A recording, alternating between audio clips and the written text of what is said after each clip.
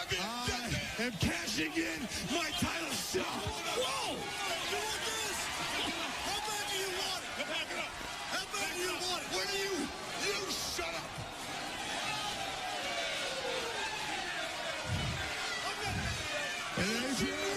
AJ! From this day till then, go to sleep every night knowing you have to face the inevitable. Wake up every morning knowing you have to face the inevitable. Hello, Raul. Get up here. Bring some tape with you, Raul. Yes. No, you won't get sent back. Get up here. What's the matter? Doesn't he have a girl? I love you. I love you.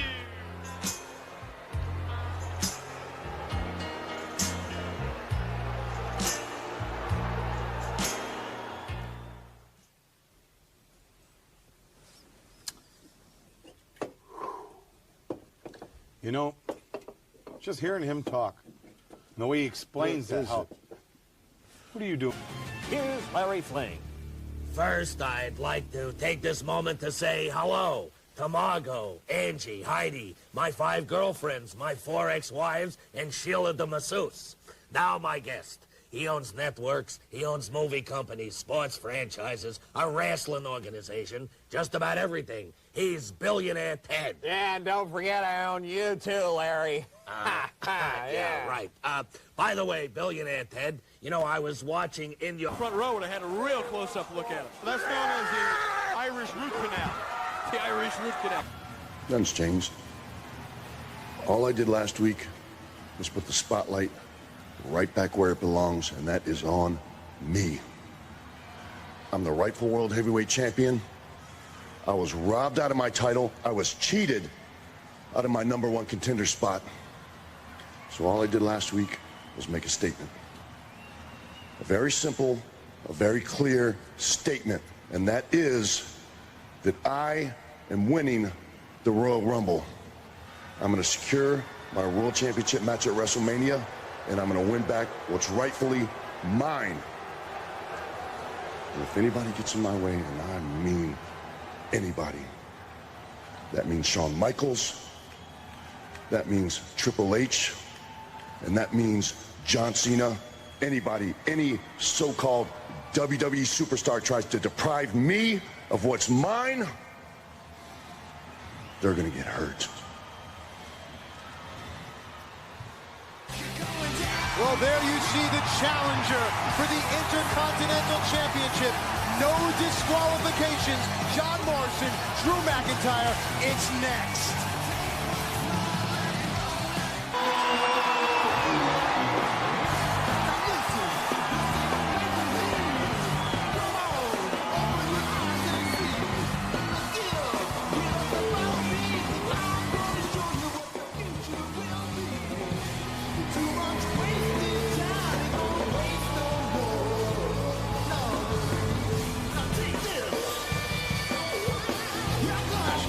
Slow motion, John Morrison makes everything look cool. The challenger for the Intercontinental Championship. Following contest is a no disqualification match, and it is for the Intercontinental Championship. In the ring, the challenger from Los Angeles, California, weighing in at 224 pounds, John Morrison. Well, Matt, in both the championship matches between Drew McIntyre and John Morrison has been very... What move will he pull out of his arsenal here? Over the wall, right into a clothesline. Oh, my sister Corey's favorite superstar, John Morrison, firmly in control. Can Morrison recapture the Intercontinental Championship? Morrison, what a vertical leap. Meanwhile, Drew McIntyre trying to go back with the kendo stick, but it's Morrison who's about to hit a Cincinnati Reds home run. Well, it was Drew McIntyre that introduced the stick into the match, and now John Morrison with some retribution. McIntyre lands. If I was John Morrison now, I'd be focusing the attack on the back of Drew McIntyre. Morrison's focusing on Starship Pain. This could do it for the Intercontinental Championship. John Morrison. Right in the back, almost ironic Sorry, pardon me. I'm very excited. My voice is cracking. Ironic now that Drew McIntyre will focus on the back, perhaps. Ooh. Oh, look. The championship belt is perfectly legal. Oh! Future shock. Wow! Face first onto the steel, the Intercontinental Championship title, and it's over. McIntyre retains. Here is your winner and still the Intercontinental Champion, Drew McIntyre. And how poetic, how ironic, how significant that John Morrison was laid out on the Intercontinental Championship, the very same Intercontinental Championship that John Morrison made. Really? All right, well, then maybe I should just go ahead and... Maybe you should what? See you Sunday.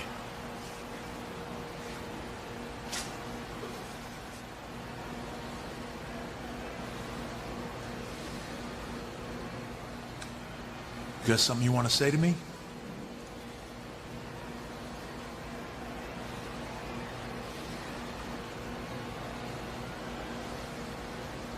The rated R superstar.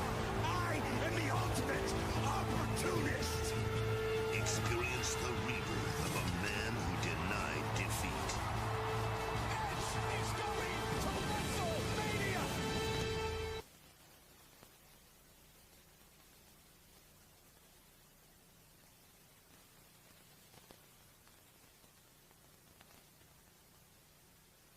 Reversal from Orton.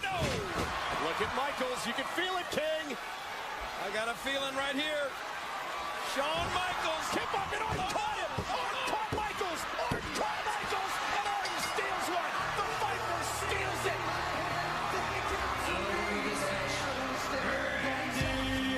Orton. I don't believe it.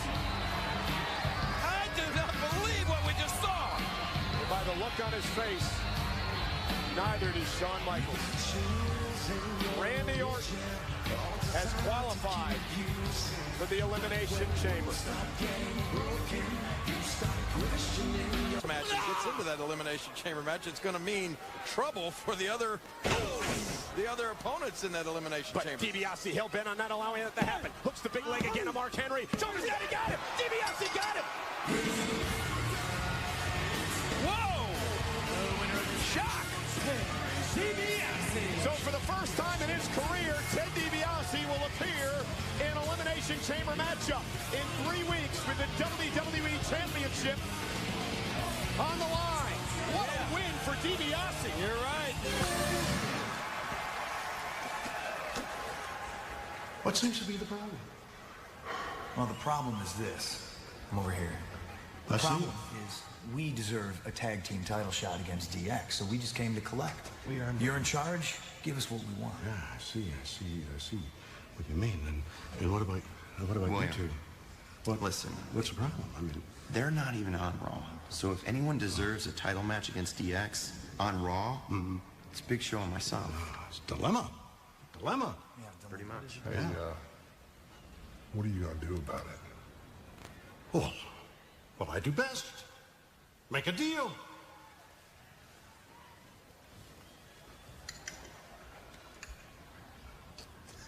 Next week, on Monday Night Raw, triple threat. You two against you two against DX. Triple threat match. Winner gets the tag title. I like the way you work. Yeah. Absolutely. And I just speak the language of the deal. And remember,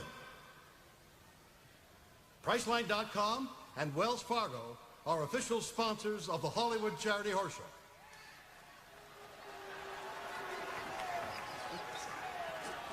What's going on?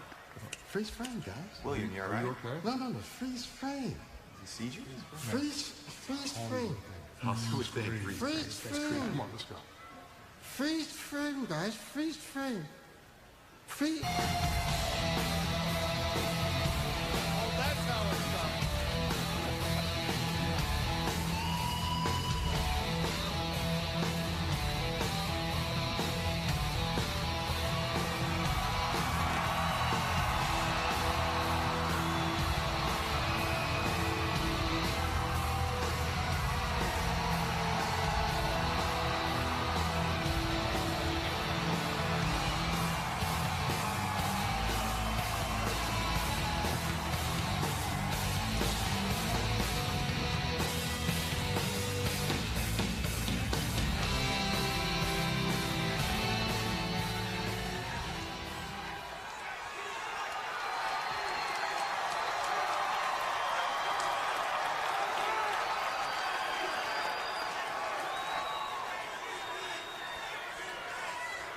You know, it was a little over a month ago that I was here. And,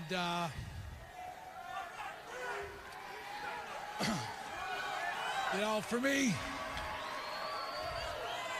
I've had about a month to think about things and put it all into perspective for myself. You know, I came here for all the right reasons. 12 years is a long time. It took me 12 years to find it deep down in my heart to come here open arms and try to make peace. People told me that I was crazy. Everybody warned me. But I was a little bit too naive. I actually believed that maybe I could put this all behind me for once and for all. But I was wrong. And it doesn't sit very well with me.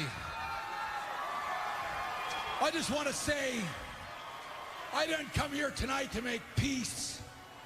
I didn't come here for any kind of closure. I came here to talk to Vince McMahon face to face.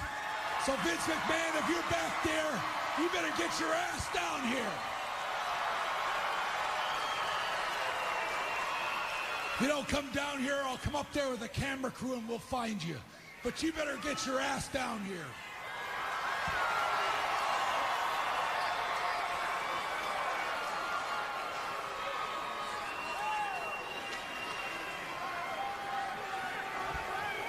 Come on, Vinny, I'm waiting.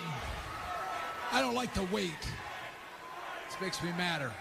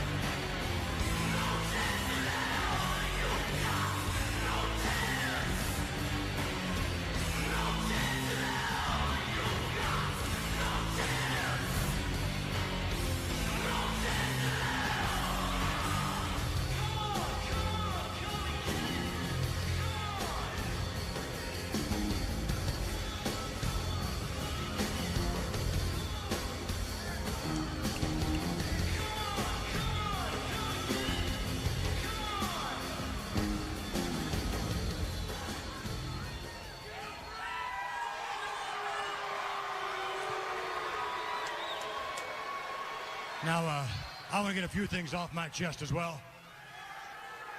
But before I do, I just simply want to state, I've never regretted a thing I've said. I've never regretted a thing I've ever done to you. Well, congratulations. That's the first honest thing you've ever said to me. Vince McMahon, you are the world's greatest liar. You know, when it comes to lying, you are the best there is, the best there was, and the best there ever will be. You lied to me in Montreal. You lied to me a few weeks ago when you kicked me in the gut. You lied to me when you looked me in the eye and told me that you were proud of me. And you lied to me when you said that you were like a father to me. Can you believe that? A father to me? You couldn't lace up my father's jockstrap. You know, last week, John Cena came out here and he described you as pathetic.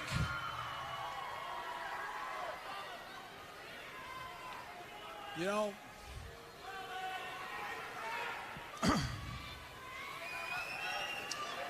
I know all about pathetic.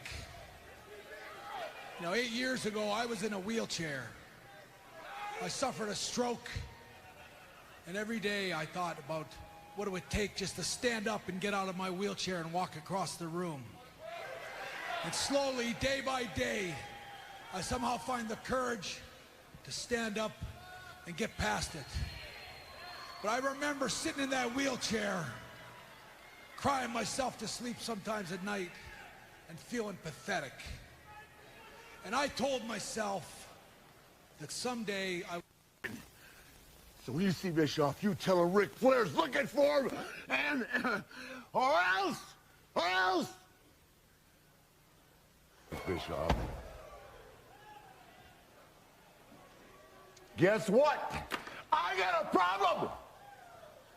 What makes you think you can make yourself a special referee tonight in the match between Styles and Samoa Joe? Why? At the end of the show Thursday, you just said, I'm God. Guess what? There's one wrestling God at TNA, and that would be me. And if you want to make an executive decision, you'll go through me. I'm Styles' manager. Let's back up just a minute, Rick. Let me see if I get this straight. You come barging into my office. You raise your voice to me. I'm getting the distinct impression that you're threatening me, all because you're pissed off that your boy is in a match with Samoa Joe and a referee that you can't buy. I don't need to buy. Right? You're talking about the greatest wrestler in TNA. Styles doesn't need a referee to be bought. He'll win because he's the best man. And you'll win because he's managed by me. How about that? Well, how about this? The stripes I'm wearing out there tonight, when you see me in that black and white shirt, know one thing, Ric Flair. I'm going to call it right down the middle. And I advise you one thing. Just one thing. Keep your distance. Got me? No, I've got work to do. And so do you.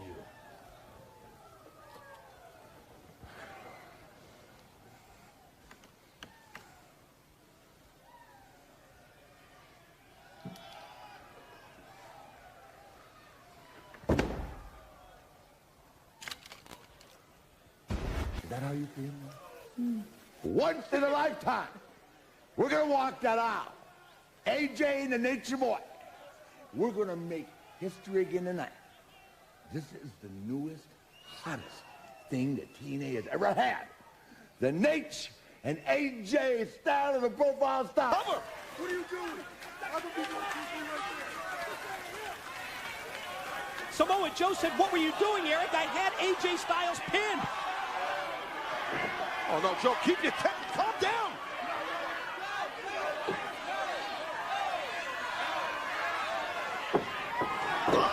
Oh, the Pele kick by AJ. Rocks Joe. Gonna bring him in for the clash. Gonna take him up. Oh, clash. Oh, my God. He's gonna get him. Bischoff counts one. Bischoff counts two. And Bischoff reluctantly counts three. Here's your winner and still TNA Heavyweight Champion of the World, the phenomenal AJ Styles. You could just see the disdain in the face of Eric Bischoff. Give me a microphone. That he had to count three.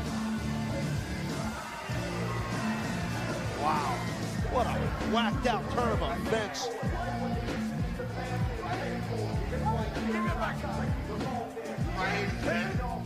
Raise his hand. I demand it. Raise the world champion's hand. Now. Security tries to get in to stop Scott Hall, and they're just destroying the post.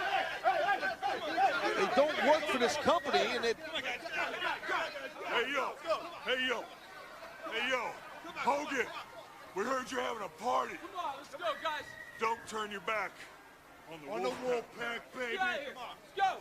John Morrison, a three-time Intercontinental Champion, and a former EC... What's Kane thinking here? What's on the diabolical mind of the of McIntyre? Morrison. Connect. Huge step in that direction. Take a look at the athleticism here of John Morrison. Meanwhile, Kane is beginning to establish order again. Again, by the end of this night, as soon as we go off the air, we will know every participant in the Elimination Chamber on the road to WrestleMania. Up and over goes McIntyre. There's just 2 men in the ring right now. Kane clearly in the dominant position. Great agility there from Morrison. Sidewalk slam. This could be it. Is Kane headed to the Elimination Chamber? No. Todd, Kane seems to be favoring his right arm somehow. You saw it there on the cover. Oh boy. Yeah. Kane again.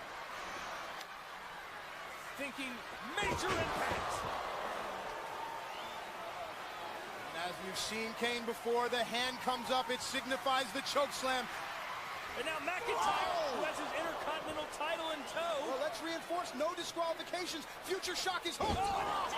DDT! A massive, colossal DDT from McIntyre and Morrison with a big shot of his own. And now Kane, laying still, champagne. Can John Morrison get the win? Yes, he can. Morrison qualifies for the Elimination Chamber.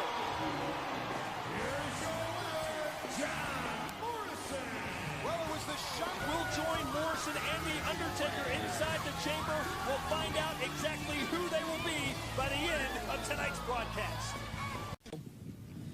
All right, Samoa Joe's not talking tonight. Taz, Mike, I'm sorry. It's not been a good week here for the Samoans. What is that? The hell's... Whoa, whoa, whoa, whoa, whoa!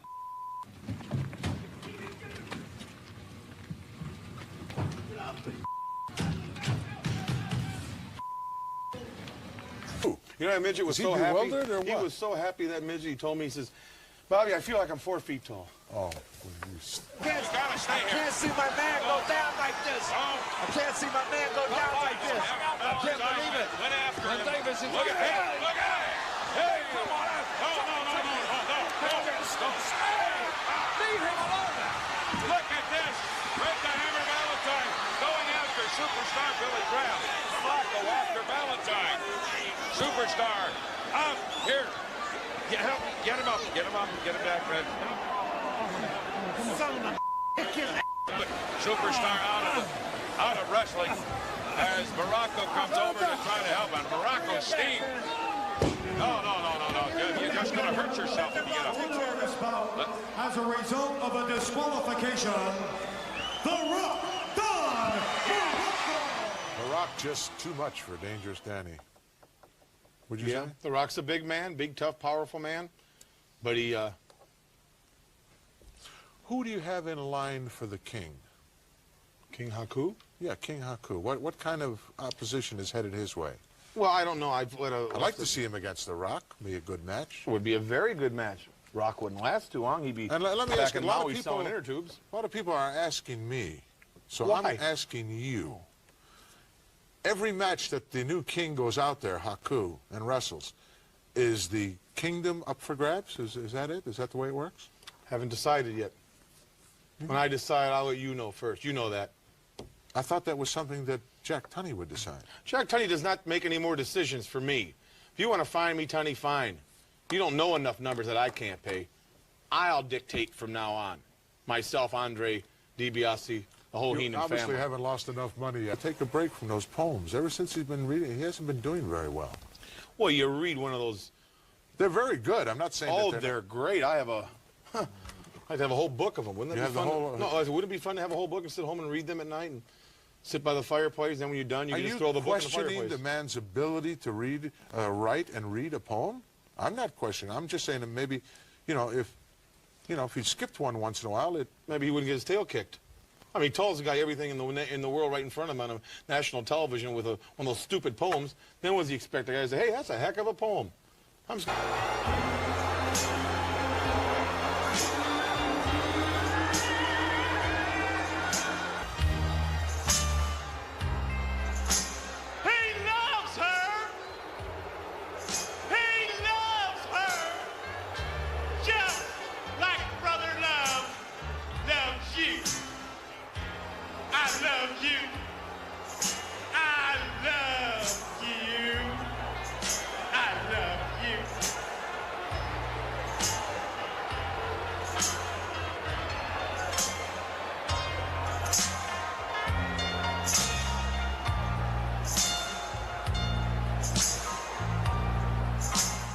Boy, he must have searched far and wide for that gift. You got that tuned down pat, you're humming it, huh? Oh, he just gets into your inside of you. Makes you want to be nice to people. He probably gets into your hotel room, too, when you leave the key or the door open. Story, man? I don't know. He looks a little shady to me. He's not shady. Huh? He's not shady. You see the rings he's got on?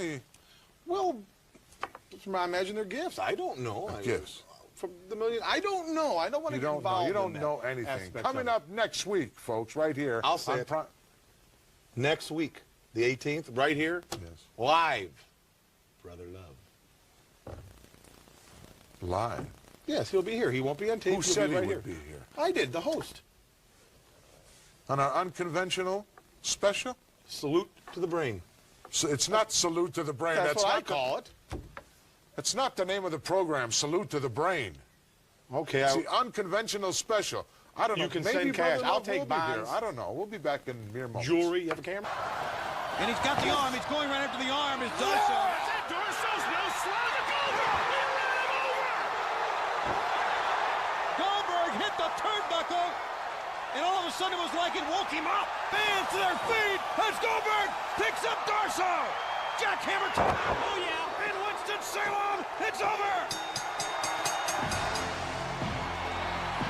Wow. So decisive.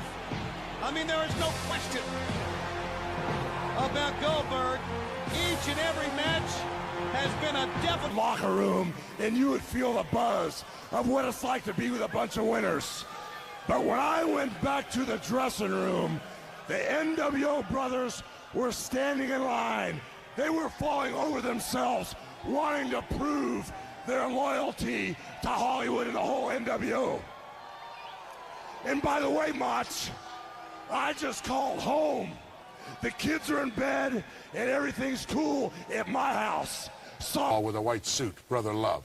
Brother Love is not a goofball, and I will take that as a personal insult. I hope so. Don't you And ever I will tell him that personally next week when he's here. Stand up. If, in fact... Stand up. What for? So I Are can you knock challenging down. me? Submit, the phone's ringing. Hello? Oh, yeah, I kind of thought so. Oh, I heard something here. Oh, you're just lucky that I'm in retirement, too. You're lucky. Today. You're not retired. I am.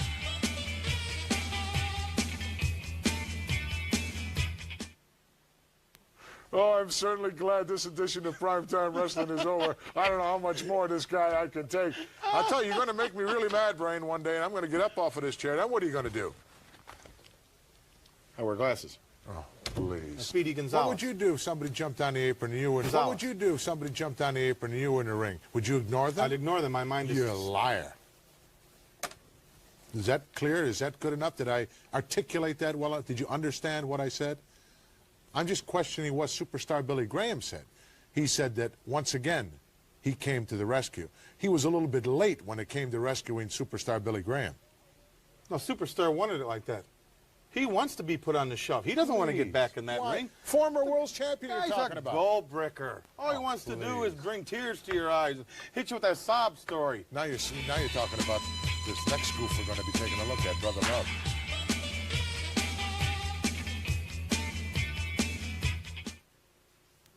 I'm not responsible for this. This is your doing.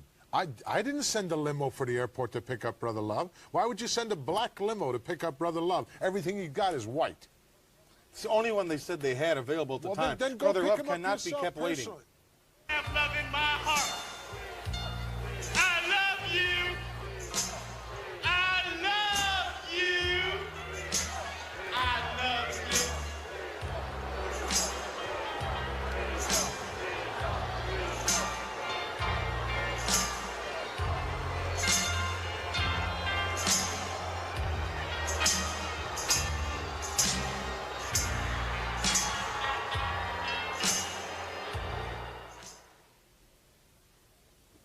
Boy, Yeah, if I he know. lays that stuff on me, one of us is going to be history. I'll tell you that right now. Talk to Brother Love?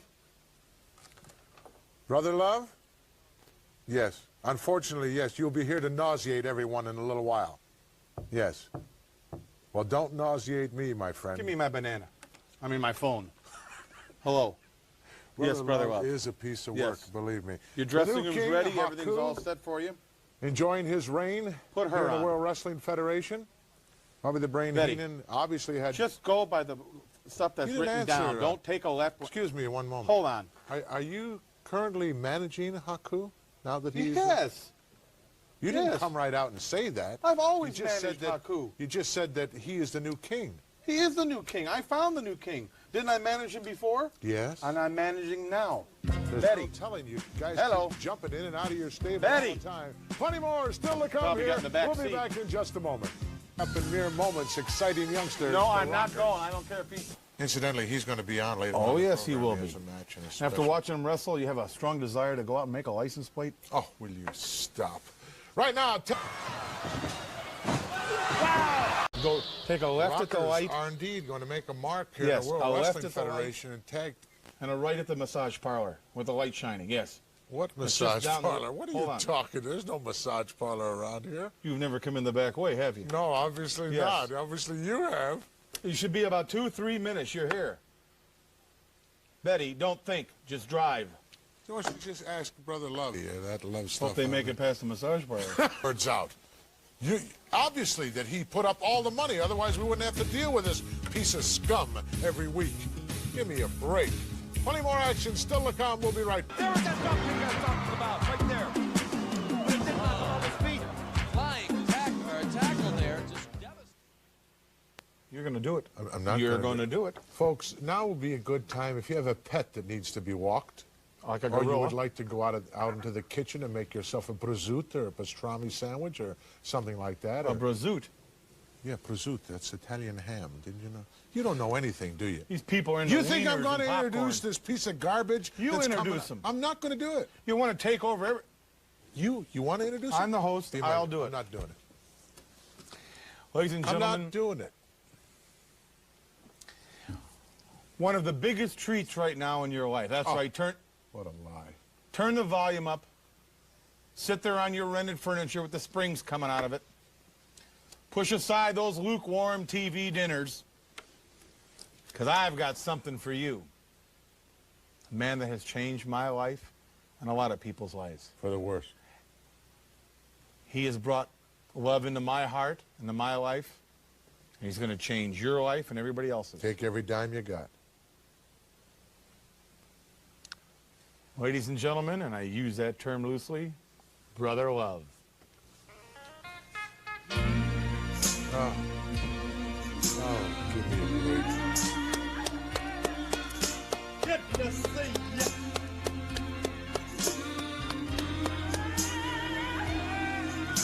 Even though this is cable, I don't think we're ready for this.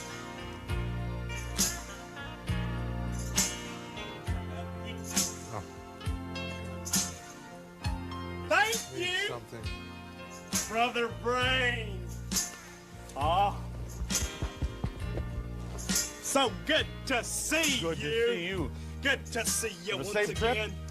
Very good. You Dangerous know, long trip, Sister but- Betty was right there to pick me up. There was a little You're not- problem, you're not the with first the one. limousine. Well, that happens. Well, Now we're dealing with humanoids out there, but don't you worry about that. I understand. Hope you guys are having a good time. Brother Gorilla. No, you're not a brother of mine. How do you know I'm not a Will you related? be nice to the guest? Boy. It's not my guest. He's your guest. Well, then be nice to my guest. I'm the host. Well, Brother Gorilla, I've got something for you. Brother Brain, do you have it? Oh, I've had it stashed for hours. Right, he's got about everything you can imagine. Brother Gorilla, we have a gift for you. I have brought something for you. It's for you. It is for you, Brother Gorilla. And I know that for some reason, whatever that reason may be, maybe you don't like Brother Love. That's okay. Please accept this gift from Brother Love. You are disgusting. You understand the word disgusting? You know what that means? Does he mean it? Do I mean it? I'll show you whether I mean it or not. You and Brother Love just have a good time here.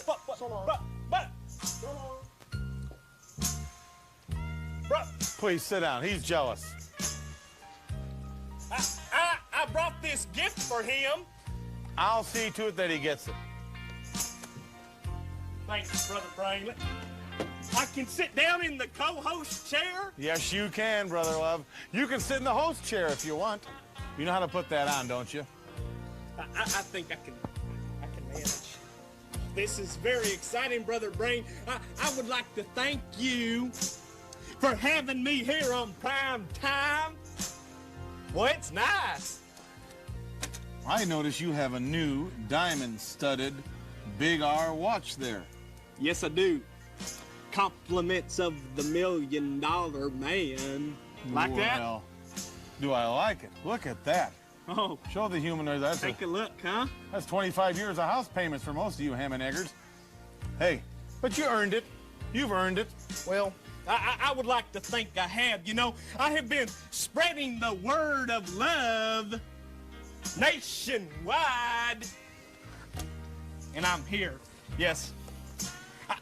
I don't understand why he left, Brother Brain. I mean, you told me that we could be here all together and spread the word of love all across the U.S. of A. I'm excited. Well, he was just thrown out of it. Oh. Get him out here now. What does that little red light mean, Brother Brain? That one It's means over there. we're on. That means we're on the air right now. And it's such a pleasure to have you here where you don't yell at me, you don't treat me bad, you treat me like a gentleman. You treat me like the host. 10 seconds. I know that. Powers of Pain. I know that. Why is he yelling? Well, he got confused with the papers or something. Powers of Pain are coming up, right? Right? You can speak, you know. You don't have to pay for this. I'm looking, McMahon. Who are these guys? At a total combined weight of 611 pounds, here are the Powers of Pain!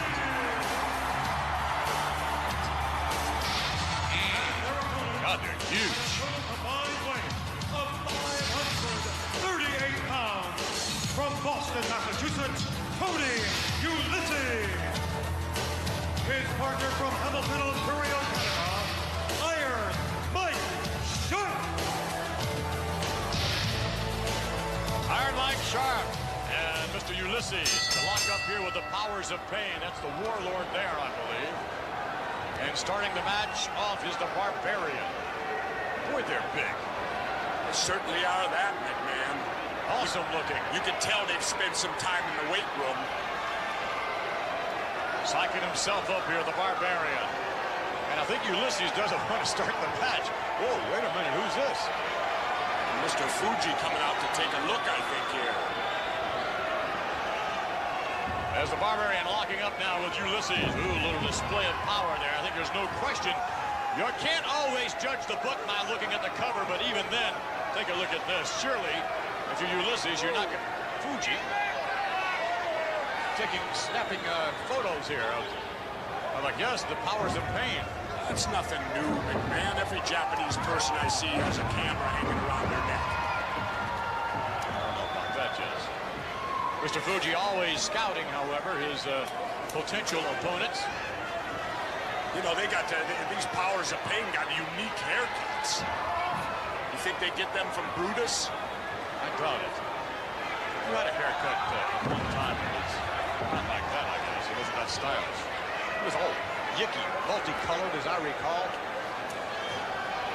Now, Big Iron Mike Sharp. Well, now we'll find out how much power the Powers of Pain have got, because Mike Sharp's a tough guy. Whoa, that's almost Sharp's best shot, as the Slickster is looking on as well. Powers of Pain drawing a lot of attention from some of the managers here. Oh, look out, the Warlord comes in. Ooh, wow. Well, these two guys are awesome. Slick looking on, yep. Yeah, that's looking over the Slickster's shoulder at these guys. I bet I got the secret to it, McMahon. What is it? These guys are out here and obviously under no management. I don't know, maybe that's it. I'll bet you Fuji's out looking at him. I'll bet the Slickster's out looking at him. You're going to have every manager looking at these guys because look at how big and powerful they are. Awesome.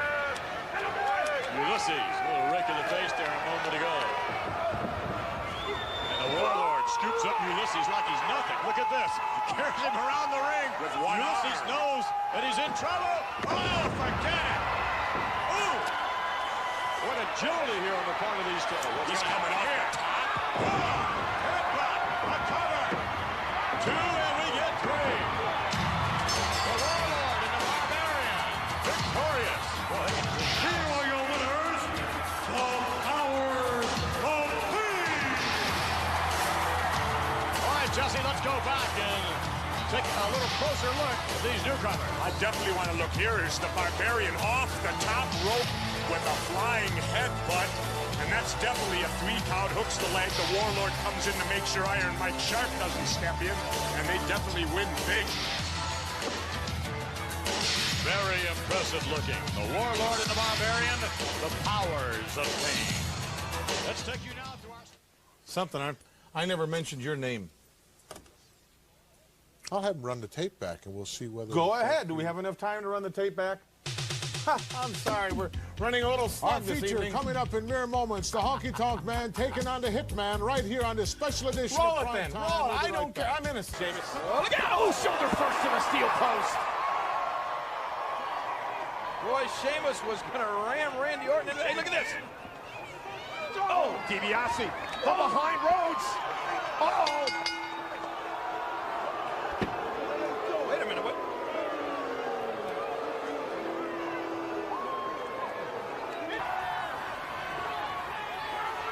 Look out! The Viper strikes.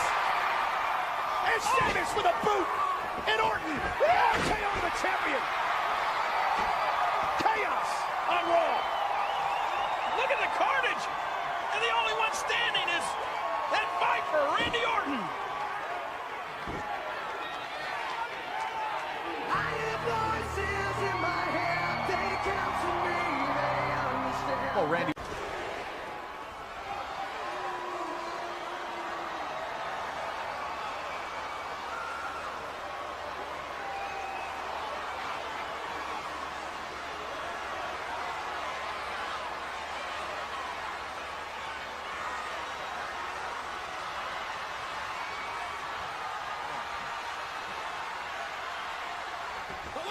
Sweet music, Miz countered into the cover. Look at Jack Knight's cover. It's showbiz. This is after a David Otunga setback on NXT. That's Darren Young, CM Punk's rookie. And you saw CM Punk provide the boot tug there. Well, these rookies are looking to make it, and they're looking to make an impact and an impression. And here, David Otunga, yes, you know, he just had a setback, maybe a little annoyed, a little perturbed, and then I caught up with David Otunga afterwards. These are the things you're going to have to deal with. What's up, dog? You think you're going to come on NXT and get a name off of me? You think that's what it is? I'm about to show you what's up. You done bumped up the wrong tree, bro. It don't work like that around here. Let me tell you something. It don't work like that around here. What's up? This is what NXT is really all about. It's a revolutionary concept. And these young men, these rookies, are trying to become breakout stars in the WWE, and the is on their way to WrestleMania. First up, Shad Gaspard and John Morrison. In fact, Morrison teamed with Miz last year at WrestleMania for the first ever unified tag team title match. Matt, you and I had the honor of calling that match. And Miz would love to be under the spotlight again this year. I think out of these 3 teams, it's Crime Time's Shad that poses the biggest threat to the Big Show, whereas the Miz knows John Morrison fairly well, but the Hart Dynasty seems almost destined for WrestleMania. Dynamic right off the bat from Shad Gaspard. That was a game changer. Which one of these 3 teams is headed to WrestleMania? We'll find out when SmackDown returns. Yes, who wears big shoes? D.H. Smith not far behind. Oh, look at that. Holding on to the belly-to-back suplexes. Very, very interesting. We already know there'll be one Hart at WrestleMania. Bret Hart, will there be another? No. He doesn't want to tag in Crime Time. He can't stand up. That's the problem. It's pick your poison for Morrison. Ultimately, John Morrison would like to tag in his partner. Here comes R-Truth. And R-Truth. Like an electrical current running through this arena. R-Truth hitting the stage, taking on Tyson Kidd here. You talk in the WWE, few can do what R-Truth can do. Oh, now the big boy's going at it. D.H. Smith, Shad Gaspar. But let's keep in mind who's legal here. Oh, Morrison! Tyson Kidd and R-Truth are the legal superstars. And they're the only two that remain after that fantastic effort from John Morrison. One of these three teams is headed to WrestleMania. Ooh, look at this. Good opportunity there. No. Watch Tyson Kidd, though. Perched, ready, waiting, on his way to WrestleMania. But R-Truth still in there. The lie detector connects. Is this the moment? Is R-Truth headed to his first WrestleMania? Yes, he is! Morrison and Truth are headed to Phoenix. R-Truth and John Morrison. Well, it looks like Truth and Wisdom championships. Oh, a little crush groove.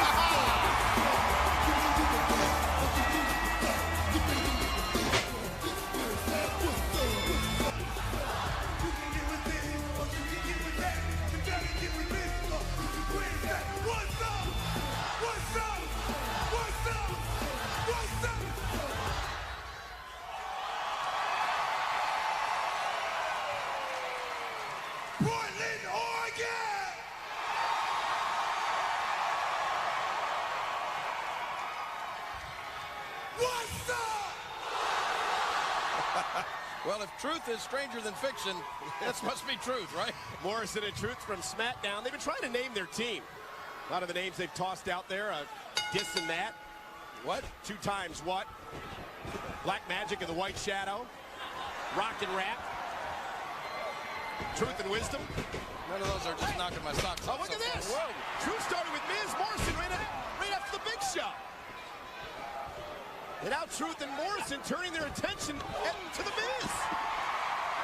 Well, the Miz is right. These guys, well, the Miz show are endangered species. Everybody's after them. Oh, look out! Double baseballs.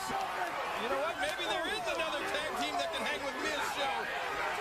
Morrison and R-Truth are pounding these guys. But this is totally out of control. I think the referee is looking out. Oh, my God. I'm not sure, but I think the referee has just thrown this whole thing out. There was never any order restored.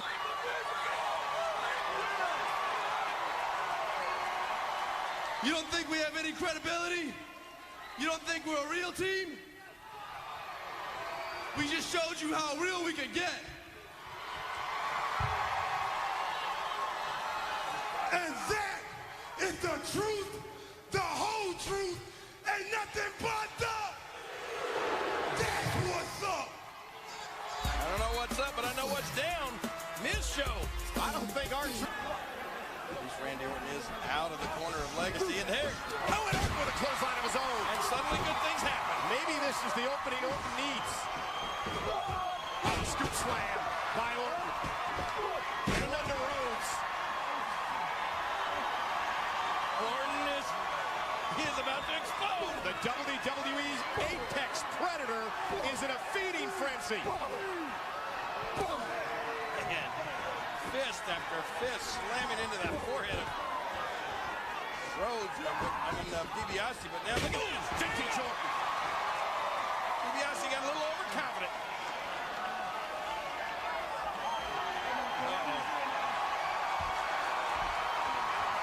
Ladies and gentlemen, he's looking at the WrestleMania sign. Remember, DiBiase and Rhodes cost Orton his opportunity to go to WrestleMania, to headline that event as WWE Champion. And Orton has not forgotten it. Yeah, but I think he's forgotten Cody Rhodes behind him. And Cody Rhodes, no! Orton looked like he was setting up for the RKO. And from behind, DiBiase, Orton's in trouble. Dream Street, planning Randy Orton. The cover. Legacy has knocked off his former mentor. Cody Rhodes and Ted DiBiase. On the numbers game, just too much in the end for the Viper. Oh my gosh. Who would have thunk it? I'm in shock. I mean, I'm not taking anything away from Rhodes and DiBiase. But I just, you know, I know it was 2-on-1. I know it was a handicap match. The odds stacked against Orton, but I thought somehow. Oh, wait a minute, they're not through.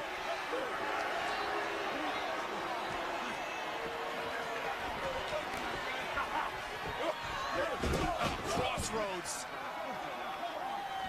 You like that, Randy?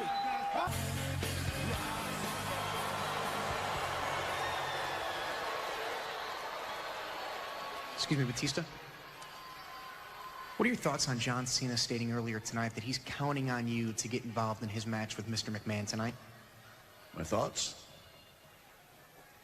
I think John Cena's never dealt with anybody like me, and it's messing him up a little bit, making him a little paranoid. I mean, this has absolutely nothing to do with me. This is between him and Vince. So you're saying you're not going to get involved tonight? I give you my word. As WWE champion, I will not get involved in his match tonight. I'll tell you what, if you see John, tell him I say good luck. I'm pulling for him. Seems like he could use a confidence boost.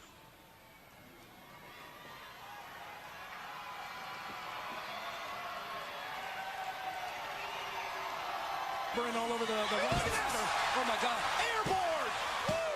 Evan Bourne is going to WrestleMania! Wow!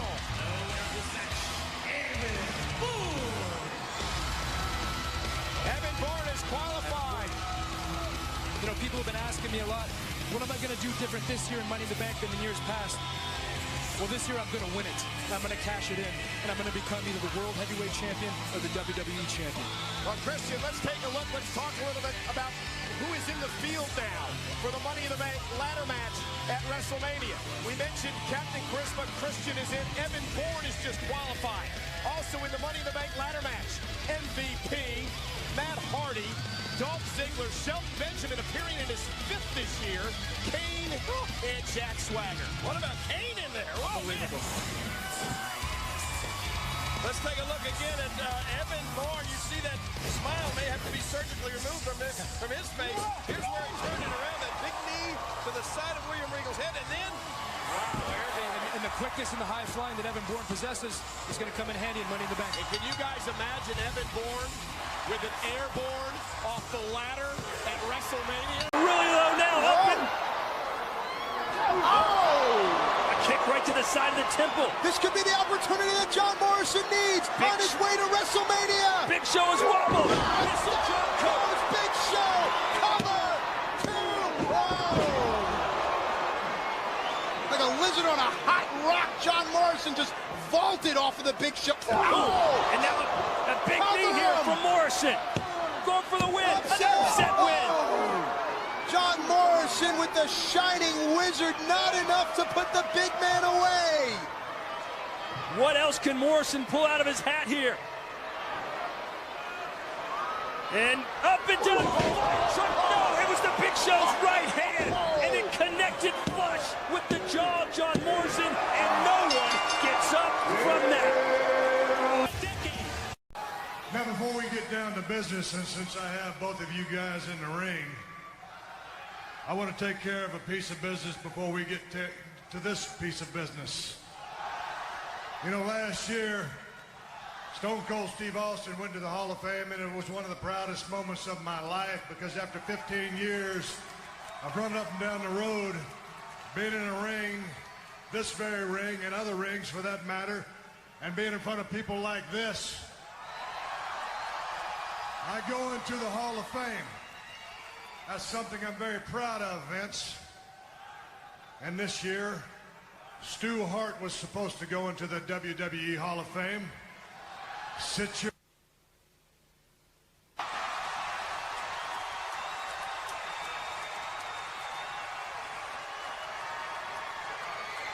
You can sit down or I'll knock you down. And for some reason, you figure just because you're Vince McMahon that you've got to say so that Stu Hart is not going into the WWE Hall of Fame. And if anybody deserves to go, it's your father, who trained some of the best wrestlers to ever grace this ring, along with Brett and the rest of the Hart boys. So I'm here tonight to officially announce that Stu Hart is going into the WWE Hall of Fame.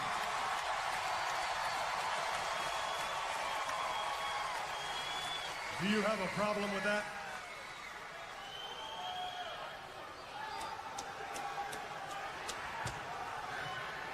You know, actually, I don't.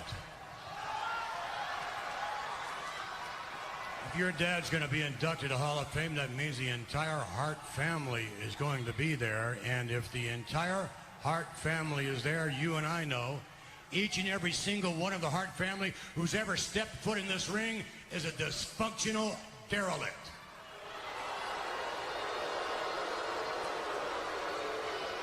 But Brett, you're different. You're a dysfunctional handicap derelict.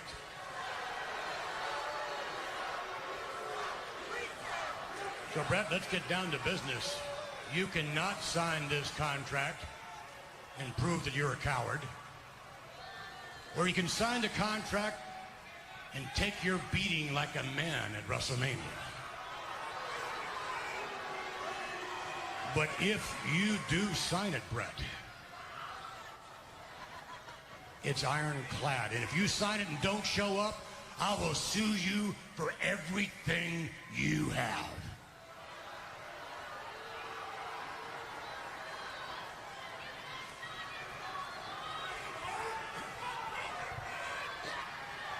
It wouldn't matter if both my legs were broken, because I can and I will beat you, Vince McMahon. But I got one little problem. I don't want this to be a wrestling match. You don't want this to be a wrestling match. This is going to be a fight. This is going to be a full-on massacre. This is going to be complete annihilation. So I want this to be a no-holds-barred match. What do you think of that?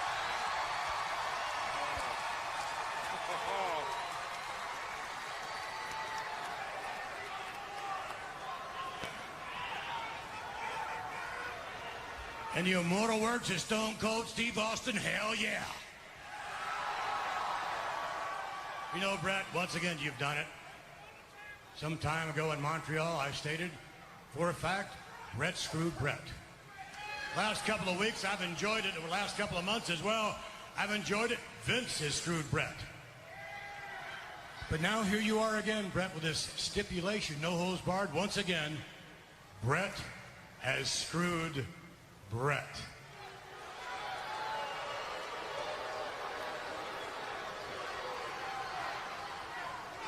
Now sign it.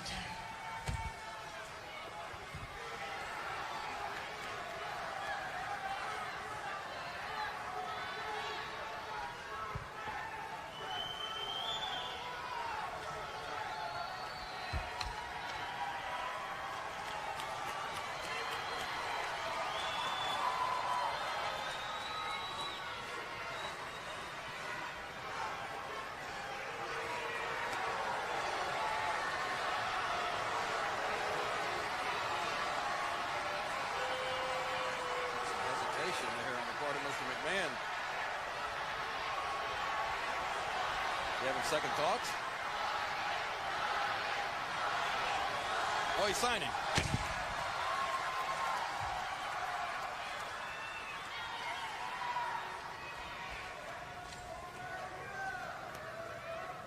There we have it. It is official. At WrestleMania, Bret the Hitman Hart versus Vince McMahon in a no-holds-barred match. If you're ready for Hitman versus McMahon, give me a hell yeah. And I'm looking forward to seeing you take the worst act.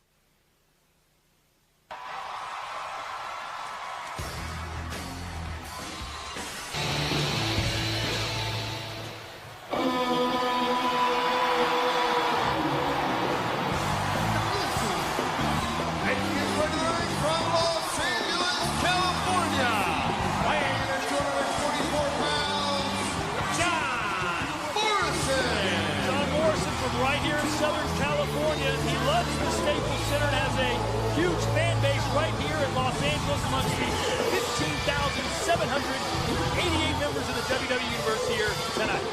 John Morrison getting a true rock star's entrance, and this is what the WWE is all about. A souvenir for a young member of the WWE Universe, courtesy of John Morrison. Y'all know what time it is. What's up? This is the part where we crank it up. Let's crank it up. Here we go. We gonna get the dance up. Come on, Todd, you know the words. Stand up and say what's up. What's up? What's up? It's a catchy tune. What's up?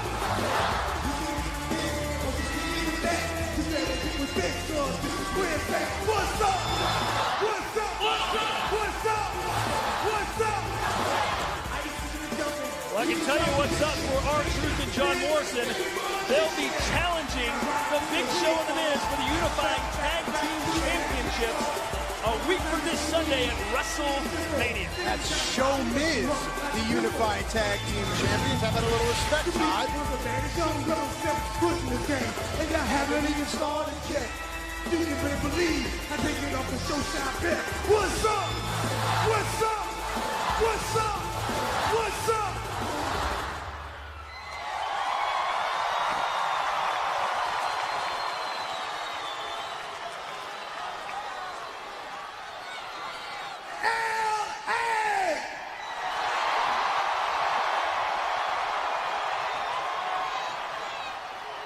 What I want to know is, what's up? So to speak. Oh, sure. Let me ask you this. You know, bands like Kiss and Rush aren't even in the Rock and Roll Hall of Fame, but ABBA is. I think John Morrison and R-Truth may have a place in an argument. Going in the Hall of Fame? Sure, why not? What are you talking about? Here comes Tyson Kidd, who can really throw kicks, knees, and elbows in a blizzard. Like a Canadian pit bull, just focusing the attack on the injured John Morrison. And I wonder what the Hart Dynasty think about Bret Hart. That's D.H. Smith's uncle facing off against Vince McMahon. That's Mr. McMahon. I apologize, you're right. What do they think after the broken leg was proven to be a ruse? A cover there from Tyson Kidd. No thoughts on the subject? Oh, no, I have thoughts. I'm just not sharing them with you. Everyone, the WWE Universe, has their own thoughts. They have their own opinions about Bret Hart versus Mr. McMahon at WrestleMania. Whoa! John Morrison showing you his elusiveness. A tag was made. I don't know if Tyson Kidd is aware of that fact. He's about to be. Oh! Connects for R-Truth. The cover, 1, 2, 3. You saw D.H. Smith trying to get in. Morrison playing defense. Good tag team work. R-Truth and John Morrison. That man-to-man defense the Lakers like to play here. I'll tell you something. Truth and John Morrison are ready. WrestleMania on the horizon. Our show Miz prepared for R-Truth and John Morrison. Will R-Truth and John Morrison be dancing after WrestleMania as new champions?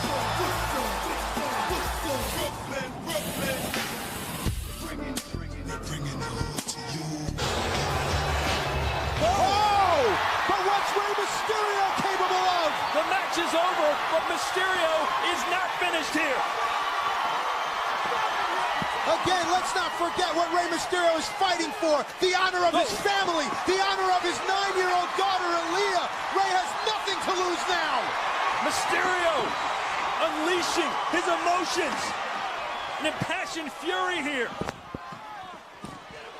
Oh! Oh! Oh!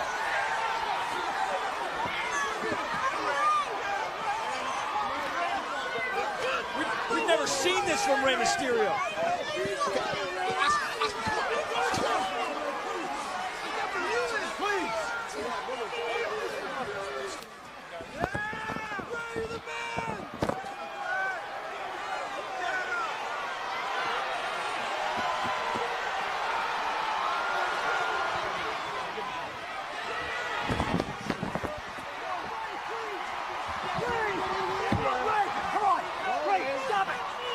Back it up. Come on. Ray, back it up now. This is enough. Come on. All right. Let me go. Come on. Take it easy. Let's go. All right, come on. Take it easy. Hit him, Ryan. Hit him low, man. Hit him low. Don't stop. Put a pinner on him, Ray. Get him one, Ray. Get him over right now. Remember what he did?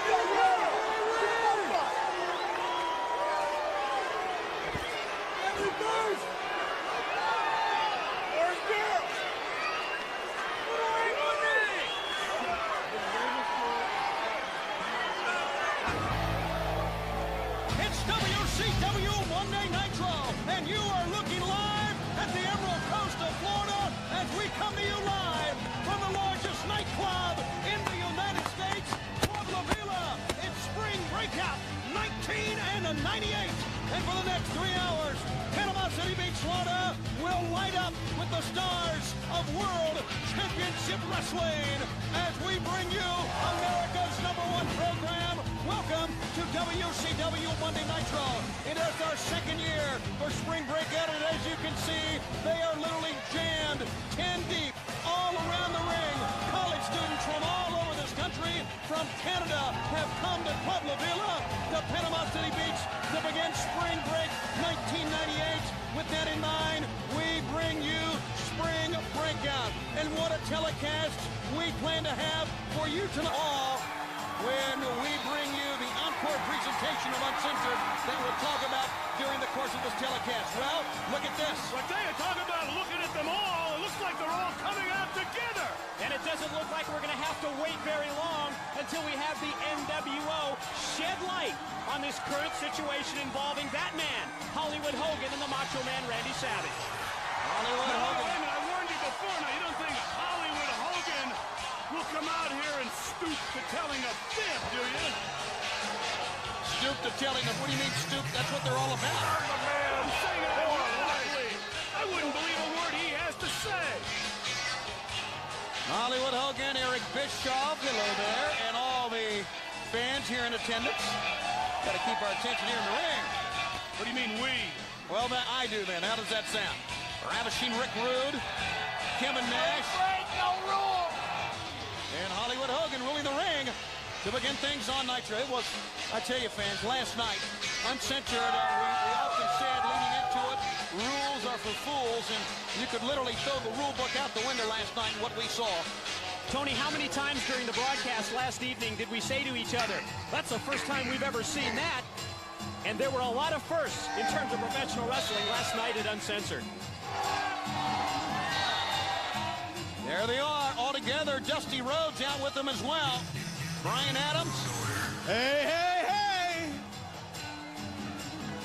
The gang's all here!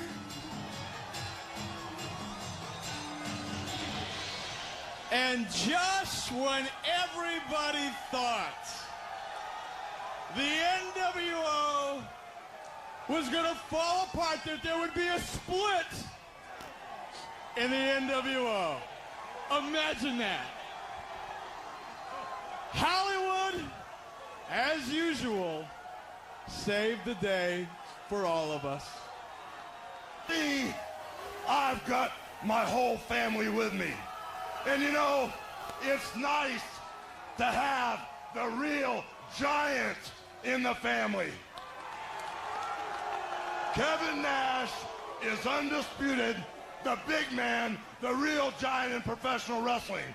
And oh yeah, the NWO, our boss, Mr. Bischoff, in Hollywood, we've been behind him all the way, especially myself. If it was an arm wrestling match, he could have flashed a giant. We noticed that it was literally jammed with college students everywhere, and would someone take a good look at Lodi? This guy loves signs, doesn't he? Now who's he giving free plugs to? We're gonna have a good time on Monday Night Nitro all night long. He's giving free plugs to the goofs all around the world because he's one of them. And look at them all in there together. Guy's got a growth on his back. And, well, I guess... well, that was the enforcer. Saturn looked like he remained removed from the balance of the flock. He stayed, I guess, is that the flock's own private box here? Lodi, by the way, is going to wrestle, we understand here, And the man he's going to have to wrestle has the ability to take out the entire flank here if need be. See Lodi holding up that sign, Goldberg's a feather? No, I don't think that's what it said. What did it say? Well, I have to take a look at it. I don't think it said feather. I can read. It's what it said. It said feather? Yeah, but Lodi can't spell. Well, I think Lodi will find out different. Bill Goldberg, one of the most impressive men I've ever seen. The incredible atmosphere here at Club La Vila just became electric with the announcement of the undefeated Goldberg on his way to the ring. Goldberg comes in, literally stomps his way to the ring. And as you heard, ladies and gentlemen, right before the break, it will be World Champion Sting and Lex Luger together against the reunited duo of the New World Order of Hollywood Hogan and the Macho Man Randy Savage. Later on, during our 3-hour edition here tonight, from there it said Meathead. You see that did not say feather. I knew it. Well, the card was bent when I was reading it. Well, he doesn't want to do that. What's he thinking of here? Of all people, why would you? Well, Lodi is going to pay for that immediately. Goldberg just picked up Lodi like he was a pillar. Just dropped him out of that big press slam. Goldberg immediately after the big press slam drives a few shoulders in and runs right over Lodi. The spear, and that one caught him up in the chest, up near the sternum. Goldberg has him hooked. Doesn't look like we're going to have to wait long for the jackhammer. Count him out. Count everybody's rings, and now it's Kidman. Kidman caught on that cross body block off the top rope. Look at this. Kidman up in the air. Sick Boy was going to go up. He threw. Oh, goodness. Now Sick Boy's going to try to take the opportunity to take Goldberg out. What in the world are they thinking of? You can't hurt this man at all. No, just let Goldberg go home. Oh, they're thinking that there's strength in numbers, but they're finding out that that's not going to stop Goldberg. They continue to surround Goldberg. There you see Saturn. And he's almost daring Saturn to get in. Got the perfect main event. Brutus the Barber Beefcake versus the Model. Come on, no more thinking. I got it. No, I got it. For my big heart and didn't want to see you in the bread line, I'd have you canned. Bread line, give me a break. 6-man tag team action, our feature here this week on Prime Time. Mr. Fuji making a big mistake putting the tights on. I don't think so, because he's got Demolition. They're the World Wrestling Federation Tag Team Champions, and they're going against the British Bulldogs, the Ultimate Warrior. They're not a good team. Did you see? Big Boss Man's here.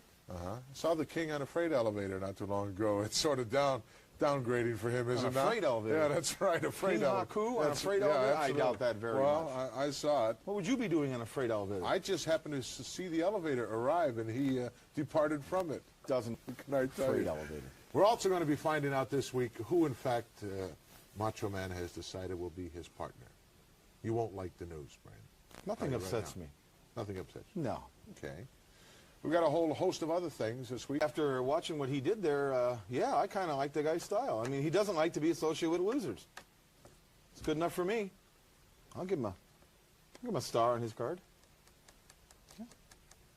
Maybe I'll have him check the past record of the Heenan family and how many titles you've won. The first family of wrestling. First family of wrestling. How many titles are in the family vault, so to speak? How many were there, will be there, or ever will be there? How many main events have I gotten my men into? How many times have we had our backstabbed by the likes of Joey Morello? You had and the plenty of opportunities, Brian, to get your hand on a number of not upsetting me titles. Unfortunately, none of them made it to the Heenan family.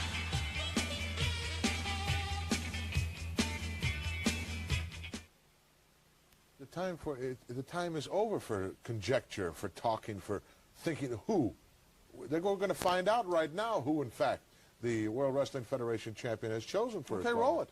Well, just a moment. Why are you getting upset? You told me you weren't going to get upset. Give me a break. I'm not getting upset. Huh? I'm not going to let you... You're happy with the decision of who the referee will be, aren't you? Very happy. Well, you won't be happy with the decision of who the Macho Man has, in fact, chosen. When Andre the Giant, what have you got to... Mega Powers facing the Mega Bucks. I love it. Well, they've fallen into our trap. Oh, trap, huh? We knew he'd go out and get Hogan. So we got something to settle with Hogan. Andre does. So does DiBiase. We got something to settle with Savage. Haven't you had enough of the Hulk? Obviously you haven't. As long as he's walking around, we haven't had enough of him. Uh-huh. And then Elizabeth. That's what riles me. They call her the First Lady of Wrestling. She's going to sign all the contracts. You wanted to be called the First Lady of Wrestling? No, I don't want to be called the First Lady of anything. I don't want to even be called. I'll do the calling. But just because she went to some blue light special and got some gaudy-looking drape and wrapped it around herself, or some shower curtain from some discount hotel and wrapped it around her body, and some cheap gaudy earrings, she's been to some garage sale. She's the First Lady of Wrestling. I've negotiated contracts. I've signed names. I've made money for mine. And what's she done? Standing there with the crowd now doing this. That's a... She's got the World Wrestling Federation heavyweight champion and the former champion in her corner. On the action going on in the squared circle. Oh, there'll be action, all right. Yeah. You're not going to get got the involved. Macho Man by the throat with one hand and Hogan by the other. Let's go to the up. Could be in for a rude awakening himself. No way. It's SummerSlam. Conchetta. When Kay Kopowitz calls, put the phone call right through. That's right. Yeah, put the donuts down and answer the phone. She does my work for me. Oh. Excuse me, I didn't realize that. You should realize it. King Haku. Madison Square Garden. Now, wait, one thing. I want all the people at home now. Let's go to the... Misses with a clothesline. Oh! And a back kick. Oh, man, he's not getting up from that one. You now, the manager of the current King. You're not doing a very good job. What do you mean? Well, the new King's not even in SummerSlam 88. You poor misguided fool. The 29th of August is the biggest day in professional wrestling in the United States. SummerSlam 88. Pay-per-view and everything. But in the Isle of Tonga, it happens to be King Haku Day.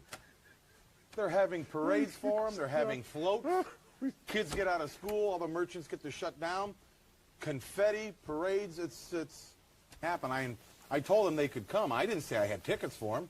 Oh, I did have tickets, but you waxed them on me. I waxed your tickets. Yes, they were left for me. I had 200 tickets, Give me a and break, I opened up the envelope, please? there was nothing there. Will you stop? You promised those people air transportation and hotel accommodations Not those and everything. I mean, not those people I didn't promise. Two guys that don't have to worry about dealing with the likes of this are the Hart Foundation since they dumped B. Look how long Neidhart holds him up there. He's holding a close to 300-pound man there for a couple of minutes. Well, that could just as easily be axe or smash up there. Oh, that's correct. I'm not taking nothing away from this team. This is probably the sleeper of all the tag teams, Neidhart and Hart. Look at this. You can't even count to three. Three, yeah. Doesn't matter. 4. He could have held him down for 8 or 9 or 10 or whatever. They can't even count to 3 without Jimmy Hart. Kicking off SummerSlam 88. I don't know if I'll... Kicking off SummerSlam 88. I don't know if I'll be available. Personally, it really doesn't matter whether you're available or not. We're going to do it. Right here. Prime time will be another 3-hour special. With all your pull, there's no, after you let Haku go for... That'll be the kickoff for SummerSlam. Well, it'll be the countdown, sort of. Yeah. You have any objections to that? Oh, I have a whole bunch of people coming in for that. Stretches be on the other side of the bars. Well, I don't know anything about that. He seems like I've done business with him. He's a very honorable man to me. Yeah, you and him together. Man, you love it when Beefcake dishes out a haircut. How come you don't like it when the big boss man dishes out a little justice? Because, firstly, this is not justice. The match is officially over, Jesse. So is it when Beefcake cuts... Wow. Come on. So is it, McMahon, when Beefcake cuts people's hair. This has just got to stop. Absolutely has to stop. Someone has to do something about this. Just trying to get a confession out of the guy, that's all. Look at him. Well, it won't be that easy come Monday night, August 29th in Madison Square Garden when he faces Coco Beware. It'll be easier. Can't believe that. What do you think, I'm a deadbeat? If you got some plants that need watering or you want to go out and do something, I hear him. We'll be back in a moment. Monday night, August 29. It will be a love fest. Have you made your first quarterly payment for your 1989 taxes? Because now would be a good time to do that. No, it wouldn't. Or go out and water the plants or take the dog for a walk. Or no, it wouldn't. Get your bicarbonate of soda handy. Stay in that rented furniture, that lawn furniture you got in for the living room stuff. Because you're going to hear from Brother Love. It's not time to leave. I know what's coming up in the program. That's why I'm suggesting. How about a nice Cabagol and provolone sandwich? You go out to the refrigerator. You wouldn't know the good stuff. I'm going to go out and make one myself. No, you're not. You're going to listen to Brother Love. With the bicarbonate of soda.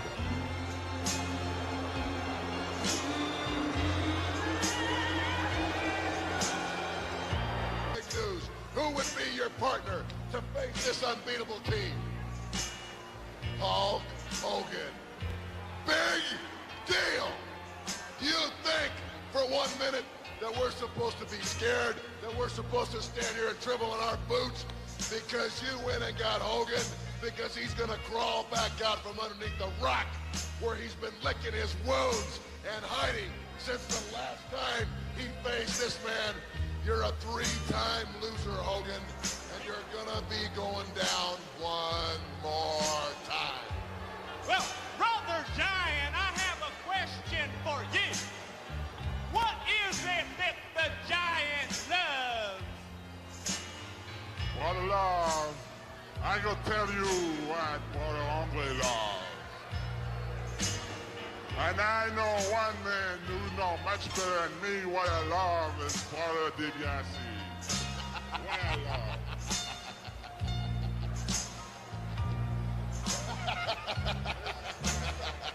You say they are full of love. They love you. And we also love Jesse the Body, the referee. He's going to give us a fair shake, and them too. That's true. They love you. Brother Jesse loves you. Just like I love you.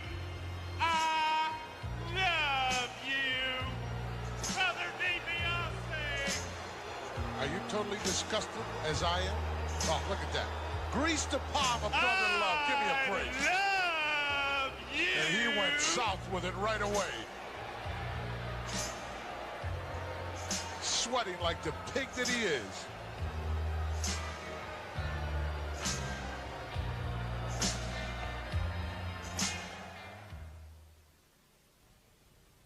Boy, was a big smile on his face when he went south with the greenbacks? What greenbacks? What, you didn't see that? You were standing right there. No, Don't see, play I'll tell you. You want to know what it was? What? That was just like the Shriners. It's a secret handshake. Yeah, secret handshake. That's what it was. I didn't see any cash. As long as there's some paper in there, right? I don't know if there was any paper, any transaction like that. That's none of my concerns between $1 Million Man and Brother Love. I know that you, I doubt if he's on the occasion, have spread some money. Not very much. Not like the $1 Million Man, but you have tried to buy certain things on occasion as well. And I'm sure that you guys will be making some monetary offers to Jesse the Body Ventura, but I believe that he's above that. Could be. Could be above it. I'm not that we're going to make an offer to him. That's no, that would be unethical. That would never cross your mind, right? Oh, it's crossed my mind. To try to influence a referee. Oh, not a referee. No. No, definitely not. Wouldn't work. Hope you folks didn't come back too early and weren't thoroughly disgusted. But sometimes he has some interesting things to say, and sometimes he don't. We'll be back with our feature.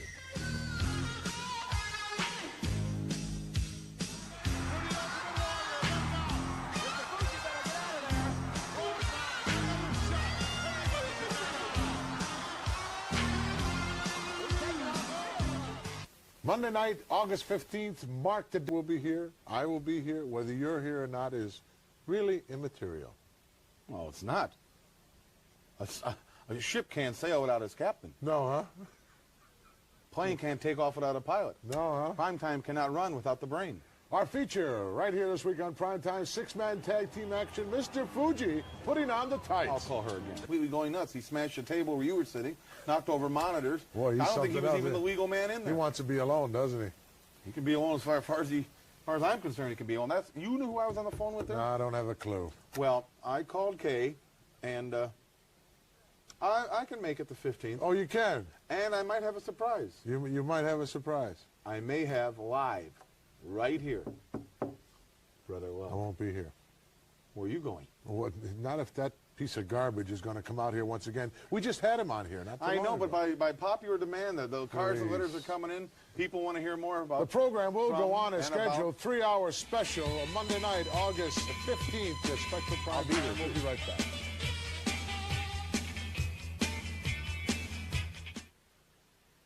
Well, folks, that wraps it up for this edition of Primetime Wrestling. Of course, what do you mean? What did you do at Trump Castle? And Mike Votrin said, open invitation to come Mike, down. my buddy.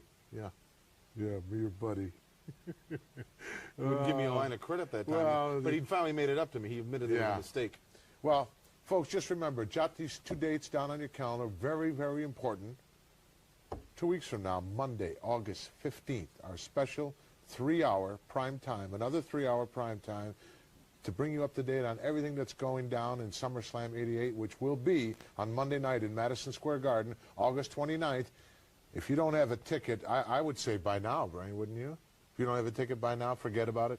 Well, you got pay-per-view. You can sit at home. Camp, isn't it? Well, yeah, but it's you know, I would think that it's not a good idea right at this particular point in time, being 3 weeks away from SummerSlam 88 with a chance to regain their title as World Tag Team Champions, that the Hitman goes out there in singles competition against a dangerous guy like Danny Davis. See, that probably would have never taken place had Jimmy been managing him. He wouldn't have let him. If it was my men, I wouldn't let them wrestle until the 29th. They could have never been your men because they were champions. You don't have any champions. Never Try to have a had, nice probably discussion. never will be. Try to have a nice, intelligent conversation here. No, he turns it around. Puts it right in my back. Just telling the truth. Well, it's something you very seldom do is tell the truth. I tell the truth. I'm going to tell the truth right now. Good. Go ahead. We're going to take a break.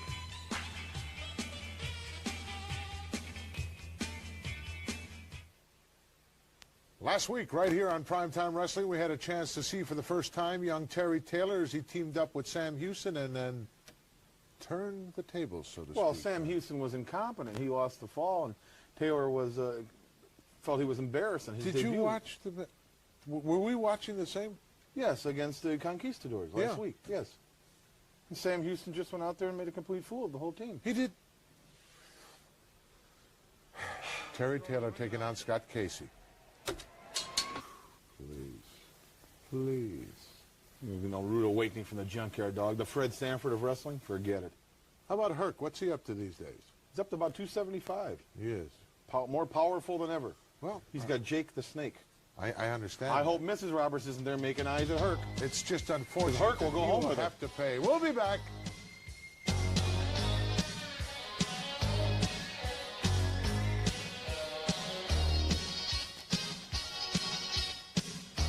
Secret handshake. It's called the Ben Franklin handshake. He's donated a lot to different organizations. He's a very, very nice man, the $1 Million. Charitable organizations? No, different organizations. Yeah. The Retirement Fund for the Ted For DiBiase Brother Love, Society. A lot of things like that. Slickster's Fund. No, charity begins at home. We're tired of panhandlers. You want to donate something to somebody that's down and out, give Superstar Billy Graham $5. He needs it. He doesn't need it, I guarantee. He dresses like he needs it. We'll be back. Pounders in Madison Square Garden pulling out all the stops. Junkyard Dog seems to have the upper hand a little bit, Brian. Oh, he should have. He started out beating a man with a chain, And hanging a man by the ropes. I was going to have the Outlaw as one of our guests, but since I told him what you said about the water and stuff, I didn't want you and he to be in the same room. I love Texas. We'll be back with the conclusion of this matchup. Take a look at that piece of work. Is that the only suit he's got? I hear he's got over 500 of them. They remain. Last of the big spenders.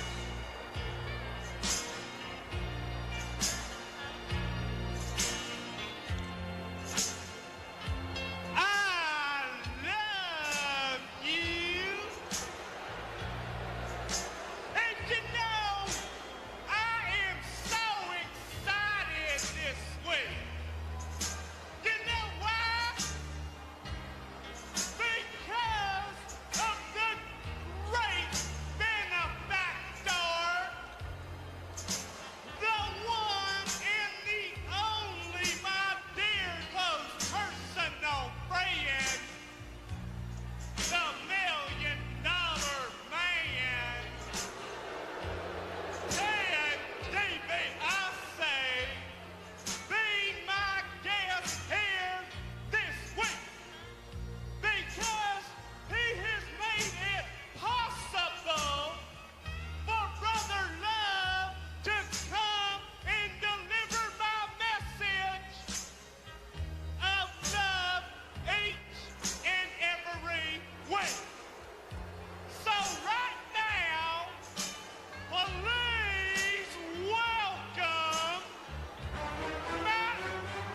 That's the wrong music. No, that's the right music. That's the Macho Man's music.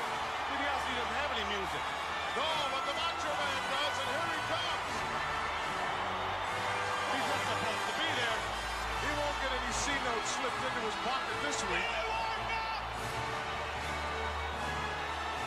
Stand back. Like, yeah. Your definition of love and my definition of love is completely different. Yeah. Because your benefactor is the multi-million-dollar man, Ted DiBiase. Yeah. And the Macho Look at him, he don't know what to do. definition of love, yeah. Is the love for the manager of the Mega Powers, Elizabeth, yeah. Stand back. You'll be better for your health in the long run, brother love. Oh, Savage is a bully. And I also love being the World Wrestling Federation champion.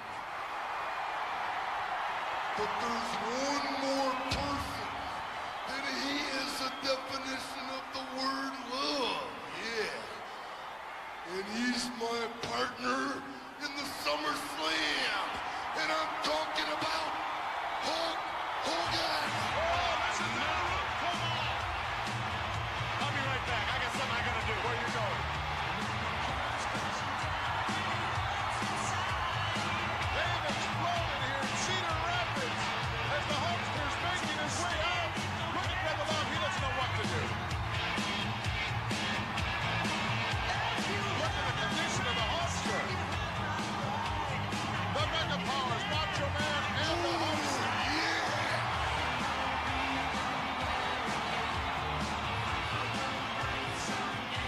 Well, Brother Love's going to have something in his pants again this week, but it won't be green.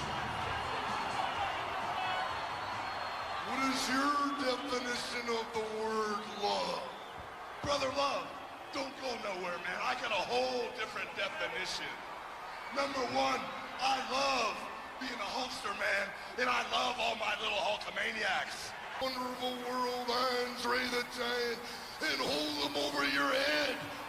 Give them the big, big body slam for right now. Wait a second. Oh my goodness, look at that! Look who's stalking to the ring! I can only hope the playing field just got evened out here in Terre Haute. Goldberg! Oh! He took them both down! At one time!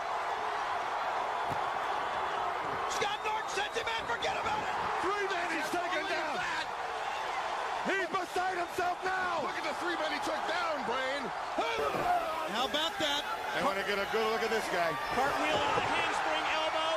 That may be it as far as offense goes for the Renegade because there's the spear to take him down. I smell 6-0 coming. It could be, like you said, number 60, up. Way up. You're right, Renegade. It's not going to take long. Jackhammer Goldberg, one. Goldberg. 60. He's tied Babe Ruth. Goldberg completely decimates another opponent. The Sultan of Slam. Oh, I want to see more of this. I can watch this guy wrestle all day long.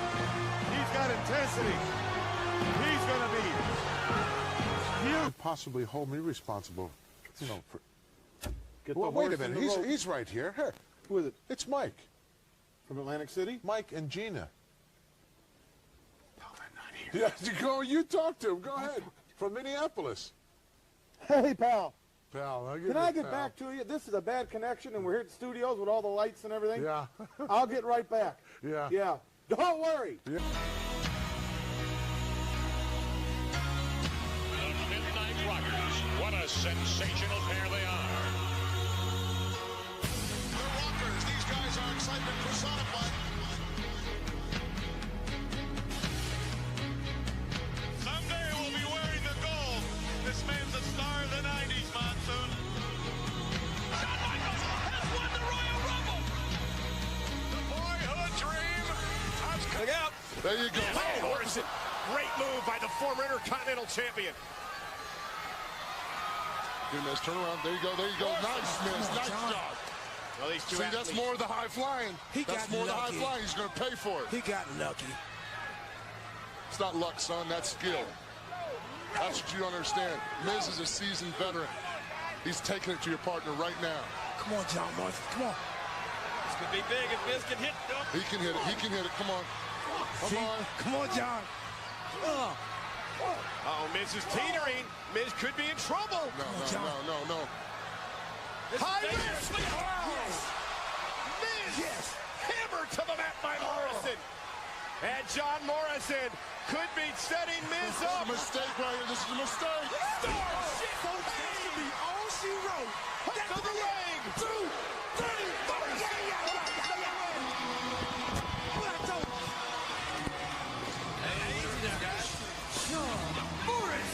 What a momentum builder for John Morrison.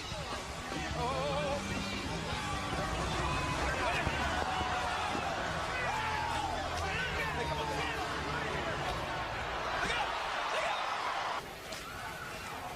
What would make you think I want to talk to you?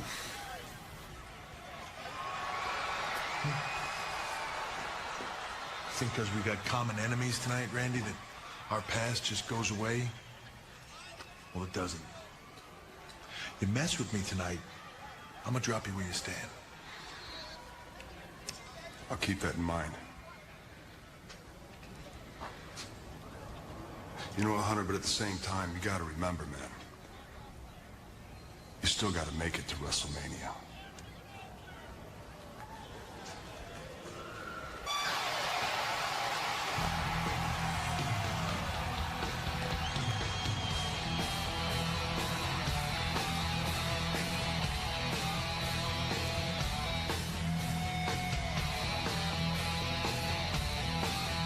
We are back live on Monday Night Raw, ladies and gentlemen. Wow. Over 13,000 fans on their feet. Welcome, WWE Hall of Famer, Bret the Hitman Hart. And look how good Bret's walking tonight. It was all a ruse last week. Mr. McMahon, normally the master puppeteer, had his strings pulled by Bret Hart last week. And ladies and gentlemen, WWE.com will be documenting Bret Hart's WrestleMania week, and it all starts tomorrow with videos and photographs. They'll even be following Bret to the Hall of Fame where he inducts his father, Stu, Saturday night. Man, that's going to really be something. I couldn't get over watching Vince McMahon stumble and rumble and mumble down those steps, you know, making fun of Bret because he thought Bret had a broken leg and thought that Bret was going to be in no condition to compete at WrestleMania. But how wrong was he?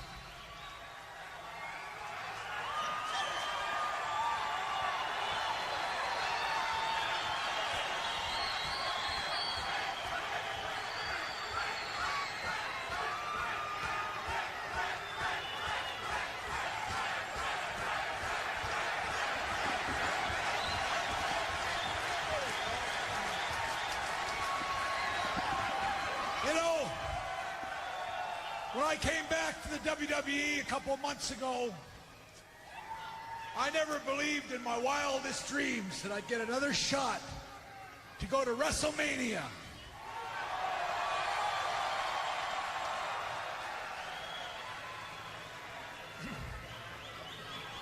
WrestleMania, the greatest show on earth. This is going to be a chance that I've been waiting for a long time. 12 years ago, I left the WWE. I mean, this man once wrote a check so big his bank bounced. Let's take a look at this.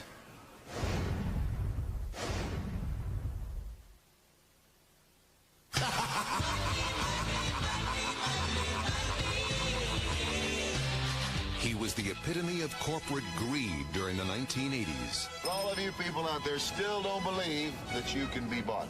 Everybody's got a price for the $1 Million Man. With his flashy wardrobe and trademark laugh, DiBiase never missed an opportunity to poke fun at the less fortunate.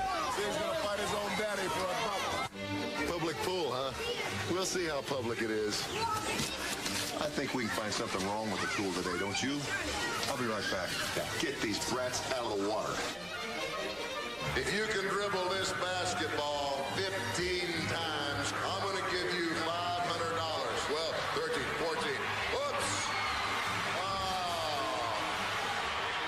believing that money could buy happiness, I'm here!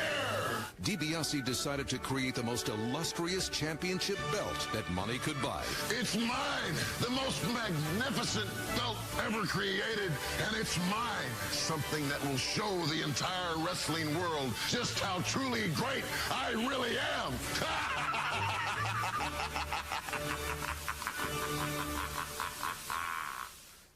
As the $1 Million champion, DiBiase would put his money where his mouth is, showcasing his endless wealth of knowledge in the ring. Ted DiBiase setting up the $1 Million dream. Night-night, Hammenegger. And after DiBiase made his opponent file for bankruptcy, he would always donate a small stimulus package. That's disgusting. Ted DiBiase was a superstar that spoke the truth. Money isn't everything. It's the only thing. Making fans do just demeaning things for money. Bark like dogs. Man, that's messed up. He bribed Bobby Heenan to get Hercules. That was priceless. Thank you very, very much. Thank you very, very much. Mr. Hurt, the party's over. Wait a minute. One of my favorite moments was when he bought Sapphire. Sapphire was the sweetest lady. It was a hard lesson learned for the Rhodes family. One week it was a fur coat, the next week it was a gold watch, and then I think ultimately Sapphire's price was a Cadillac. Here's Dusty Rhodes trying to stop the car. If only he had gotten here sooner. The $1 Million Man's attempted purchase of the WWE title, that was just awesome. It's gonna be mine. Lock, stock, and barrel. The double referee scandal. There has to be some chicanery going on around here. It was the most evil thing. Got me quite angry as a young man. The $1 Million Man's priceless lineage continues to this day as his son, Ted DiBiase, has solidified his own legacy as a future champion in WWE. Tonight, Ted DiBiase's stock has never been higher and has earned his rightful place as the newest member of the WWE Hall of Fame class of 2010.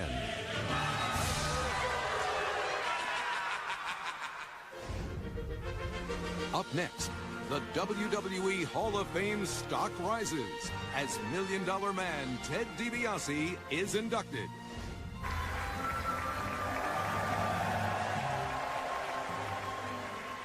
Ladies and gentlemen, please welcome our final inductee in the WWE Hall of Fame class of 2010.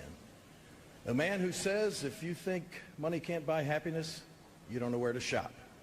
The $1 Million Man, Ted DiBiase.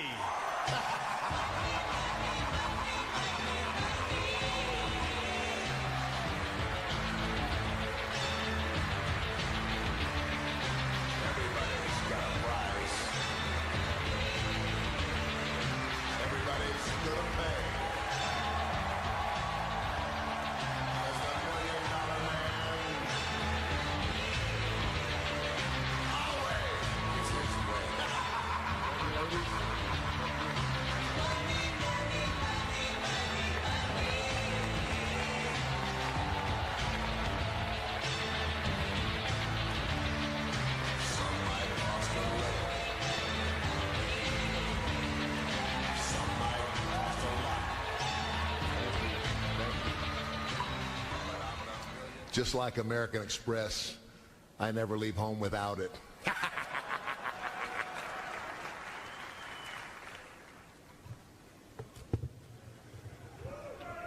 There you go.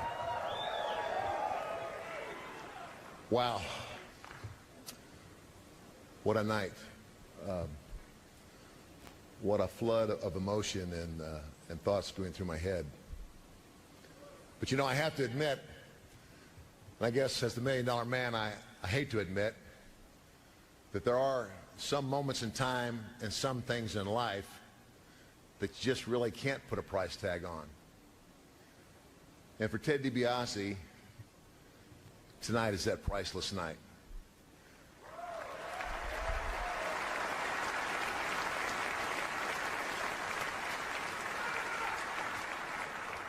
To be inducted into the WWE Hall of Fame is to be set apart and to be recognized by your peers, by your colleagues, those you work the closest with, putting their stamp of approval on you and saying, hey, you're one of our best.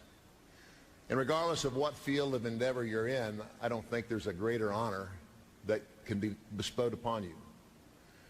And so tonight I am very honored, as well as very humbled, to join a long line of inductees that have gone before me, who have been legends in this industry. So for that, I'm very humbled. And I have so much to be thankful for and so much to be grateful for. And you know, there's just so many things that go through your mind, so many stories. So I'd like to share a story with you tonight. How many of you, I wonder, have ever said, man, that story is just too good to be true? That's a story I want to share with you. About a guy who in 1987 had already put 12 years of his life in hard work into trying to become the very best at what he was passionate about. Becoming one of the best wrestlers he could possibly be, following in his own father's footsteps. And then one day the phone rings, and it's the WWE. And the next thing you know, this guy is on a plane, sitting in first class, headed for New York. He lands in New York, and a long black stretch limousine picks him up and takes him to the headquarters of the WWE in Stamford, Connecticut. And there he meets with the powers that be, with the brass, the brain trust of the WWE. And they said, Ted, we've got this idea, and we think you're the guy for the job. You see, Ted, there's one thing that everybody hates, and that's a guy that's filthy rich and who by virtue of his wealth thinks he can buy anybody. Looks down his nose at everybody. And I kind of chuckled and said, you know, I hate that too. He said, you see, if you agree to do this, Ted, in an effort to market this character, we're going to fly you all over the world first class. You're going to have limousine service everywhere you go. Every time you walk out a door, there'll be a limo there to pick you up and take you where you need to go. You'll stay at the finest hotels. It was a tough job. Somebody had to do it.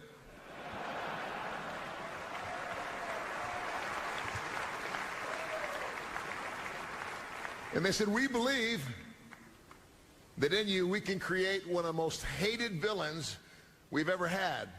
And I shook my head and I said, yes. All the fans will hate me, and all the other guys in the dressing room will hate me too, because they're all still renting cars and traveling coach. So a decision was made that day. And I guess the rest, as they say, is history. And of course, there's so many others. So many stories I could tell. A lot of other guys sitting right here that went down that road with me. Arn Anderson, Ricky Steamboat, Steve Kern. Guys, I'm thankful to all of you.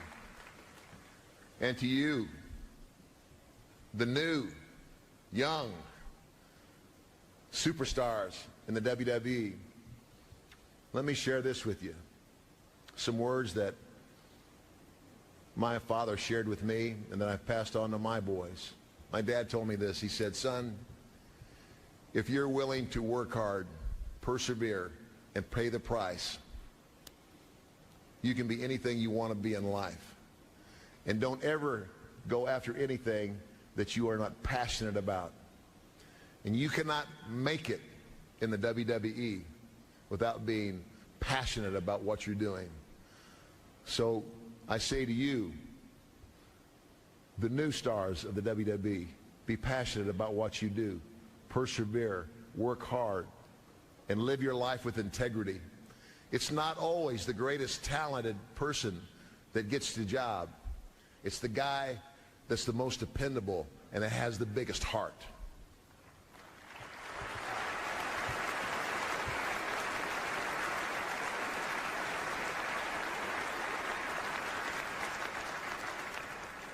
This is one of those moments in my life when I wish my dad were here. And I think that he would pat me on the back and he would say, job well done. I'm proud of you, son. There's nothing more that I ever wanted.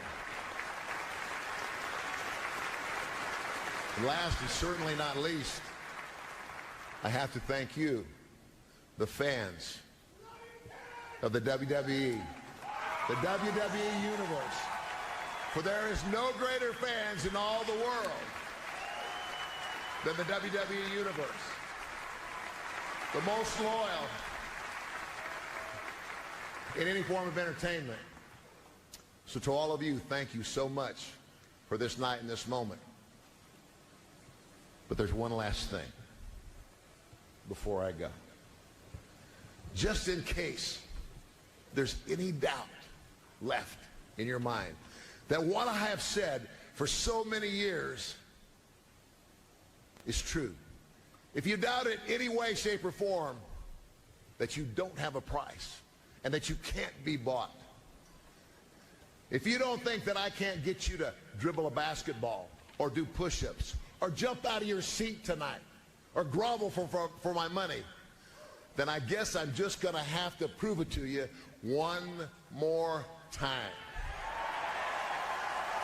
Because you see, everybody's got a price for the $1 Million Man. Fellas, let the money rain.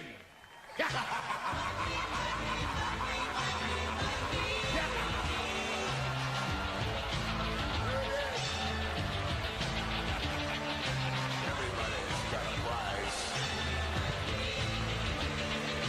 Everybody's gonna pay. Down in Las Vegas!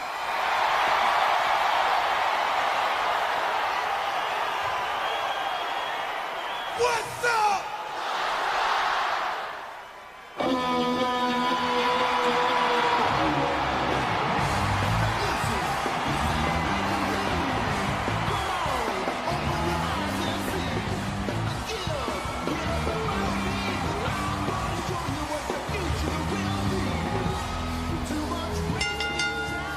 Tag team contest is scheduled for one fall. Making his way to ring from Los Angeles, California, weighing in at 244 pounds, John Morrison. Well, there is the guru of greatness, John Morrison, who teamed up with R-Truth at WrestleMania to face off against Showbiz for the unified tag team titles. Well, an unpredictable night here on Friday Night SmackDown takes an even more intriguing turn because right now, these two partners will have to face Brooklyn, and at a combined weight of 525 pounds, Chad and JPG, Prime Time.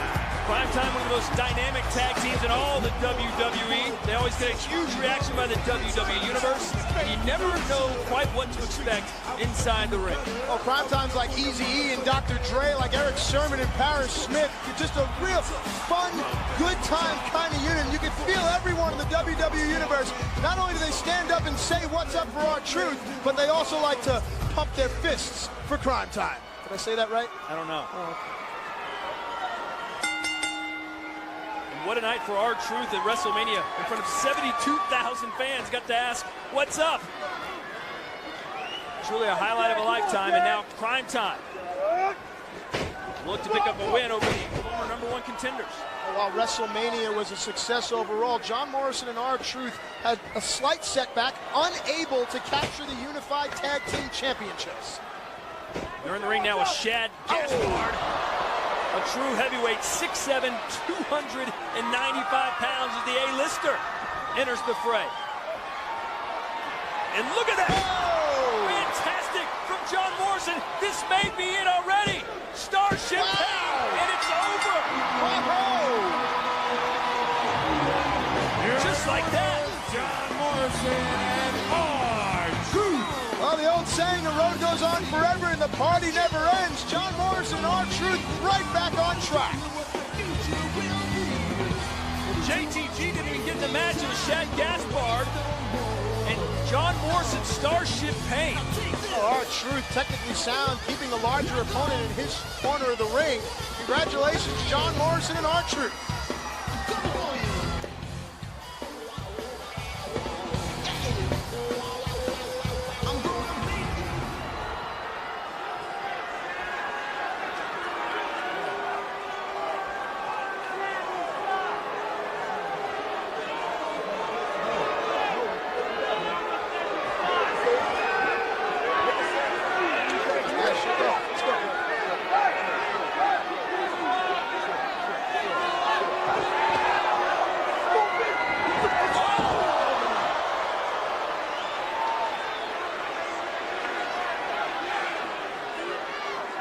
Frustration overload on the part of Big Shaq Gaspard, but wow. Where's this animosity coming from? It was Shad that lost the match, not JTG, but...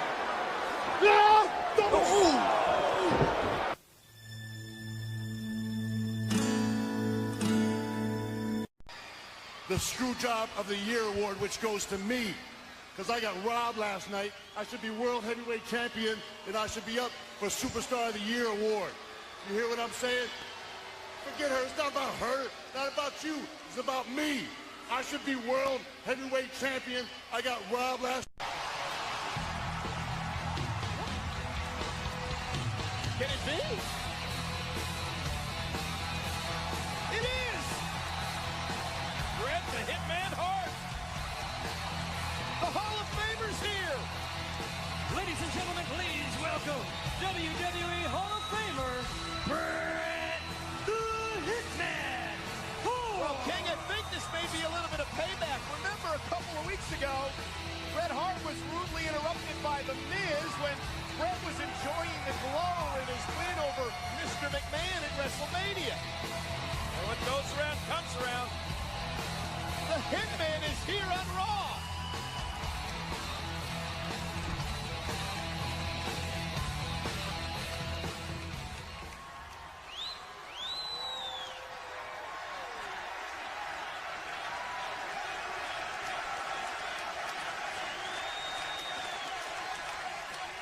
You call yourselves the greatest tag team of all time? Give me a break. I can name 2 tag teams right now off the top of my head that are way better than you guys. First of all, the Hart Foundation voted WWE greatest tag team of all time. Second team, the British Bulldogs.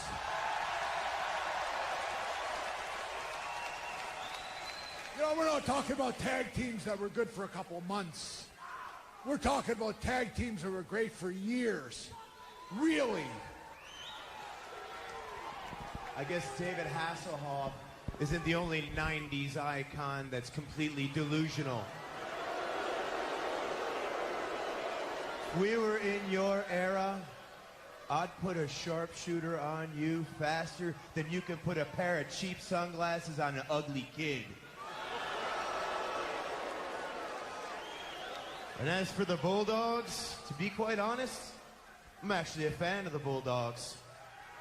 But if we had to face the British Bulldogs, I'd have no problem slapping the British Bulldogs in their little British faces. Isn't that right, Big Show?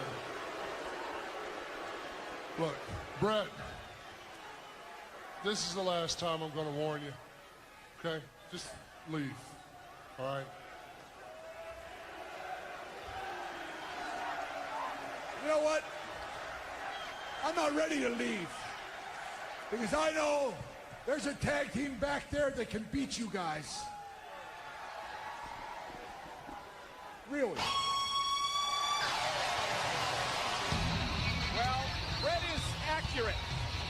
The Hart Dynasty, David Hart Smith to the right, Natalia in the center, and there's Tyson Kidd to the left-hand side. Remember, the Hart Dynasty does own a victory via countout in the non-title matchup a couple of weeks ago. Kind of one. Kind of. No. You're not the unified tag team champions. You don't get the opportunity to go to show like we do. Why? Why are you here?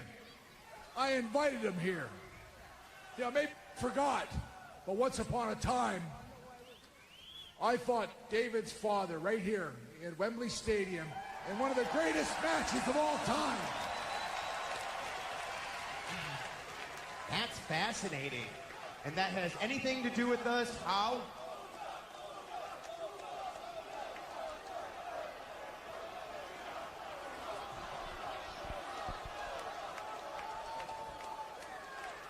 Everybody knows that my father is here watching tonight.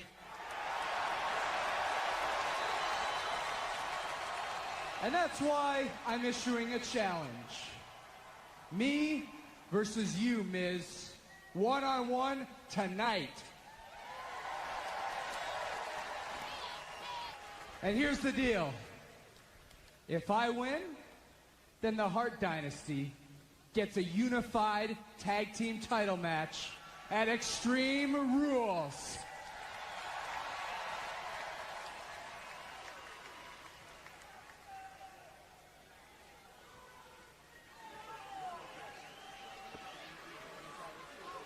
Well, what's it going to be here?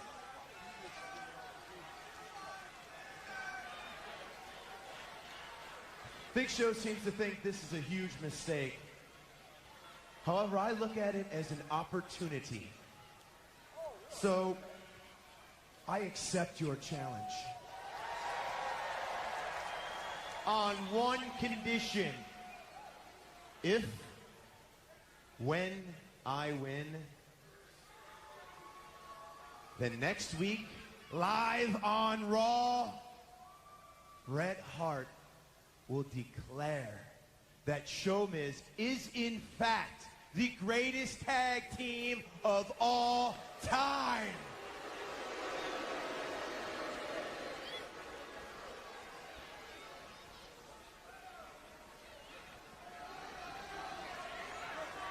It's like a football game.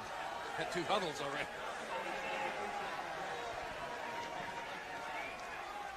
You're on. And look at Evan Bourne. That's a kit here as well. Well, you know what KIT stands for? Night Industries 2000. Classic 1982 Pontiac Firebird. You've done your Hoff homework, haven't you? Big Knight Rider fan. And Carlito in control of Evan Bourne thus far. Moments ago, Hoff making the big match up for going to occur just a little bit here on Monday Night Raw. John Cena versus David Otunga.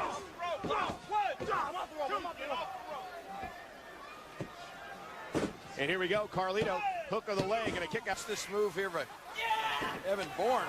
I thought that was it for Carlito, but then Carlito turns it around right there. Turning Evan Bourne upside down in that turnbuckle. Evan Bourne, he is in serious pain. You can see him on the top rope. And Carlito, he went for the backstabber. And Evan Bourne. Evan Bourne, top rope.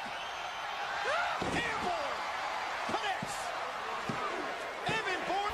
And as we said, it hurts Carlito a little bit more. Man, that is a thing of beauty. Smashing Kofi Kingston in the head with a monitor. And he did. Sheamus, you think you're a bad dude? Well, if you're bad, then I'm deadly. It's been a long time since I've dealt out a beating like I want to give to you. This Sunday, you're in for a rude awakening, pal.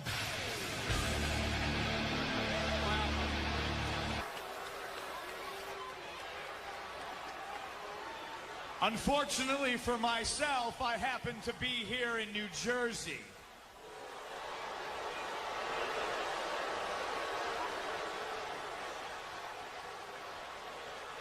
Hey, you used to do this. I got 2 words for you. Jersey sucks.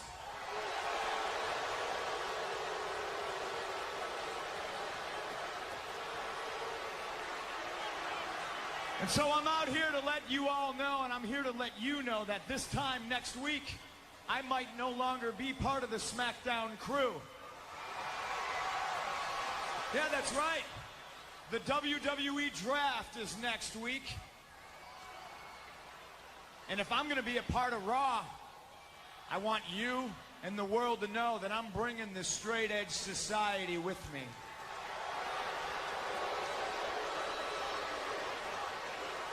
You're going to bring the entire straight edge society with you?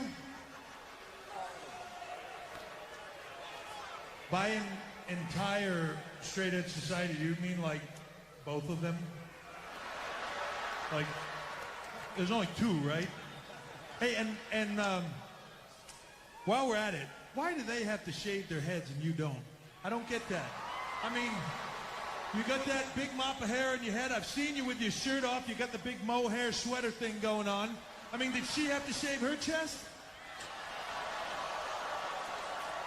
Oh, you got jokes. Well, here, how about this one? I guess the reason I don't have to shave my head is, well, it's the same reason Shawn Michaels was bald and you didn't have to shave yours. I'm the leader, and who are you to question me? See, my hair is pure. It stands for purity because no foreign chemicals or substances has ever touched my hair.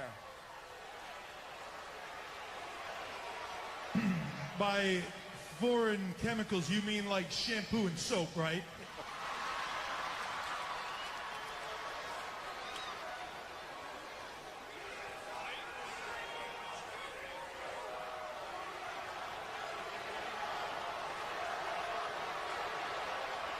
You know, Punk, the thing is, it's probably not going to make a difference anyways, because this Sunday, you have a hair match with Rey Mysterio, right?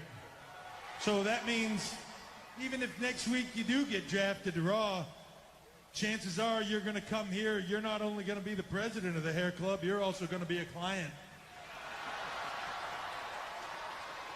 Oh, Triple H, you think Rey is going to shave my head? You think Rey Mysterio is going to beat me? Oh, look, you're just as naive as all of these people.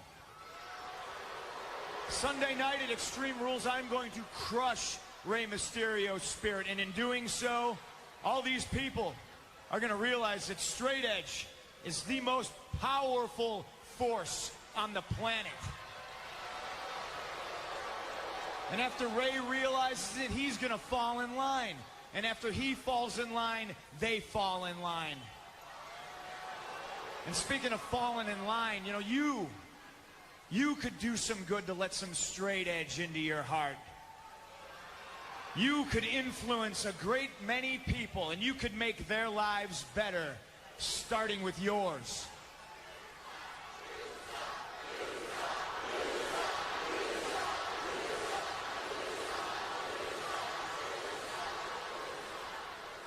No, he makes a good point. No, don't get me wrong, you make a good point too. But he makes a good point, and while part of me would like to join, it's just, haven't you and I had this conversation before on SmackDown?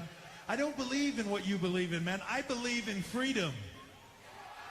This is the United States of America. We are free here to do what we want to do. Everybody is free. Like example, right here tonight in New Jersey, everybody here in this arena chose to come here to Monday Night Raw. They chose to be a part of the WWE universe, and they chose to be here so they could go absolutely crazy.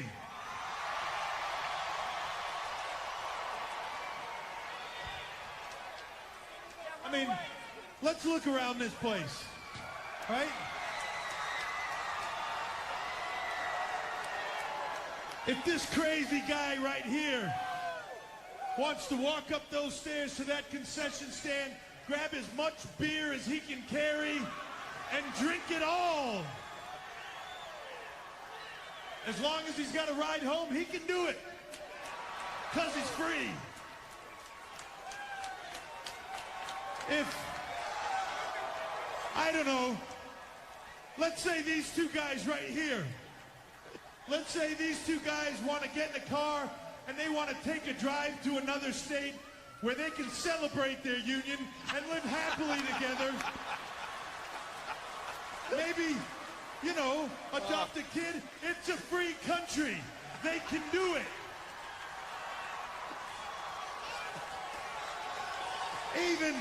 Even Lillian Garcia.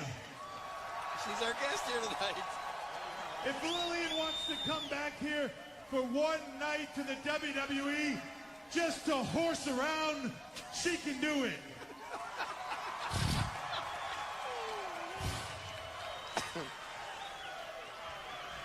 See, Punk, that's the beauty of a free country. People can do as they choose. Even I can do as I choose. If I choose to come in this ring and walk over here and stand in front of the Bald Wonder Twins and beat the living crap out of you, I can.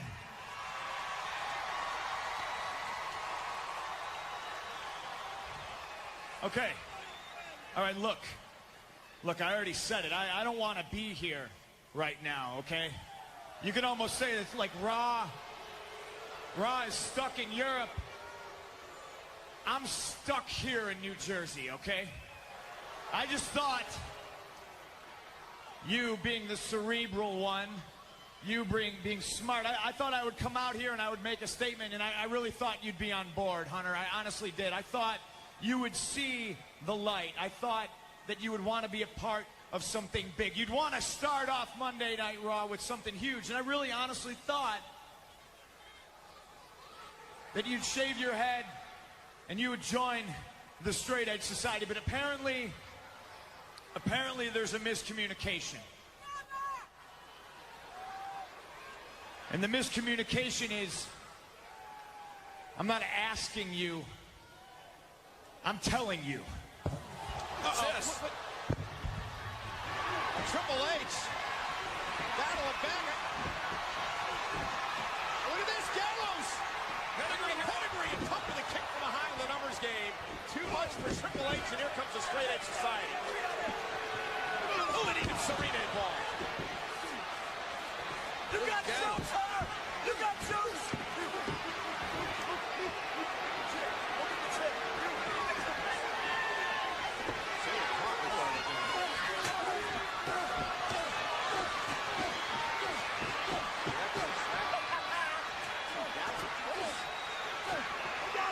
What is she? Serena has hair clippers on it. The clippers.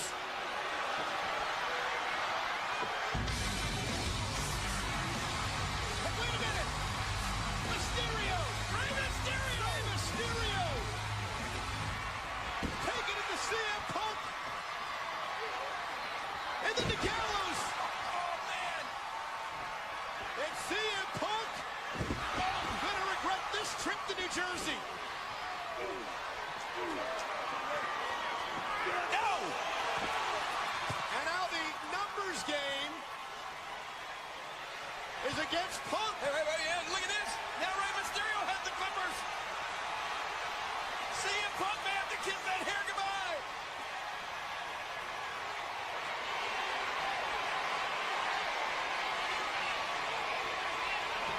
Uh-oh. And Punk is going to get it. He's going to do it. Mysterio's going to do it. Mysterio shaving his head. Yeah. Now Luke Gallows running interference. Look at that handful of hair. Mysterio with a little preview, perhaps, of what may happen to CM Punk Sunday at Extreme Rules. Mysterio got himself some. Triple H and Rey practicing their own crusade against the Straight Edge Society here tonight on Monday Night Raw. What's up? What's up? What's up? What's up? What?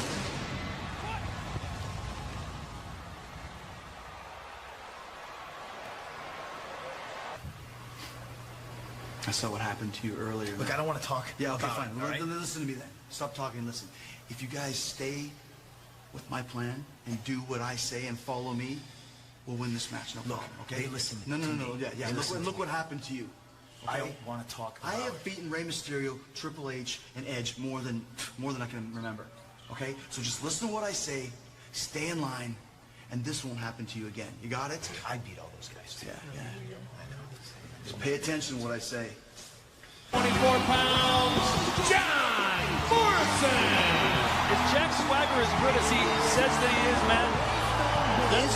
That Undertaker video we saw was a little one-sided, don't you think? Okay, it left out the part that the Undertaker was victorious, but the point of Jack Swagger's words is that Jack Swagger... Blows to Jack Swagger. Morrison. Fantastic Pele kick. And now Morrison thinking Starship Pain. Are we going to see enough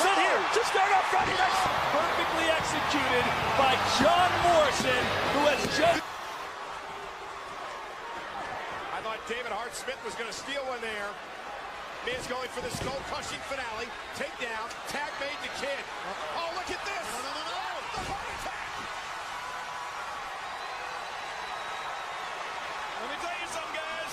The Unified Tag Team Champs are in big trouble. And look at what's coming. Perhaps an ode to the Hall of Famer Bret Hart. Tyson Kidd. Sharpshooter. Sharpshooter. Miz in trouble. Will Miz tap out? And he does. We've got new tag team champions.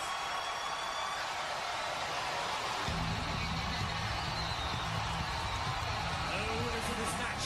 And new Night Raw. Wow.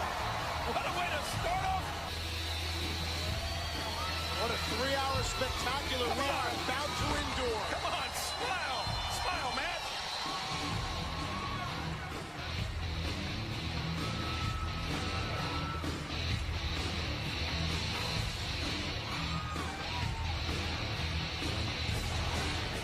Now, ladies, you're almost just waiting for it. You can see it building, the animosity and the tension in the Big Show's eyes. Watch the point of contact. Well, you're right. Big Show had just absolutely had enough of The Miz and his mouth. And, brother, Remember, what a right hand. Remember, it was last night at Extreme Rules where Miz's mouth really got him and Big Show in trouble, and it continued into tonight. Speaking of Extreme Rules, what about the situation that developed between Sheamus and Triple H? Sheamus was designed to win the match by forfeit. What Sheamus didn't count on is the heart and determination of Triple H. Let's take you back to Extreme Rules from last night. I told you, Triple H, you make a mistake just by showing up with Extreme Rules. And fella, I was right. But if you're not man enough to come out here and face me tonight, then I want the referee to raise my hand as the winner of this match. Ladies and gentlemen, all indications are that Triple H will not be able to compete tonight. It looks like the game is going to come out here, and I don't think that's a good idea. This is a street fight. And for Triple H, he needs to put this one away early.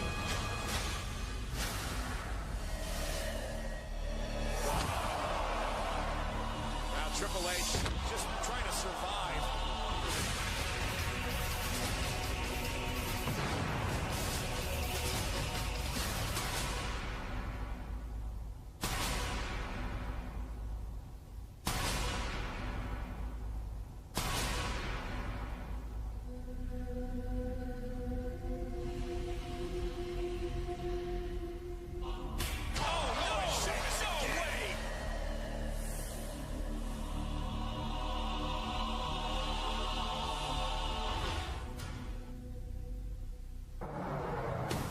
We have never seen Triple H desperate. For 1 second, think that you deserve a title shot.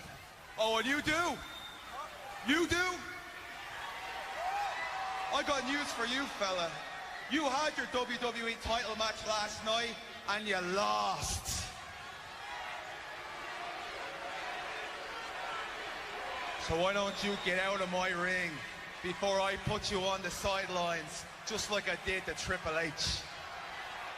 What's up? What's up, man? Hey, welcome to Raw. Welcome to the family. Mighty kind of you. Yeah. Mighty kind. Hey, listen, got a proposition for you. For me? Yeah, you. Shoot. See, I've been looking for somewhat of a confidant. You know, somebody to look after things. Hey. Somebody watch my back. Carry my bags. You know. Did you say carry your bags? Yeah. Oh, what else? Carry your boots? Your bags? What about this shiny belt? We can keep that shined up, you know what I'm saying? Yeah. Cook your dinner, keep your hair flushed. Oh, I mean, that... You know what? You want yourself a Virgil. No. Yes. Your daddy had a Virgil, now you want a Virgil. No. You Ted DiBiase Jr., right? Yes, but that's not what I'm saying. I am nothing like my father. Ted DiBiase Jr., not Senior. Look, listen, what I'm saying is, we'd have a different relationship. Really? Yeah. What kind of relationship would we have? Tell me that. Well, the kind of relationship where I tell you what to do, you do it, and then I pay you a lot of money for it. A lot of money? Yeah. See? Now you talking my talk now, you know what I'm saying? A lot of money. A lot of money. More than Okay, it's kind of big coming on me at one time. Can you just give me time to think about it? Well, yeah. Sure. I'll get back with you on that. Okay. Okay? Yeah. Truth don't play that. You are a loser like you.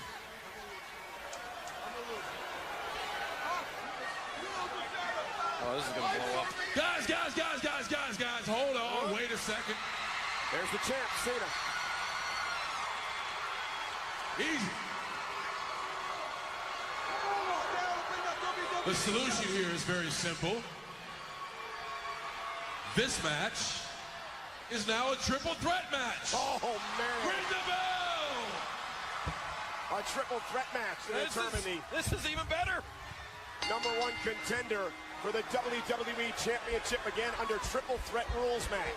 Triple threat rules, all three competitors in the ring at the same time. Under normal circumstances, no countouts, no disqualifications, pinfall or submission to determine the #1 contender. The man that emerges victorious from this triple threat match, Batista, Sheamus, Randy Orton, is going to be the #1 contender and get that shot against John Cena. Well, Batista going to buy himself some time as Sheamus goes right to work on Randy Orton. Again, first man, pinfall or submission wins this matchup, so Batista can stand. Randy Orton tripping down and out. Randy's like, whoa! Batista! And a kick out at two! What? Did he kick out? Yes! How did he kick out? Unbelievable! It's the passion and intensity, the desire to become WWE champion. Look at it again. Spear! So Batista, that should have ended it. And Randy Orton, the backbreaker. And a kick to the skull. Batista's out. What? Orton. Slam. Another mad dog power slam. Could this be it? Oh. Orton is going to that place. The defiant Randy Orton. The Viper is coiled.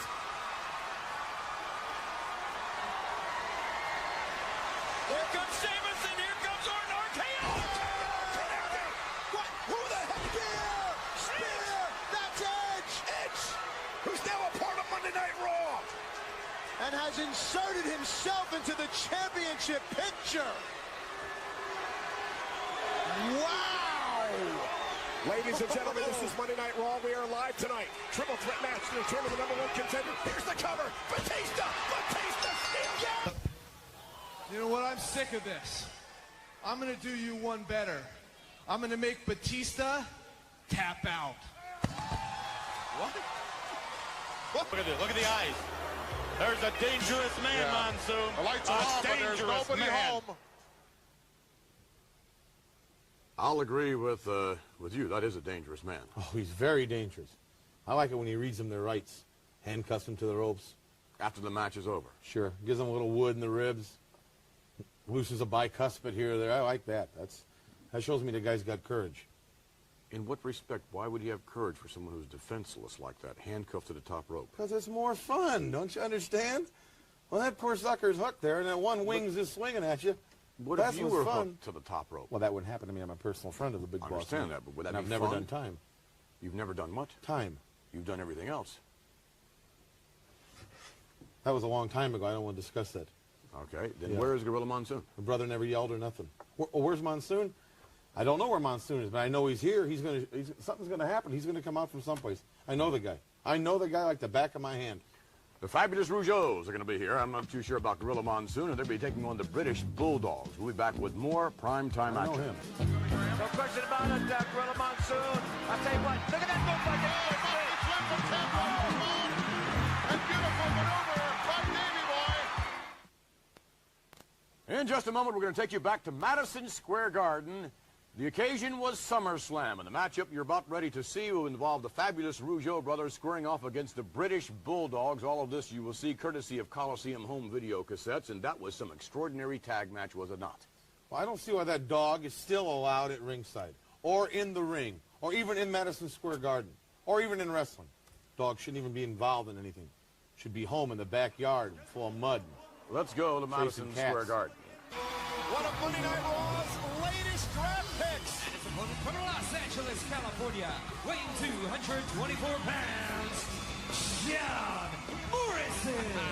My favorite entrance. How does he do that with his hair in slow motion? And I love it.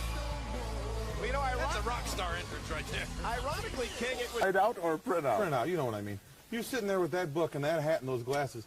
Doesn't he look like the kind of a guy that goes psst at the racetrack? Will you Tries to sell you stop? something? That's fun. If, in fact, he decides to team him up with the big boss man, could be trouble. We'll be back. What happened? They didn't have a rocking horse, right?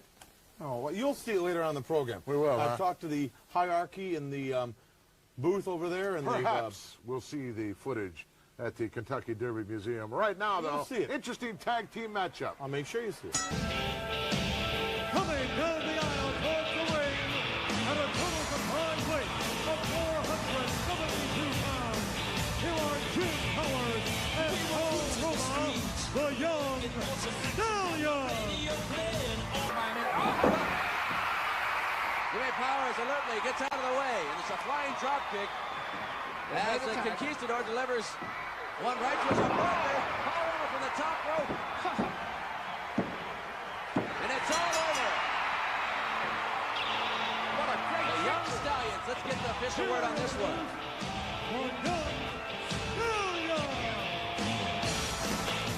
What a high-risk move by Paul Roma. Roll it. Roll what? Everything's set. What? Don't get excited. We still have time. Look at that height and hang time. Oh, my God. That is picture perfect.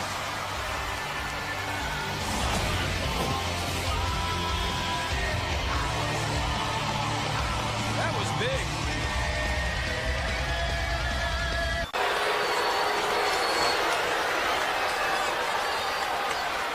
Now, if it wasn't for the Phenom's current vegetative state, I would make him tap out again at Fatal 4-Way.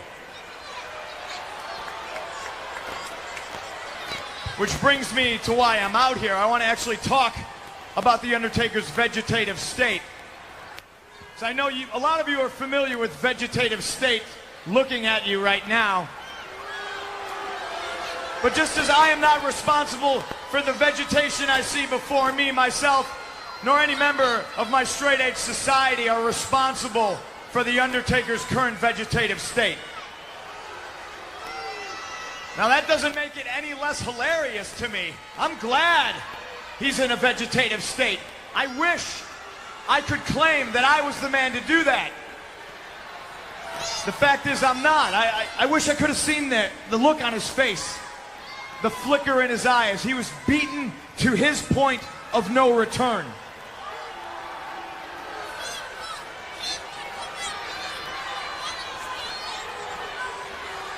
So when the perpetrator or perpetrators of The Undertaker's state of vegetation are come to light, I will be the first man to stand in line and shake their hand. Because I gotta be honest with you people, this universe, Friday Night SmackDown, Raw, NXT, the entire WWE landscape has been so much better without The Undertaker.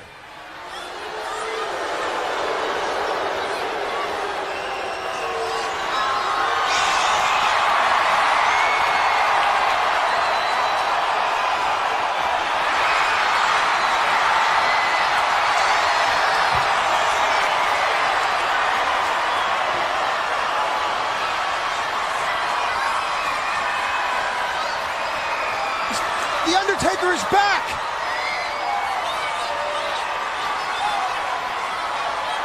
And CM Punk now has stepped right into it. I told you there's no way to keep him down.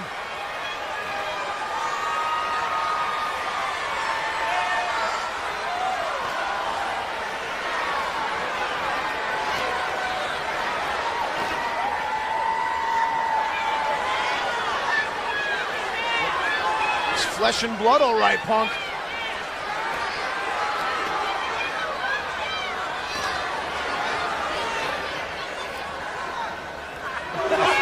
Superstars that something might be happening. This is all on Bret Hart, all of it.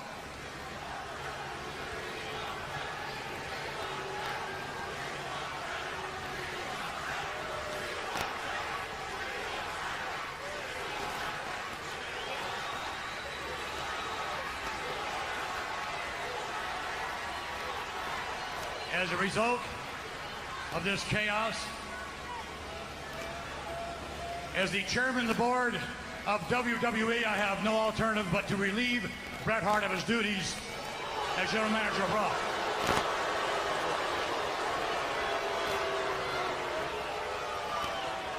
In other words, Bret, you're fired. I hope you won't think ill of me, but it sort of gives me a certain feeling, Bret. I think you once termed it closure. So now that brings us to a really, really important announcement. And that would be a new general manager is running things here. That new general manager prefers to remain anonymous. Quite frankly, what will happen is the new general manager will be issuing his instructions through this computer right here on the announce desk, right there in front of you guys. Michael Cole, when you get an email, you will stand up, grab a microphone, and you will announce to this capacity crowd what those wishes are. You can't blame a general manager for wanting to remain anonymous. Not in this situation. Let's think about it. I mean, Bret Hart is... Excuse me, sir. I believe this is an email that is... Yes, it is an email that has come in from our new general manager, and it reads... Sir, by order of the new general manager, all 7 members of the former NXT group have officially been hired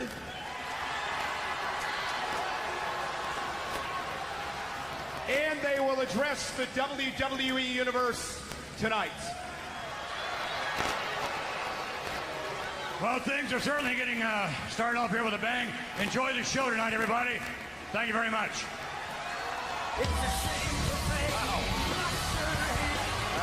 Thanking everybody. Thank you, thank you, thank you. Hell, I could have sworn it's Thanksgiving.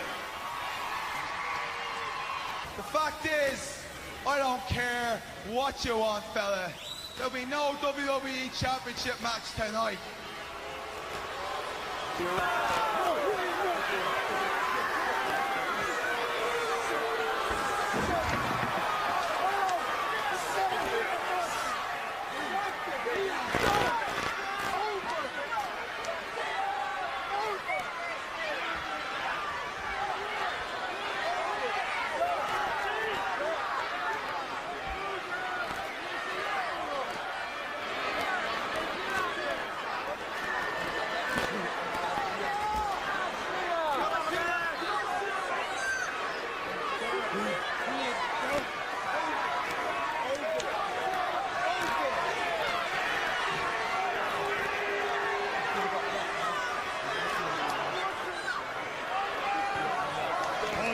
Stop it, okay? Now, leave him alone, okay? Let's stop it. No more of that, all right? CENA still breathing on the other side of that thing? Hey, come on in, guys. Come on in.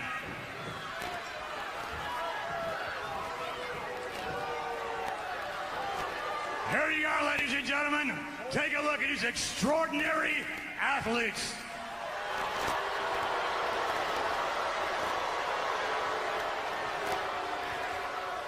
Now, I can't take full responsibility, but I can take partial responsibility for all of their actions against you, Jerry Lawler, wherever you took off to, against Michael Cole, Bret Hart especially, John Cena, the list goes on and on. Almost got Sheamus. So how about a round of applause for Vincent Kennedy McMahon?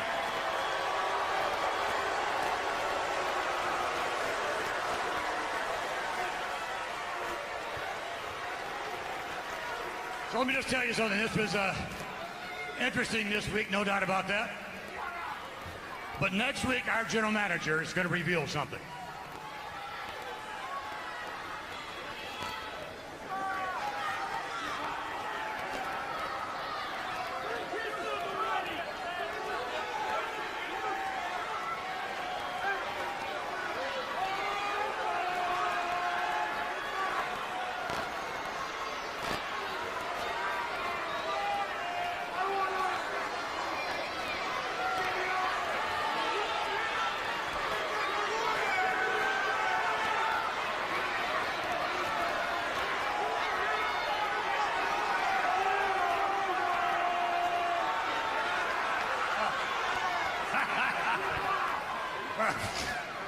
You guys almost had me there for a second. I gotta have my life flash before me. Ooh, that would not have been good. Especially, Wade, especially you. You're a kisser.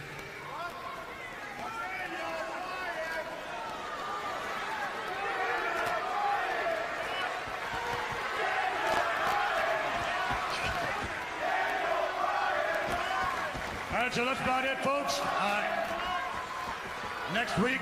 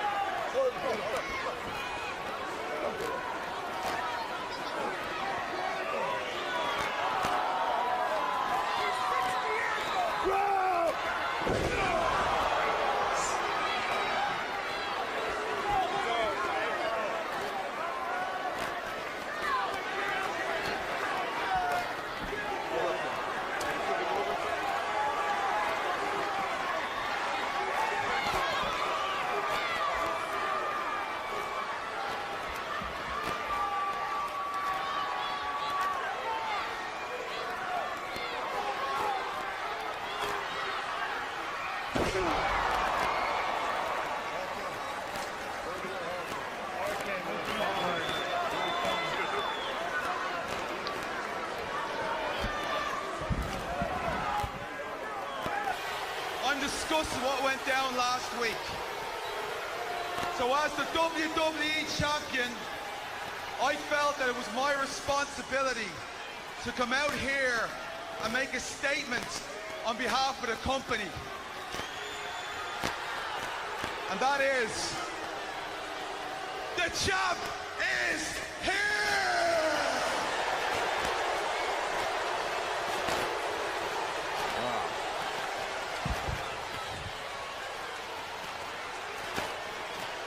Now, even though those Nexus lads got involved in my match, everybody knows that I would have beaten John Cena regardless.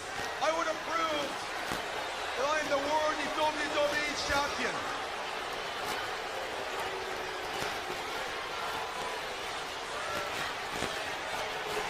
Look, I know it's unfortunate what happens. It's unfortunate what happens. But I think that one important factor came out of all of this. And that is, John Cena is no longer the #1 contender for my WWE Championship.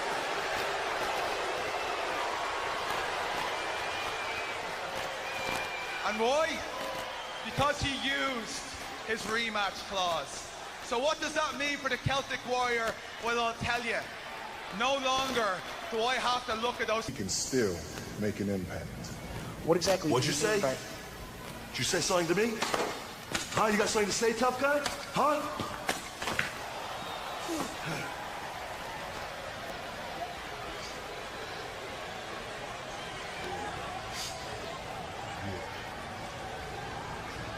That's what we mean.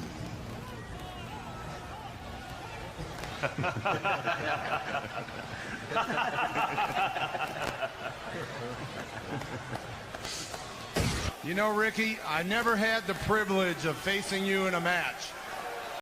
I must have wrestled you 100 times in my career, and I know for a fact I never beat you one time. But I'm very proud that every time I stepped in that ring with you, something magical happened, and it was all because you made it happen, my friend. You're very special. And they're always going to say, you know, who are the top 5 of all time? You're going to hear names like Triple H and The Undertaker and Shawn Michaels, and you never know who number 1 was or who number 5 was. But the fact is, and I mean this very sincerely, I don't know who was better. I've never seen anybody better, and I've never been in the ring with anybody better. It's going to take more than 3 DVDs to hold your career, my friend. Congratulations. You've earned it. Ricky the Dragon Steamboat. What can I say, ladies and gentlemen? I want to personally thank all of you guys.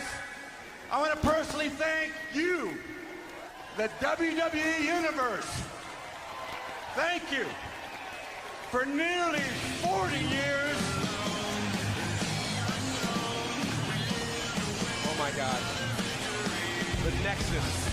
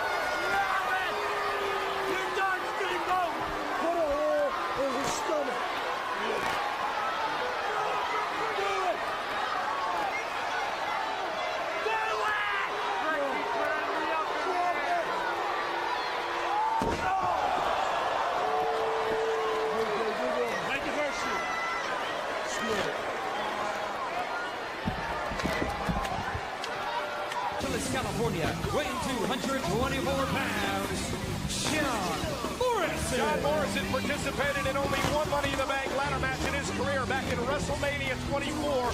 But I remember that, folks. He was spectacular that night. He could indeed. DiBiase. And here comes the Viper. RKO. The WWE Apex Predator has struck. Airborne connecting. Right to the ribs, softened up by the spear by Edge. Here's the cover. Board pins Jericho. Demanding that the... Hey, wait a minute. RKO.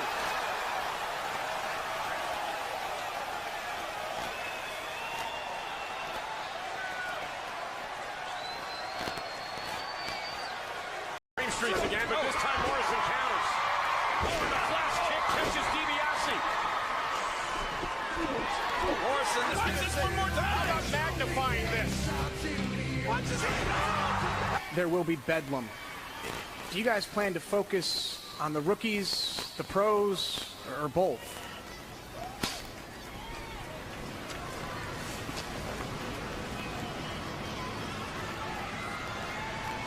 What'd you say to me? Why don't you watch where I'm walking? Is that supposed to intimidate me? Think you're some sort of hero for what you did last week?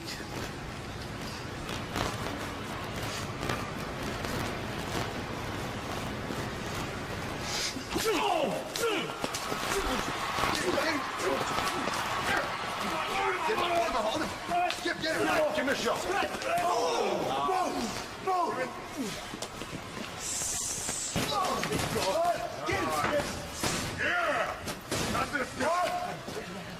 Back up, Skip, back up. Get up, Skip. Get up. Get him up, Skip. That's it, yeah. That's it, Skip. Huh? Yeah. How's that feel, huh? Huh? Come on, Heath. Come on, Heath. Yeah. Heath. Yeah. Heath. Pick him up. Oh, Chunga, Tava, get that. Back up. Pick him up, Heath. Put up. Pick him up.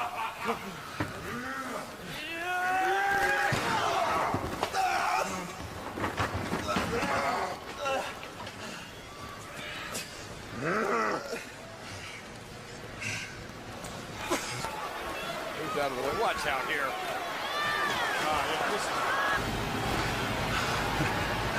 All right, fella? You hurt? Huh? Your neck got you? That RKO did mess you up, did it? Well, you're lucky it wasn't me, because it would have been a lot worse.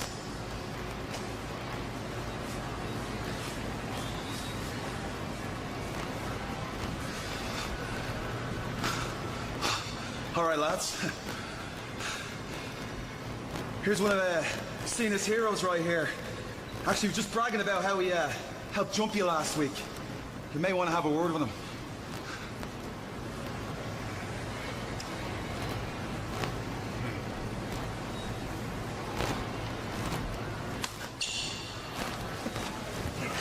Take it out. Take it out. That's it. Take it out. Come on, hero. Come on, hero. You want to help CENA now, huh?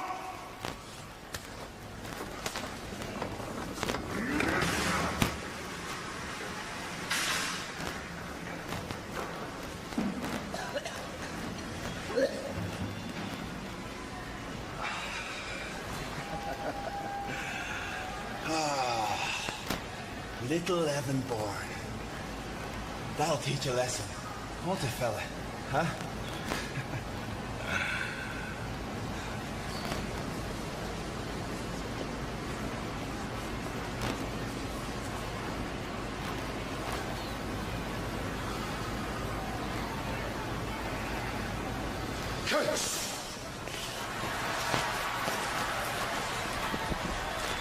We're CENA. We're CENA's locker room. Down the hall. Down the hall.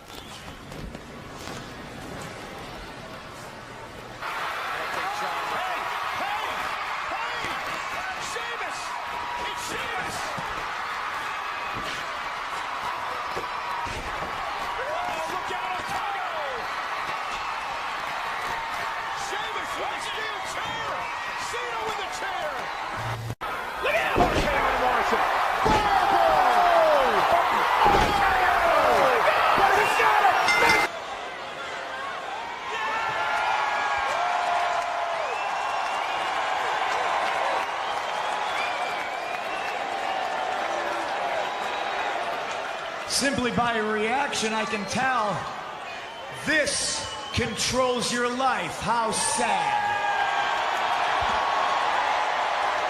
Now, how many of you would like to see me take a big gulp of this bottle right now?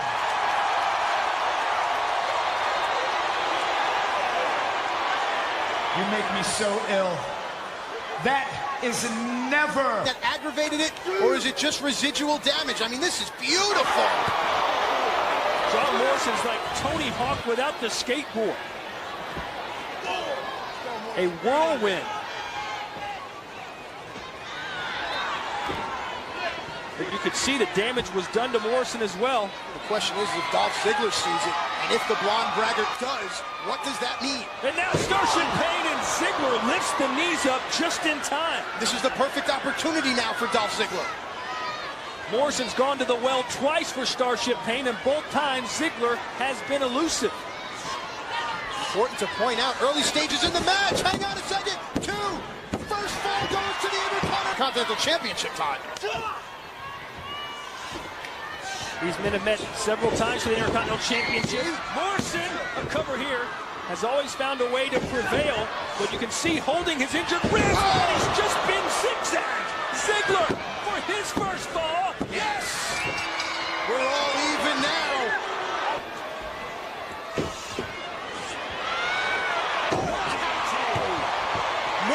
Batista DDT, a counter out of a tilt-a-whirl. A desperation move by Morrison. And what does the Guru of Greatness have in mind? It's Starship Pain! The third time is a charm! John Morrison has retained his Intercontinental title. Here is your winner, and still the Intercontinental Champion, John Morrison. Well, I'll tell you, it's no secret, I'm an uber fan. I mean, this is what Friday Night SmackDown brings to you. An awesome 2 out of 3 falls match for the Intercontinental Championship. And John Morrison is still the Intercontinental Champion, 48 hours away from a huge elimination match at the Survivor Series. John Morrison with a... I have to agree, it's the referee. Mysterio, a seated senton up the announce table, and he's embarrassed Batista again. Ray is way too quick for Batista, and Batista has egg on his face. You don't want to get in a trap meet with Rey Mysterio. There'll be no place. Fat hog, you're talking about between the two of them, 600 pounds on the hoof. What you're saying to me is I can't wrestle the Iron Sheik tonight because these fat, nasty, stretch mark looking sons of no... What they did is hurt my knee, so what you're telling me is I can't wrestle. Is that what you're saying? So the doctor is telling you. The doctor is telling me that. You know what you can do, little doctor? You can go out and deliver somebody's baby. I ain't no baby. Nobody in my entire damn life has ever told me what to do. If I want to wrestle, I'm going to wrestle. I ain't going to sit back and say, oh, my poor little knee, and let them have the courtesy of saying that they didn't let me wrestle. I ain't going to sit back. You see, there is a difference in the entire world between every wrestler and myself. And thank God for that, man. He is red hot, ladies and gentlemen. Vince, Jesse Ventura, I don't know what to make of it. I do. I'm sure you do, Mr. Piper. Back to you, Vince.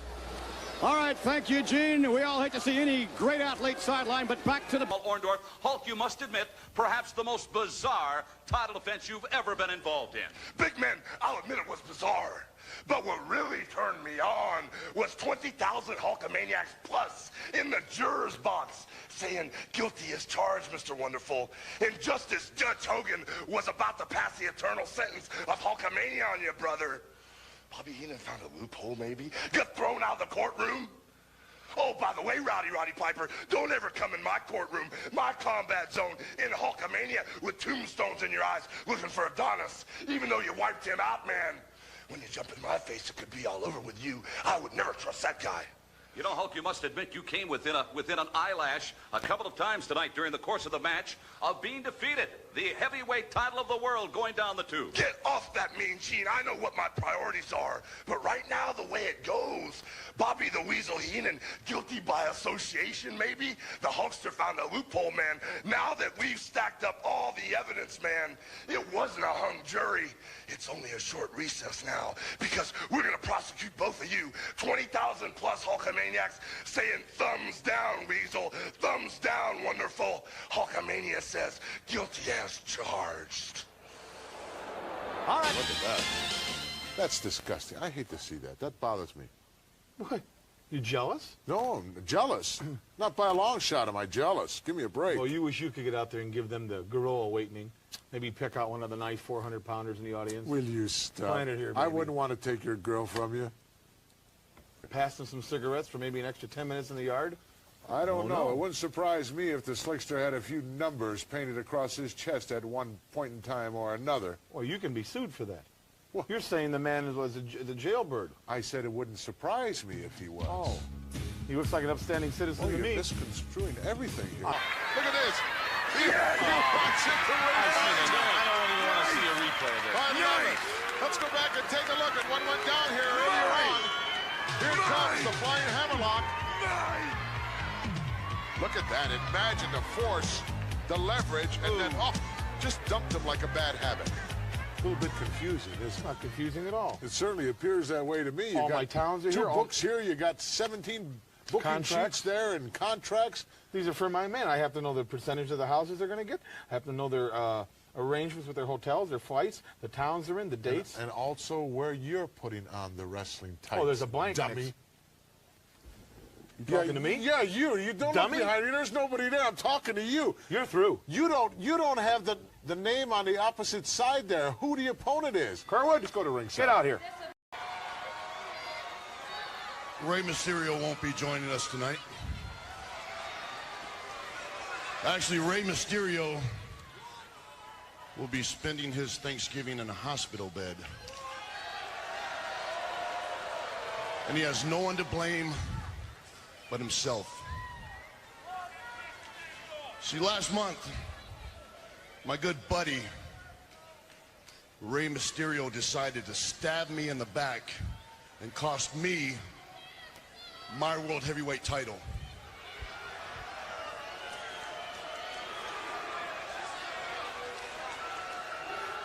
Now, I could have snapped him in half that night, but I didn't. I was the bigger man. I let him know I was a little angry. But I gave Rey the chance to walk away. And he didn't. He decided to stick out his little chest. He was going to be a tough guy. He was going to disrespect me. Rey Mysterio chose to embarrass me. So last night at Survivor Series, I chose to powerbomb Rey until the EMTs had to scrape him off a steel chair.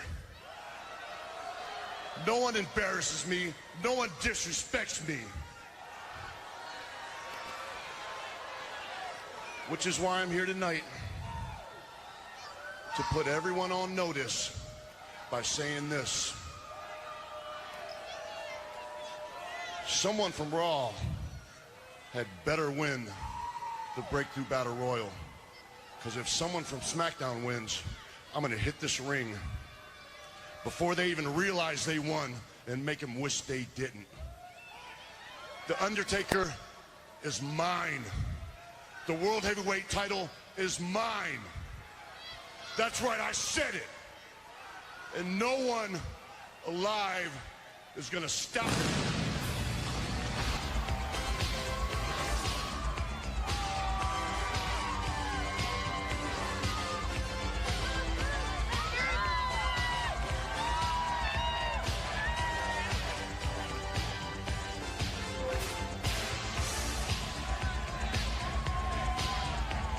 That is a beautiful tie. Oh.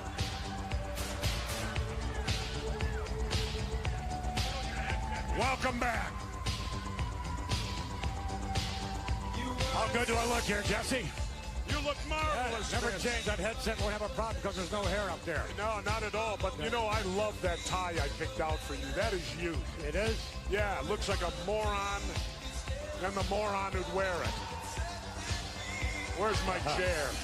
That's a rich moron to you, by the way. Jeff Hardy, my life, my rules. And what an appropriate title for a loser who destroyed his life and his career living by his rules. And what makes me sick to my stomach is Jeff didn't just ruin his life. He didn't just end his career. He ruined the lives of all his fans because he's planted seeds of destruction in all of the people, all of the drug addicts like yourself who actually looked up to the charismatic enabler like he was some sort of a prophet. Well, if you people have any brain cells left, if there's anything left of your memory that's not burnt out, all you need to know is the last chapter of this DVD is the most important one you need to watch because it tells the whole story.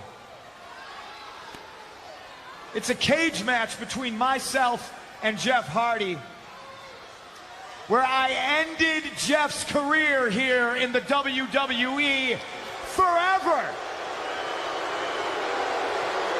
I'm the reason he's not here. And Luke Gallows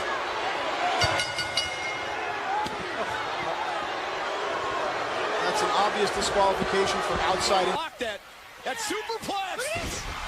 Double knees, cover, upset, big upset, and Rhodes breaks up the 2 count. Well, you're right. I think Cody Rhodes realized they were about to be on the short end of that 3 count. No! Nice move by Primo. Mark Cuban wouldn't have been doing a... Oh, look at DiBiase, Bournemouth Wild. Watch it. Dream Streaks. DiBiase covers and legacy.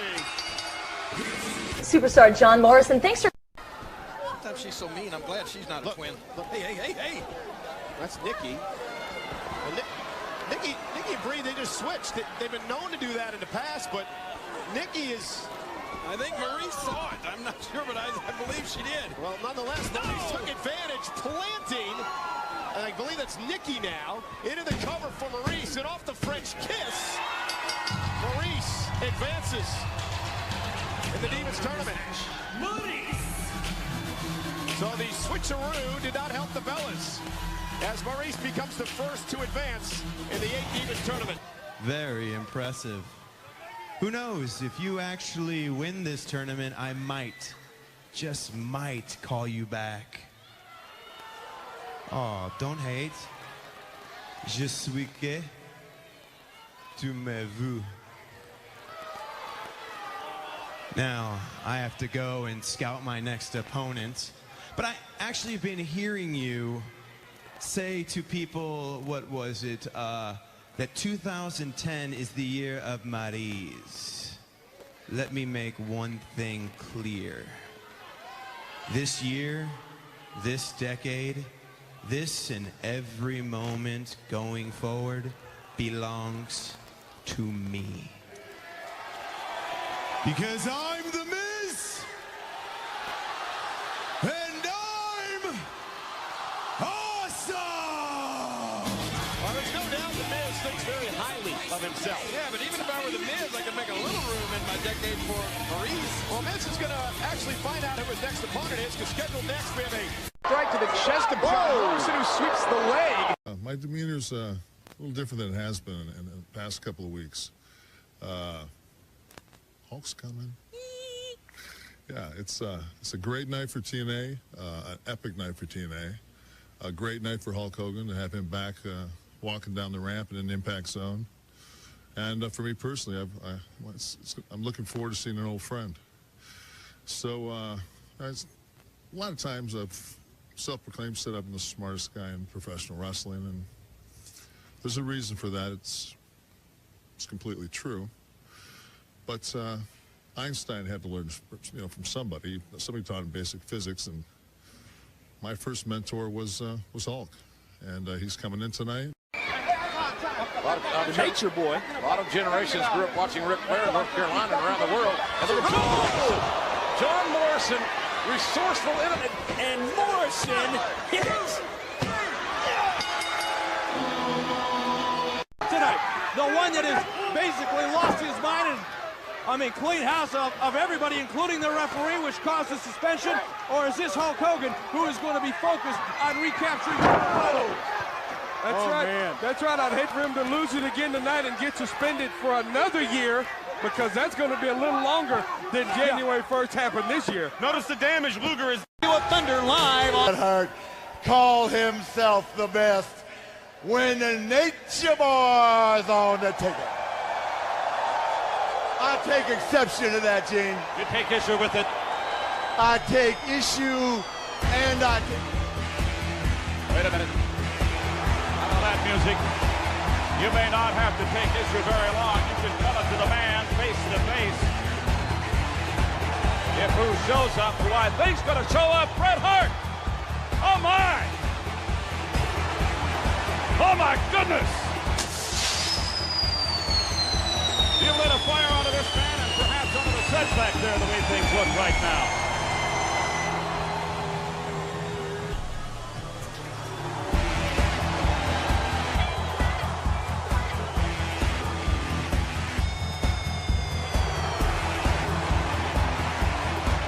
Now maybe we could continue this conversation face to face. How about that? With a handshake. That makes me a little leery right there. Don't let it make you leery. It's just a token gesture from one WCW combatant to another. You know, Brett, I heard your Learjet was late, but brother, I'm glad you made it because we got 30,000 people here live, about 40 million on the monitor right now, and they all want to hear you say that little statement say about yourself with me standing in the same ring. Interesting. What little saying? That saying about yesterday and tomorrow and here and gone, the one where you refer to yourself. You know what I'm talking about. Now, you're not talking about that little saying about being the best there is, being the best that there was, and being the best that there ever will be. Is that the one you're talking about? Is that what you were looking for? That. Go ahead. Go ahead. There's a little part I want to add on to the end of it. I want to go, woo, at the end of it. Oh. Oh, my. Uh-oh. That's pretty good. Now, let me ask you a question, can I? I know that you're a big-time columnist, and I know that in Canada, you might be a big deal, Jack, but we're in Atlanta, GA. We're United States. And I probably am the finest example of premium USA manhood there is. Say that one more time with the Nature Boy standing here.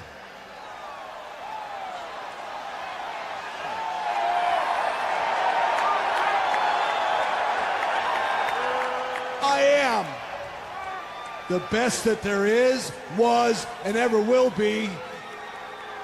And if you got a problem with it, too bad.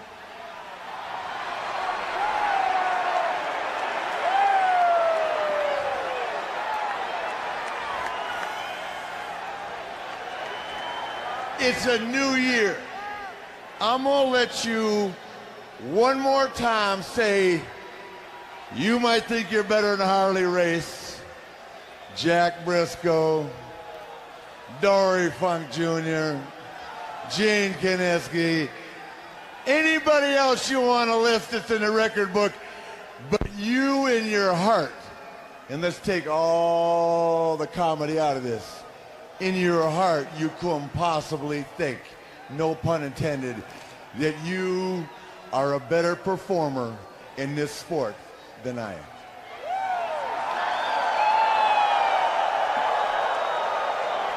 Guys, maybe we could take this back. I want you, you know, we all fess up, brother. I'm not saying what I was 10 years ago. 10 years ago, I could go out there with a broom. Now I got to have someone that's got a heartbeat, buddy. But today, I'm telling you that I got to hear you say it. I want to cut all the crap out. Take all the humor out of the situation. If you think you're better than me, I want to hear you say it. Don't talk about everybody else. You say, I'm better than you, Ric Flair, if you believe that in your heart. Wait a minute, gentlemen. I think it's so good. Save it for some other time. We're running out of... The clock is winding down. Listen.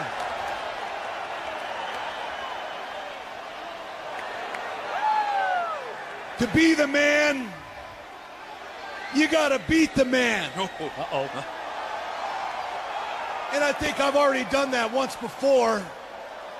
But if you got some kind of problem with me saying that I'm the best there is, the best there was, and the best there ever will be, just do something about it, that's all. Quickly, gentlemen. But I'm going to tell you, and they can wrap it, buddy, you're going to have to show me again and hope you don't get hurt along the way, Daddy. Wait a minute, guys, please. Hey, not here. Nobody heard you say anything. I'm going to have to see it again. 13 times, 5 times. You got a ways to go, man. Come on, tell me. Luger's hurt.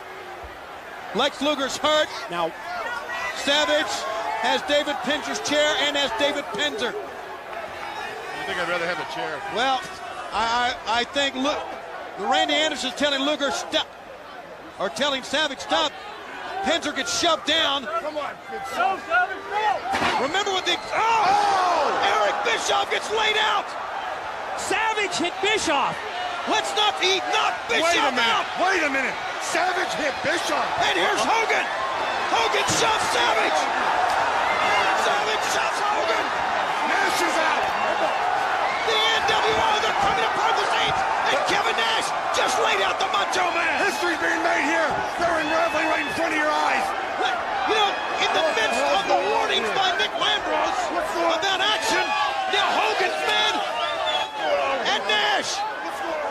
And he's, listen, he's saying, what's going on with you guys? He's trying to get him to regroup. They're not the enemy. Get your head straight. They're not the enemy. Yeah, he said they're not the enemy. Well, that's the enemy in there. And I suggest you and I take care of that problem. Now Savage and Hogan seem to be somewhat united as they are going now towards the ring and pointing to Luger. Fans, once again, I want to remind you what was said about fines, about suspensions. Watch this, watch this. Let's listen. Take him out. Take him out. They said, Hogan said it's 4-on-1, and Savage said take him out. There does appear to be some cohesiveness within the members of the NWO. Ladies and gentlemen, the world champion, Sting has arrived. Sting is standing in the ring. Next to his partner and his friend Lex Luger. WCW standing tall once again. And fans, we gotta go.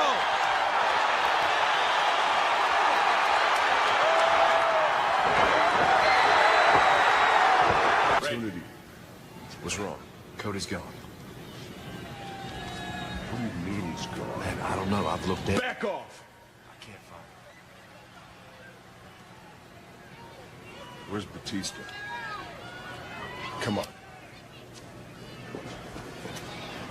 Cody! Cody! Cody, what are you doing? What are you doing? We're just talking. You're just talking. We've been looking for you, man. Follow me. We got to get Ted. Are you all right? Yeah, I'm all right. Listen, we need to watch each other's backs. I wouldn't put it past Batista to try and take one of us out. Just follow me. Ted's over here somewhere. I'll get the doctor. Doctor? Ted!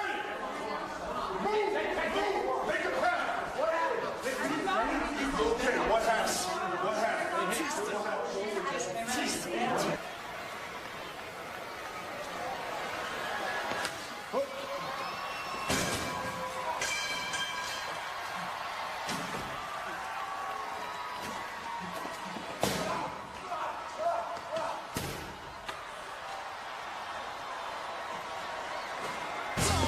John Morrison. Well, folks, earlier tonight on WWE.com, an exclusive, where Charlie Haas and Shelton Benjamin challenged Morrison and a partner of Morrison's choosing. Who's that going to be? That is not The Miz. Hey, wait a minute. And his tag team partner from Chicago, Money in the Bank, weighing 222 pounds, CM Punk.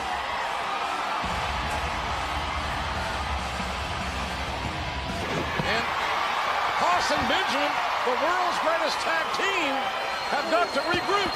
Can Punk? Morrison's a legal man. From my point of view, the referee agrees. John Morrison and Haas, the two legal men, and look at Morrison kick it to another gear. Morrison showing you what great athletic ability he possesses. Morrison looking to put Charlie Haas away if he can. Oh, and look at that counter. What a knee. Everything Charlie Haas and Shelton Benjamin are doing so far has seemed to work until that. Man, that well-placed knee right to the temple. Haas is vulnerable. And Benjamin, my God, look at the athleticism of Shelton Benjamin. Leaping to the top. What a vertical leap from Benjamin. CM Punk sends the gold standard flying. And now it's Morrison's turn. And look at that. Fantastic. That's starship pain by Morrison. And it gets a win. What offense. What innovation. The winners of this match, the team of CM Punk and I didn't realize you had moves like that, you know. You just dancing around. Locking, is doing it all up, you know. Be a dancer. Oh, what?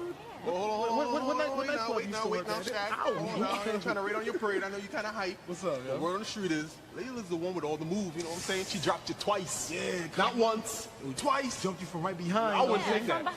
Yeah, nah, but still, she got you. She got the juice, you know what I'm saying? And she was talking about your mama. She's talking about your mama. Your mommy.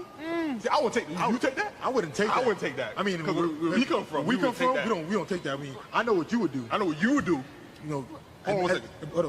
What would you do? Because as a matter of fact, Shorty's right there right now. Right there, you know what I'm saying? I ain't pointing no thumbs. I ain't pointing no elbows. Yeah. I know how I handle my business. I take care of mine too. What I would do. Oh, you want to show us? Word? Word? All right. It's like that. All right.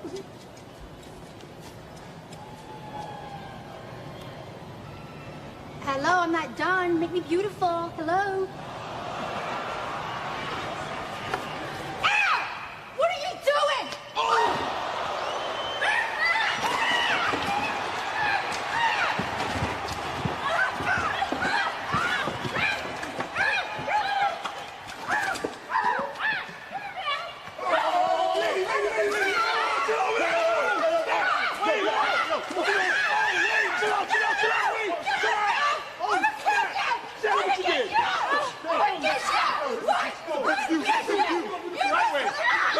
I got 20 on these. I got 20 on these.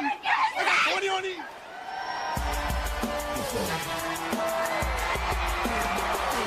Y'all know what time it is. Let's crank it up. People looking down, what's up? If you feel me, stand up and say what's up. What's up? What's up? What's up? What's up? You can get with this, or you can get with that. You better get with this, cause you wear and say, what's up? What's up? What's up? What's up?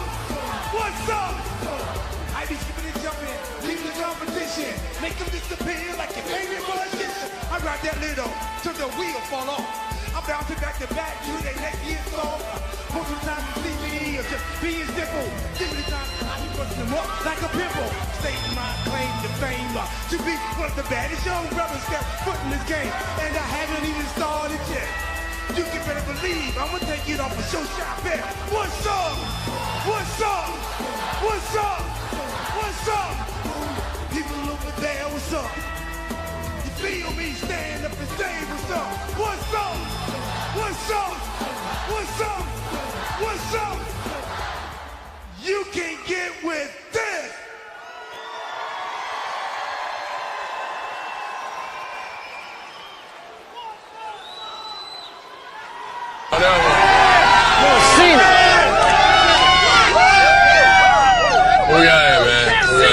Man, CENA, your stuff is whack.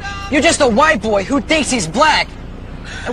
You ain't the real deal. You need to take your butt down to the shelter and get yourself a free meal. And what's the deal with this word life? You're just a poor white boy with no wife. Oh, CENA, don't cry and pout. Looks like Kurt Angle's gonna make you tap out.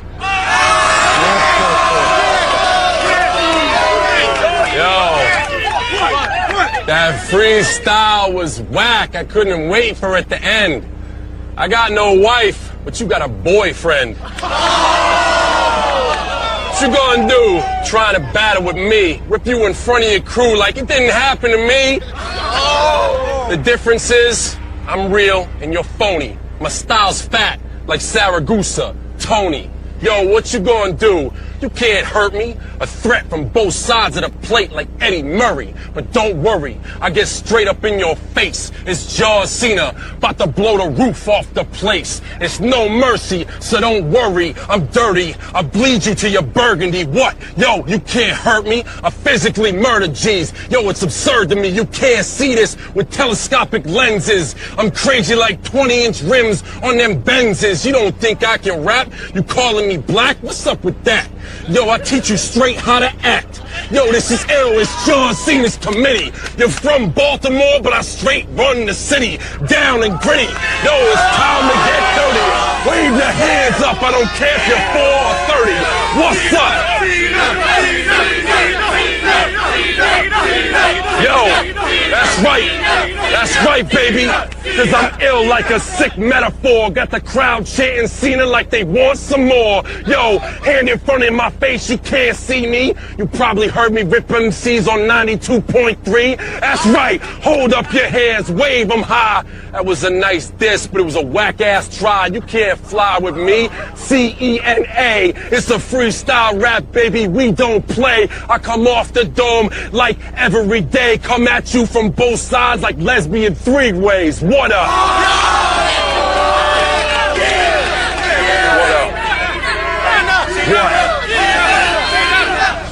Well, I think that kid lost.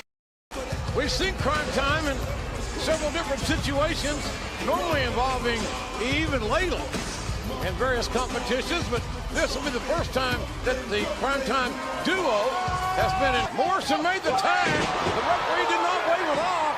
I thought Morrison got the tag, so Morrison and Haas, the legal men. It may have just been by the tips of their fingernails, but it was legal.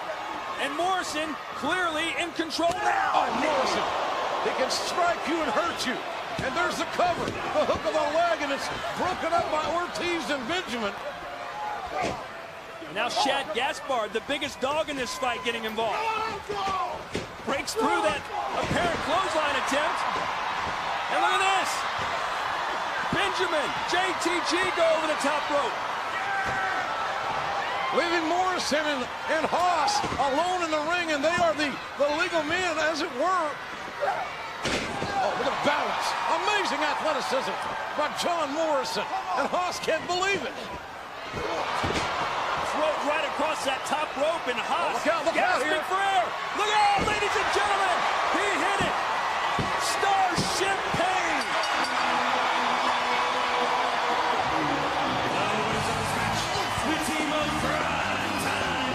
Breathe out. Evan using the wood. Not so much. Tyson is extremely versatile inside that ring and definitely well qualified. I'm only upset because I don't get to look at Natalya. Nice roll up there.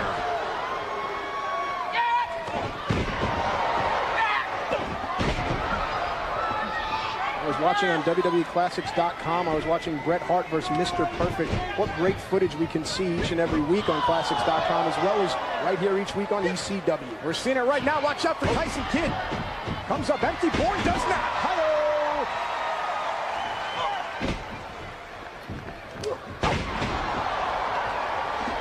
Bourne with the cover. Hooks the inside leg. Does he have him? No.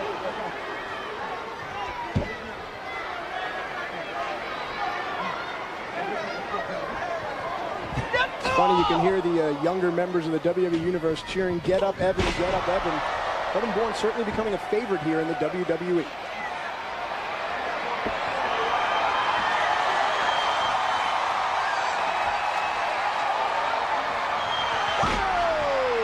Bourne's a favorite because of moves like that. Here is your winner, Evan. Give me one more thing, give me something else, come on. And if you don't, you know the consequences. Tell you what, the Rage in the Cage match, we're going to have a special guest referee. The World Heavyweight Champion, CM Punk.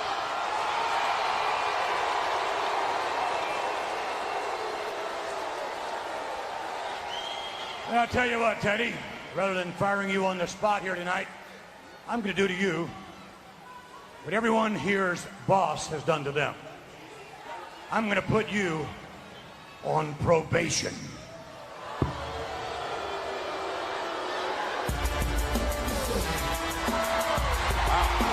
Y'all know what time it is.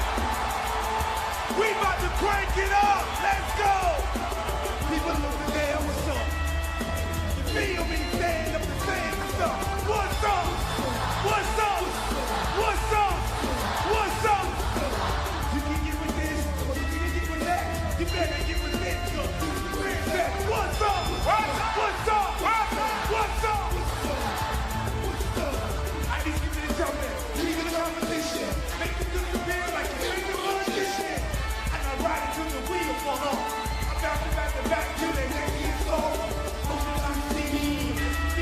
been R-Truth who has more victories over Shelton Benjamin. Well, the SAT, the right hand was. And some razzle-dazzle here from R-Truth, who doesn't just want to hit. Certainly like to have that type of success that Benjamin has had. And this may be the first step. Corkscrew elbow to the face. Right in the kisser. The knockout shot. The winner of this match, R-Truth. R-Truth calls that the lie detector. Good, how you doing? That's what's that again? No, wrist roll. Just wrist roll. Getting loosened up. That's cool. Thanks. I think you're pretty cool, man. I really do. Thank you. All right. Winning Money in the Bank twice, cashing it in twice. At the Extreme Rules, you become world heavyweight champion again. Yeah. And that's got to be an unbelievable feeling for you. It feels great. Yeah.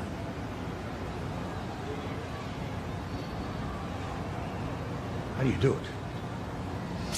Well, you know me. I just live a clean life, work real hard, and good things happen.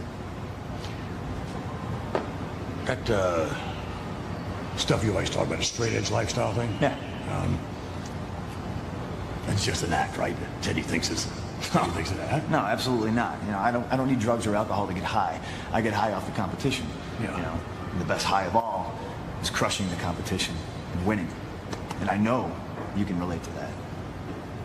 Yeah, I can. Thank you. You thought that was just an act, didn't you? You let that be a lesson to you. Not only tonight, but in your World Heavyweight Championship match this Sunday at the Bash. Appreciate it. All right. And look, I don't wish you good luck. I'm just being straight up with you. I don't want you to win. Considered your checkered past, and I think you know what I mean, okay? I don't want you representing SmackDown as the world champion. Just being straight up with you. Why don't you ask our fans who they want to represent SmackDown? And by the way, I don't need your luck. I've got my own.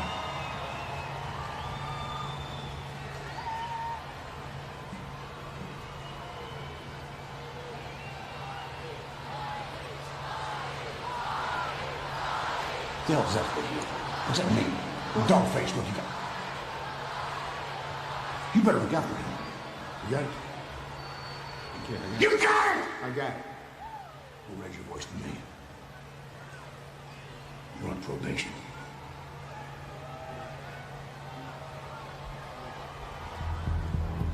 Rage in the cage. It's one of the most dangerous matches in all of sports entertainment, and all four men have a lot to lose, and Jeff Hardy's opponent on Sunday at the Bash is none other than the special guest referee, CM Punk. That match is next. Hardy with his face painted. Monday night on Raw, Hardy was extremely successful. As millions watched Hardy win for his six-man tag team. Hardy now has watched CM Punk lose a non-title match to John Morrison, and then saw the actions, emotional actions, of CM Punk afterwards. What a dynamic, though. The man you'll be facing this Sunday at the Bash is the special guest referee in a Rage in the Cage match. Punk has sole control over what happens in between that medal. And after what we saw Punk do to Morrison, who knows what Punk's willing to do to Hardy in that cage. And Jeff Hardy, living on the edge. A thrill ride with a pulse is Jeff Hardy.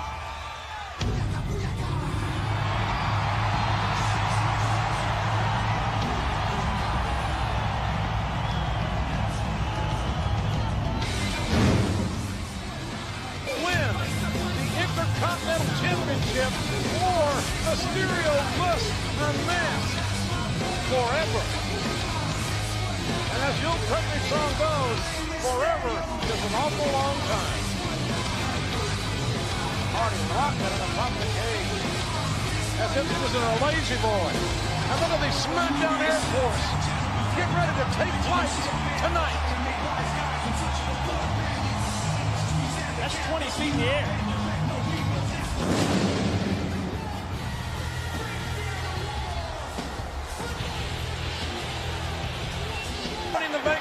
contract.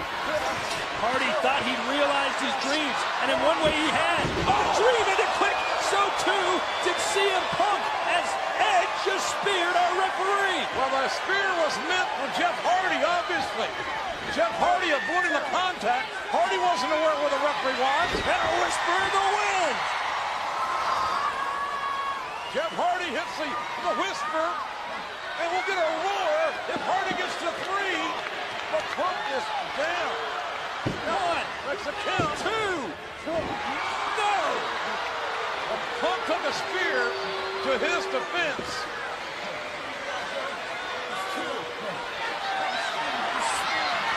Jeff Hardy, maybe not quite aware of what just went down. Maybe I'm wrong. What a face-first suplex. Hardy having words with CM Punk. Oh, and Mysterio and Hardy teaming out. Good grief. For teamwork and a big kick right to the face. Edge taking Rey Mysterio down and down hard. And a twist of fate. No. Blocked. Oh, and a spear. Hardy turned his attention away from Edge, and it was a fatal mistake. 1, 2, and 3. On Sunday.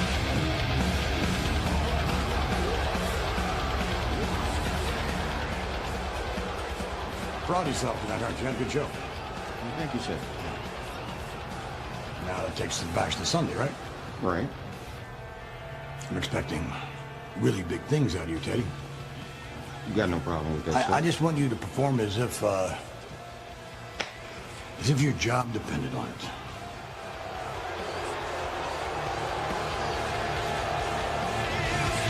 Well, a smile on the face of CM Punk tonight, but what will his reaction be when all is said and done at the bash? When CM... Turbulence, when we're not on a plane. It has been a great week here in WWE.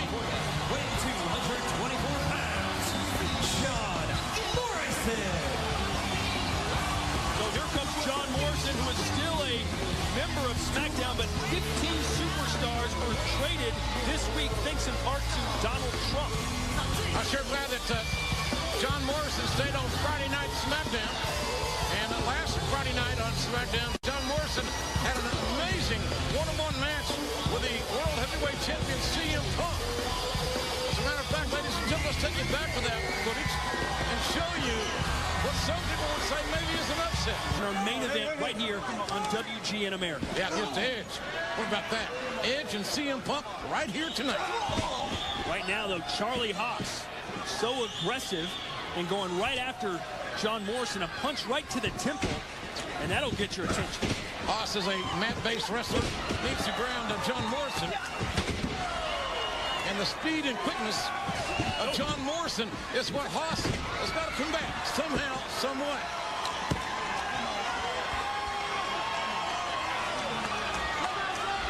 What's Morrison thinking here? I don't think Haas could figure it out either. John Morrison is an offensive innovator. Going from the outside back in through the ropes. Is quickening the pace here. And hey, that's a very strategic trades, and of course all the information on that big blockbuster trade. 15 individuals involved on WWE.com as we speak. And look at Morrison fight back. Haas is sometimes tag team partner Shelton Benjamin has been traded now to ECW. Morrison must have thought Haas's head was a soccer ball, that Pele kick.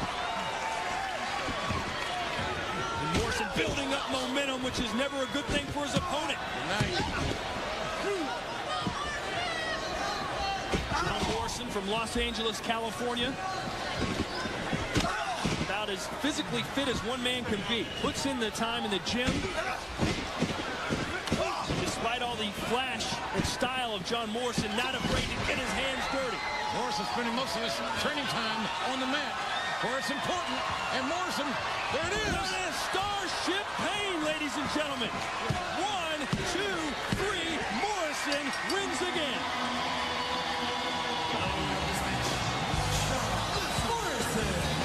Morrison is a young, exciting, creative individual that we're honored to have on Friday Night SmackDown. And here tonight.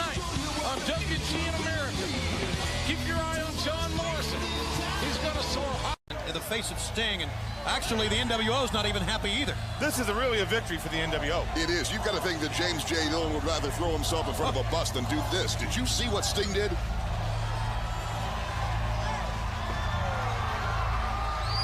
You got no guts. He's talking. You're a dead man. Of me. Big controversy here, fans. There's no question about it. As you take a look at this sold-out capacity crowd here in the Jacksonville Memorial Coliseum as we are ready to go to action. An eruption as Goldberg stalks to the ring here. One of the most impressive athletes we have seen in this sport for a long, long time will face Jerry Flynn in this opening match live on WCW Monday Nitro. And Flynn wasting no time. He takes Goldberg down. Hey, smart move. Take Goldberg down. We see how he ran people over. And Goldberg tried for the cross arm breaker, but Flynn, who has quite a bit of knowledge in the mixed martial arts, he was able to break the move. You know, Eric Bischoff stalked away and said, hey, Okerlund, you're trying to stir it up. And, well, I think Okerlund trying to ask some pointed questions here. It's very obvious to me that Savage not in that limousine. And the last thing I heard from Kevin Nash, and I want to make this abundantly clear to our fans, and even to NWO fans, Kevin Nash says, hey, Savage doesn't want any of me. Fans, I can tell you now, there are problems as much as they want to deny it. Well, Jerry Flynn is obviously a match for Bill Goldberg, especially, well, at least to that point when he just overpowered him. And Goldberg, just a bull of a man, picked Flynn up off the mat. That's raw power. He walked into one. He's got a couple. Flynn's good. Not much defense for that. Speared him, took him down. Ran him right over is what he did in Goldberg now. To the attack, looking out at the fans here, picks him up, and has the jackhammer. That's phase one. Completes it, the power slam. Goldberg dominates again. Although Jerry Flynn had come to fight and was ready to take the fight right to Goldberg, Bill Goldberg once again shows that he is as dominating of an athlete as you'll find in professional wrestling. Well, Goldberg took one shot in the mouth, but you need a lot more. Here comes Scott Hall. Here's the lovely Elizabeth, along with the Macho Man. Tenzan, the great Japanese star. Who else is in that limo? Total package, Lex Luger, your meat tonight. Understand that? Did you hear what I said? You were talking about the total package, but I've got something else that I think you should hear. Tell me what it is. Have you heard what Kevin Nash said about you a little bit earlier on? What did Kevin Nash say about me? Well, I can't tell you exactly what he said. Tell me what he said about me. Come on, man. Wait a minute. You're in enough trouble. You have been fine. Stiffen up. I think you've got some problems inside the NWO. Oh, is that right? There ain't no problem. If the problem's as far as I that can with... tell, there apparently is some very visible problems. What did he say? I'll slap you. I think you're probably going to... You're not going to slap me. I'll slap you, brother. You're going to have to find that. Don't you threaten me. I'll call an attorney. Disqualified. If we're going to try and restore law and order, Gene, we've got to do it uniformly across the board. And I didn't particularly like the idea of giving Randy Savage a victory as a result of Lex Luger's actions, but it was the right thing to do. Now, I've also asked the director to show the footage that you just saw because, Gene, I'm just someone that's trying to do my job. And last week, I saw Macho Man Randy Savage strike Eric Bischoff. Now, Eric Bischoff, by his own admission, is not a wrestler. No, as a matter of fact, regardless of what his situation is, he is still an executive. That's right. He may be suspended, but he still holds the title. And so by Randy Savage striking Eric Bischoff, I have no choice but to fine Randy Savage $5,000 for striking Eric Bischoff. Wait a minute. $5,000?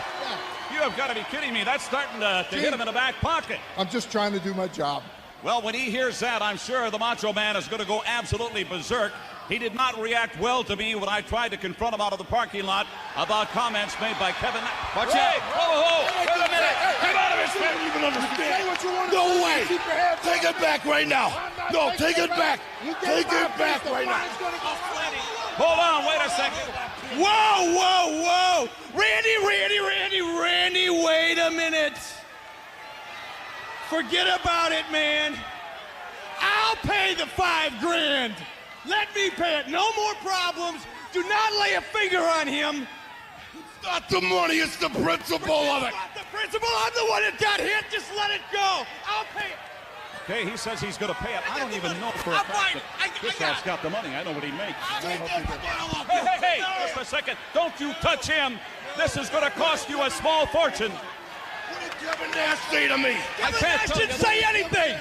He didn't say that. You're making mountains. Say anything. Tony, let's get back to you. Eric is going to pay this fine. This is incredible. He's trying to keep the chicks together. He really is trying as best he can, but the Macho Man is coming unraveled right before our eyes. What's her purpose out here? She's got tears in her eyes. Look at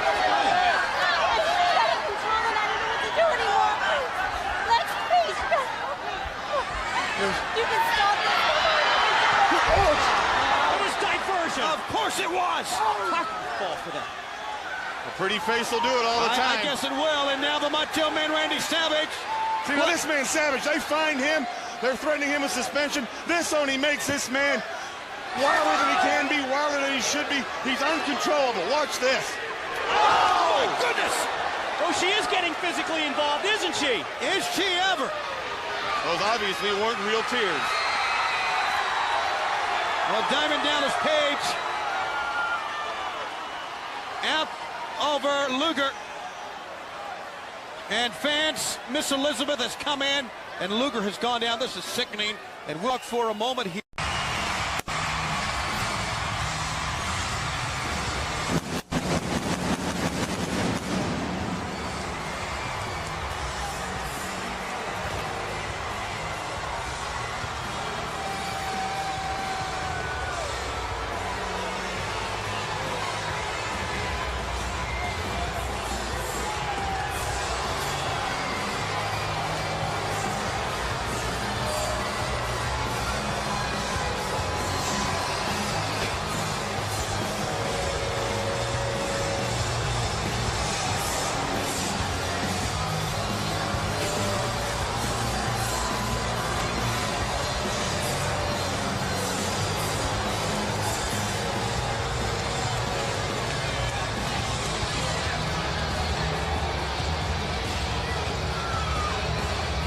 Watch Evan Bourne here.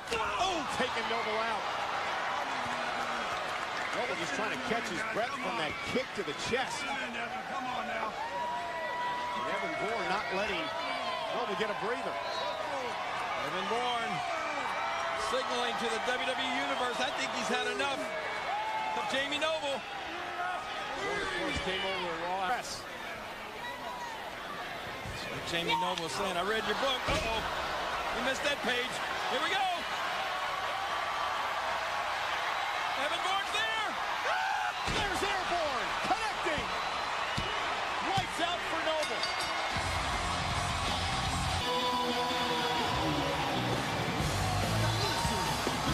And his opponent from Los Angeles, California, weighing 224 pounds, John Morrison. The A-lister, the guru of greatness, and looks pretty good not only in slow motion, JR, but in fast motion as well. And tonight against Kane, John Morrison's got to pick up the pace, isn't he? Well, John Morrison's got to wrestle his game. That's a fast pace. Certainly has been a unique time in Kane's career the last few weeks as this man Kane has been literally cowering to the great Khali. John Morrison again trying to fly through the air, but Kane catches Morrison midair and slams this great young talent right into the ring apron. And he got a size and strength advantage as Kane does. Those are the things that one is able to do. Neutralize the aerial attack, use the power. Recently, Kane has had his run-ins with the great Khali, and believe it or not, JR, we've seen it.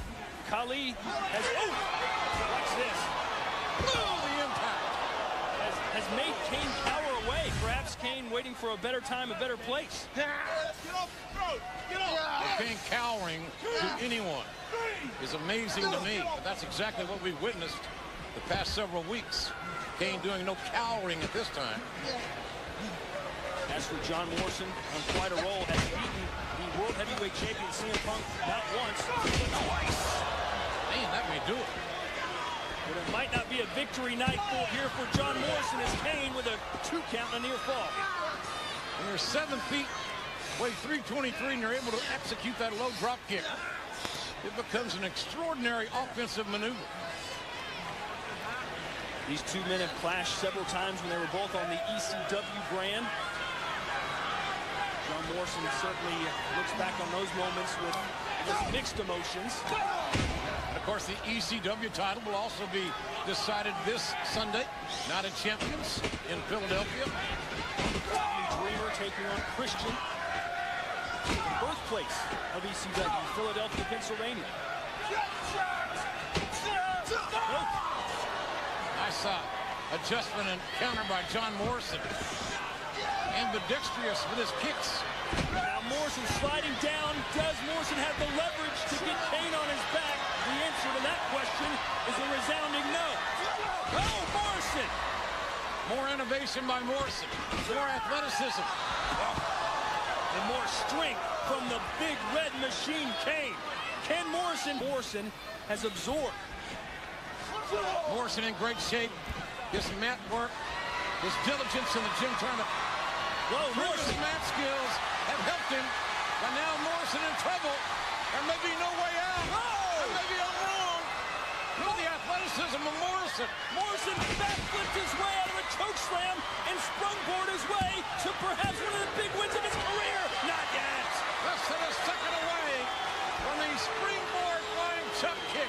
Another effective strike with a foot by John Morrison. And that was really close. How many superstars can pull off what John Morrison just did? Kane doesn't care. Sidewalk slam into the cover and a 2 again. What a contest here in our main event.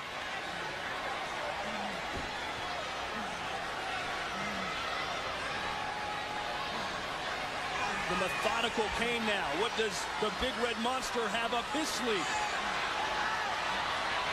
Kane taking a page out of Morrison's. And Morrison with a Pele kick. An overhead kick caught Kane squarely in the head. Maybe the temple. Kane's equilibrium has been affected. And Morrison perhaps averting disaster as Kane goes sprawling out here to the barricade. Morrison with the advantage. And Kane. Kane with a steel chair. Referee calls the bell. That's a disqualification. No doubt.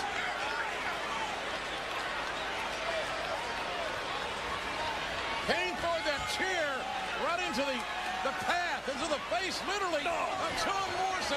And then a kick from behind that. A kick to the head by Kane. Well, this match may be over, but Kane apparently is not done. And the bullying continues by the big red machine, Kane. Now, why does a 7-footer, 300-pounder need a steel chair to add to his offense? Because he's a bully. I'll answer my own question. Attitude adjustment. RKO. Oh, my God.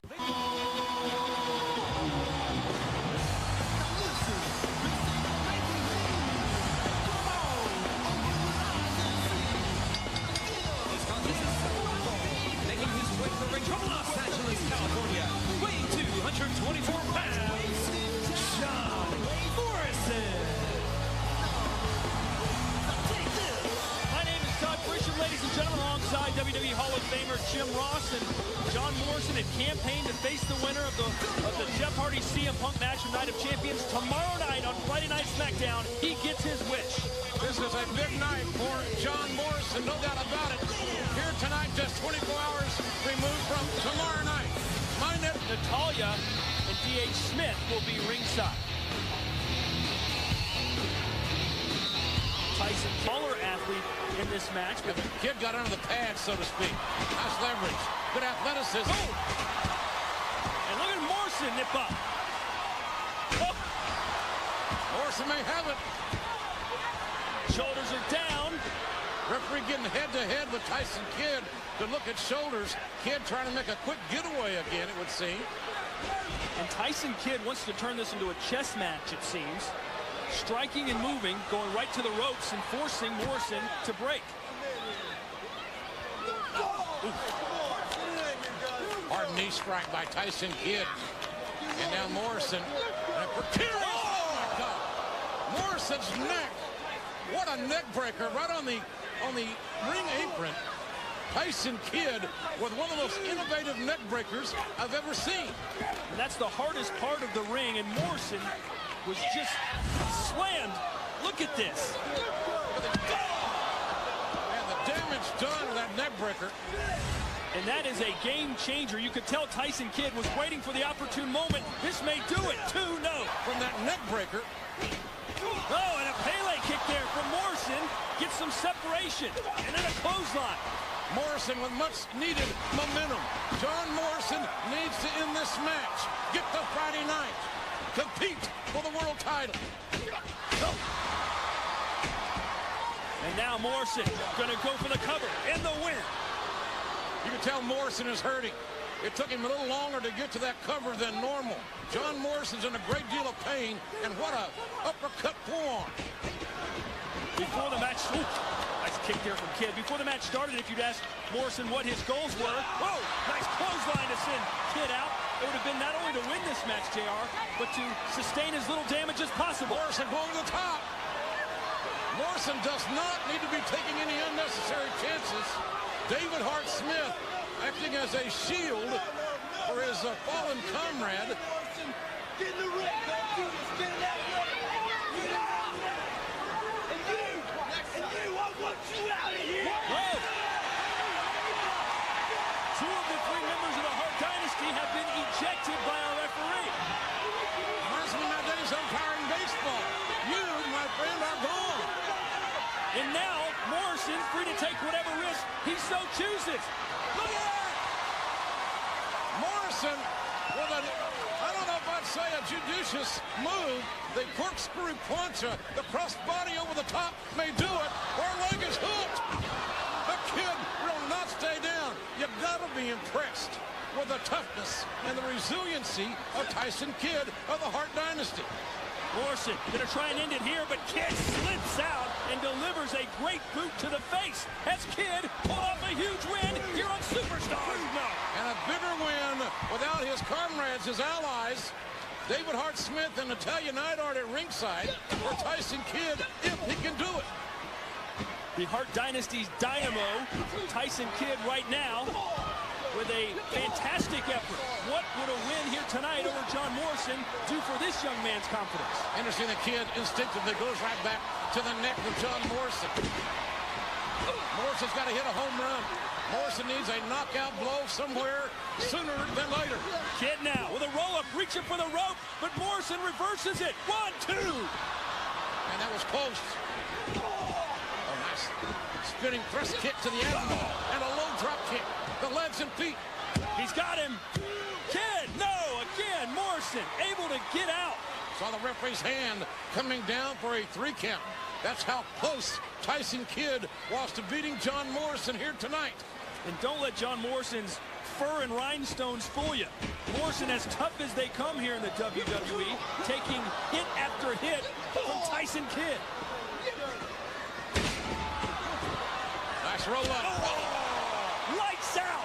Man, what a shot. And will we see it? Hold your breath. Starship Pain. Split-legged corkscrew moonsault. And John Morrison does win. Does build momentum. Morrison. Can you imagine, ladies and gentlemen, tomorrow night, My Network TV, Friday Night SmackDown. It will be John Morrison. Crucial mistake. The Viper is coiled and ready to strike. Here comes RKO. And it connects. Oh, the Viper has struck Randy Orton. Wins on Superstars.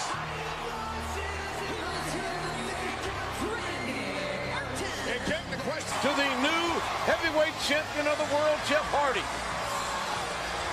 Certainly a perplexing moment for Hardy. The two men showing respect. Anytime he wants it, against who's ever the champion at that current time. And the reason I bring that up is my opponent tonight is one of the most talented guys I've ever been in the ring with. He shines like no other, and that man is John Morrison.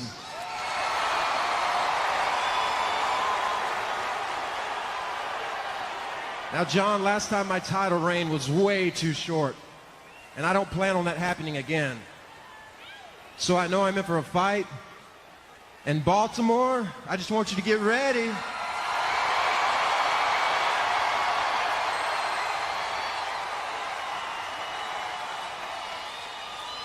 Because, by the way, this man's beaten CM Punk twice, and you might be in for one of the most breathtaking, amazing, death-defying main events in SmackDown history. Thank you! Star in. There's the spear. Boy, would Raven love to be worked over by this guy. Yeah, against the man who loves pain, you're right. Manhandles Mark Starr to a standing position. I think Starr may be out of his feet. This is after the fact, but it's awesome. Jackhammer time. Here comes. Up ahead. Good night. Goldberg showing that he can take some punishment as well, because Mark Starr came to fight, trying to take him down twice. Goldberg better watch about shoving the referee as well. You're not going to find any man in any walk of life, in any sport, more intense than Goldberg. What an overpowering individual performance by Goldberg. The British Bulldog Davey Boy Smith is here. We're going to have him hit the ropes. Oh, and that time stumbled by Bagwell, enabling the big sledgehammer to put him down to the mat while he's going to powerbomb him. No, he's not. Rick Steiner had enough. He hit him right in the mouth, in the face. He may have broken his nose that time. He leveled the big man, did Rick Steiner. Good. He got him good. Scotty needs to move around here and make a tag. He needs to kind of go the other way here. Look at DiBiase. He's trying to direct him. He's not hearing nothing. And again, the NWO team has the fresh man in the ring in Bagwell. Scotty not yet making a tag, and in the clutches of this team, really, I don't know if he's really had a chance. Now he's got a chance, right now. He's right there. Put your hand out. Reach up and make a tag. He's right in front of you. Look at DiBiase's even telling him, tag him. Make a tag. He won't tag his brother. He turned his back on his own brother. This is not good teamwork. Frankensteiner, 1, 2, 3. He got it.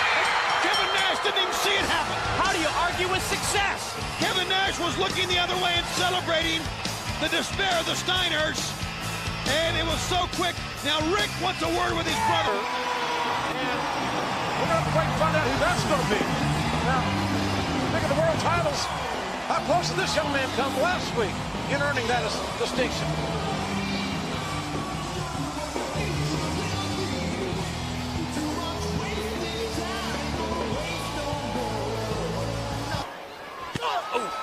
Both men exchanging fists. Oh, strikes. And Morrison beat Kid to the kick. Little mano-a-mano here. And Morrison, the bigger of the two now, imposing his strength and his will.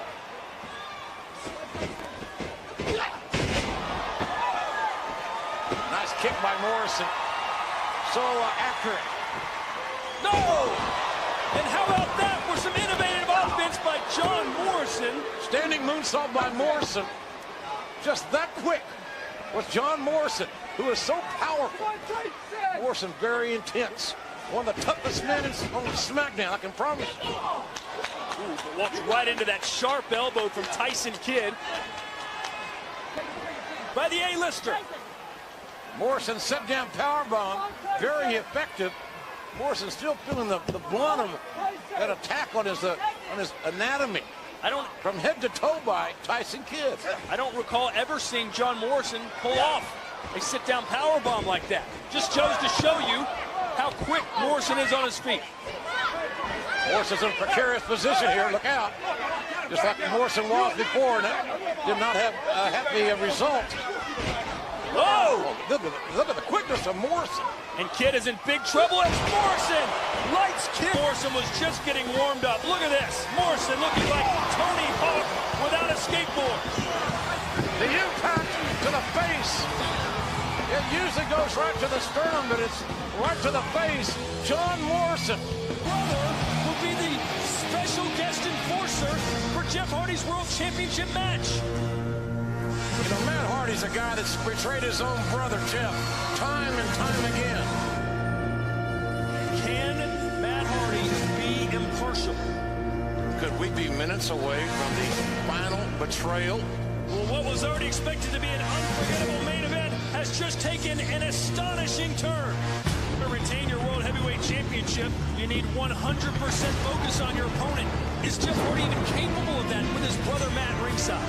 Jeff Hardy, a huge risk taken by the champion.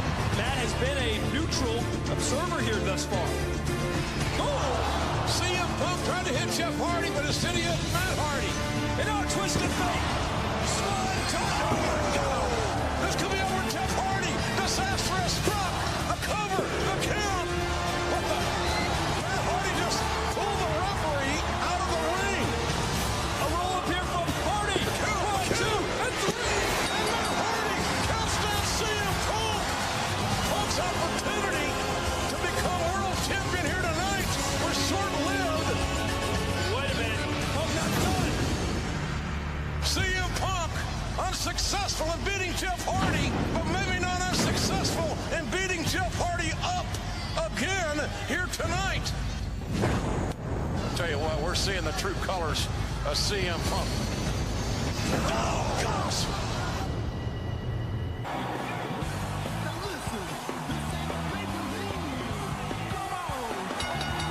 The following contest is scheduled for one fall. Introducing first from Los Angeles, California, weighing in at 223 pounds, John Morrison. Tomorrow night, yet another main event for John Morrison on SmackDown. Well, certainly John Morrison has got 2 nights back-to-back with great challenges.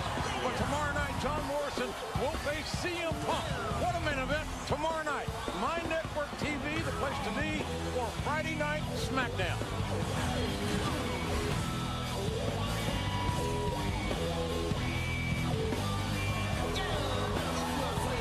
Big night here, Todd. How do you feel about broadcasting from Canada tonight? It's not as cold as I thought it would be. And from Calgary, Alberta, Canada, weighing in at 260 pounds, from the Hart Dynasty, David Hart Smith. And certainly one of the reasons, the prime reason, obviously, that the Hart Foundation being cheered madly here tonight is that we are in. And what great matches that John Morrison had with Tyson Kidd. Oh, look at the double leg takedown. Morrison willing to go power for power right now with Smith. I would suggest that David Hart hunted. Now other superstars are looking to knock off the guru of greatness. These are 2 of the toughest young men in WWE, and Morrison's going to have the advantage on the quickness and the speed, I think. At least that's what we're seeing here. Certainly a partisan crowd here tonight, cheering John Morrison, as they would like to see their countryman, David Hart Smith, win here tonight on WGN America. D.H. Smith certainly has all the intangibles, and one thing that Smith doesn't lack is confidence. The shirt he wore down to the ring said, "Better than the best" on the back. That's pretty good if you're better than the best. But you're right at the top of the list, and you got a big, strong young man here that knows so much about leverage, so much about submissions. Everything comes so naturally to David Hart Smith, and one has to simply wonder by looking at this young man. A cover here from Smith. Just how good David Hart Smith will eventually be. Well, Smith in many ways is like a Tiger Woods in golf. From day one, Tiger Woods' father bred him to be a golfer. That's what D.H. Smith's family did. They bred D.H. Smith to be as good as he is today. Standing drop kick quickly done. Morrison is, as the old saying goes, not quick, he's sudden. And now Morrison. Natalya getting in between Morrison and Smith. What will the Guru of Greatness contemplate next? Things. Gonna make this young man a champion.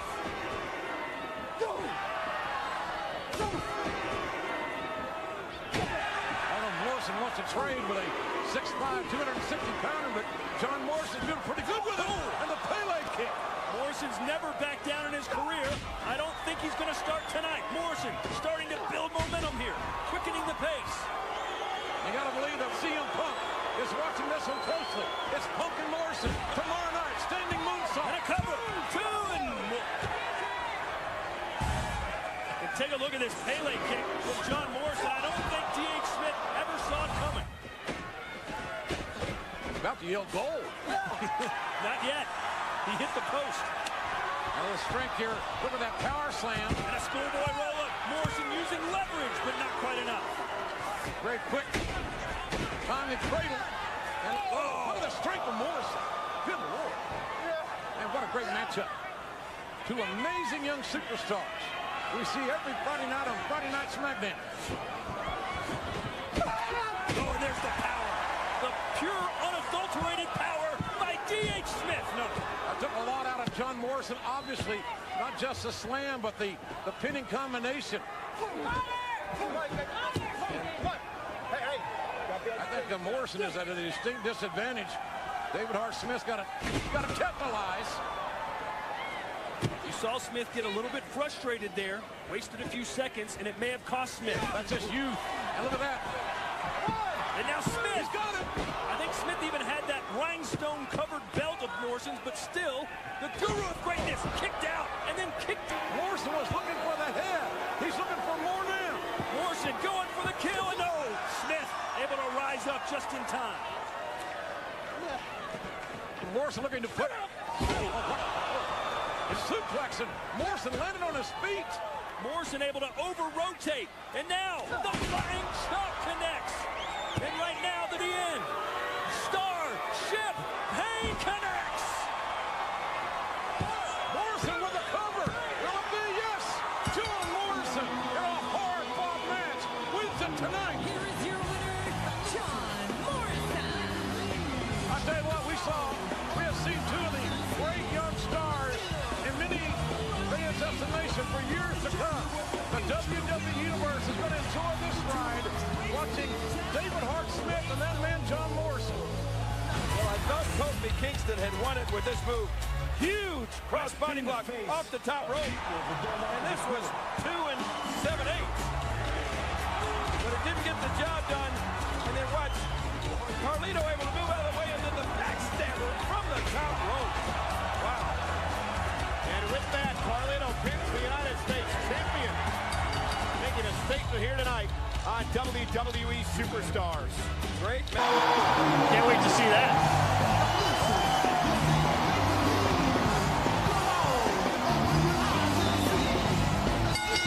The following contest is scheduled for one fall, making his way to the ring from Los Angeles, California.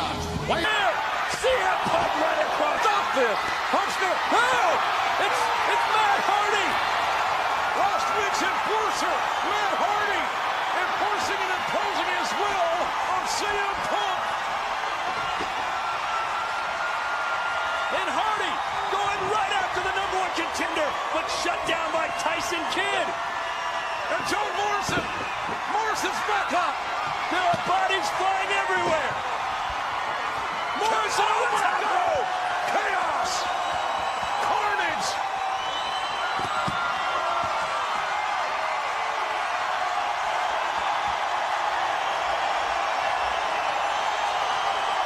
Jeff Hardy is reeling, trying to get back into the... I can tell you, Matt Hardy's the last guy that I would have thought would have been here to intervene in this whole situation. What is Matt Hardy's agenda here tonight?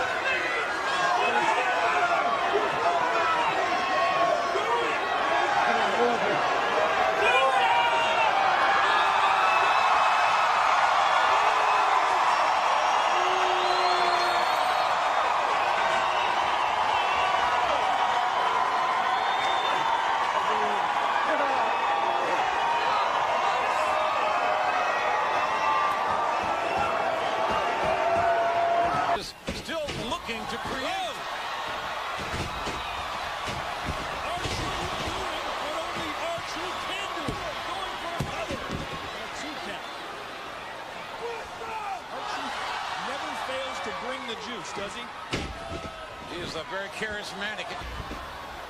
And just exactly how R-Truth approaches his game. Well, R-Truth certainly seems to feed off the energy that the crowd provides each and every week. And right now, Truth starting to elevate and rotate. 1, 2, 3, it's over. Sir Charles, I don't want you to go away because Nate, Ric Flair, this is not the first time the two of you have run the streets of Phoenix. What we've done is Nitro has pulled up in Phoenix. Sir Charles and the Nature Boy are going to tear the town down. And right now, on Monday, Nitro, the greatest basketball player alive, is standing. How about that, Phoenix? Standing next to the Nature Boy. I'm going to ask you, Sir Charles Barkley, what do you think of the reception for World Championship Wrestling here in the Valley of the Sun? Well, we have the best basketball fans in the world in Phoenix. And we got the best wrestling fans, and y'all better appreciate the Nature Boy. All right, very quickly before I get you out of here, Ric Flair, triangle match at Starrcade, Sting, Luger, and yourself. All I can tell you from now on, Hogan, Sting, Luger, Savage, you better not jump on an Nature Boy anymore, because Charles Barkley may just walk away from the NBA and become a horseman full time. All right, I thank you, Charles Barkley, the Phoenix Sun of Nature Boy, Ric Flair, Eric Bischoff, let's get back to you. 50 now. Oh, what's up now? Dolph Ziggler's confidence has got to be up. 3 consecutive victories over the great Khali. I can assure you that if Dolph Ziggler and Maria had any kind of a entertaining evening, I have nothing like that this week. Look at a lot of fun at the Bash, and Ziggler's not having much fun right now. That eclectic offense of R-Truth. The breakneck speed of R-Truth going for an early cover. And R-Truth, he spun Ziggler like a top. And now wisely, perhaps, Ziggler holding onto that bottom rope. Ziggler capitalizing. Oh! Man, R-Truth's head bounced right off the canvas. Could this be it? Wow. Just like that. But not the university. You're a fraud. You try to pass yourself off as an athlete, as an MVP. You're a con. You spent almost 10 years behind bars. I've never gotten a parking ticket, let alone spent time in prison. MVP. The only thing you've ever been MVP of was a prison basketball league. So if anyone is MVP on Raw, it's me. You think so, huh? You feel like you know me?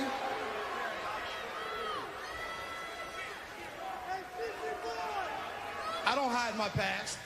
I talk about it openly. As a matter of fact, I'll talk about it here tonight. When I was a juvenile, I ran the streets. I got caught up in the game, and I made some bad decisions. And those bad decisions cost me dearly. But now that I'm a WWE superstar, I use my celebrity status to influence kids that grew up in the hood not to make the same bad decisions I made. Not to go down the path that I went down. See, when you make mistakes, you gotta own up to them, and I did. See, I took mine on the chin. I accepted my sentence. I paid my debt to society, and I served my time like a man. You're not a man. Stop making excuses. Jack, it's obvious at that Division I school you went to, they didn't teach you the difference between an excuse and an explanation. But here's another difference.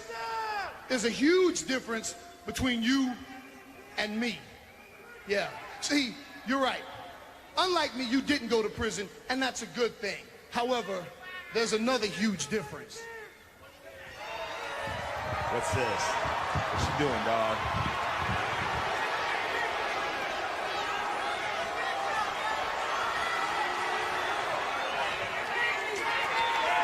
Unlike you, I have never been afraid of a fight.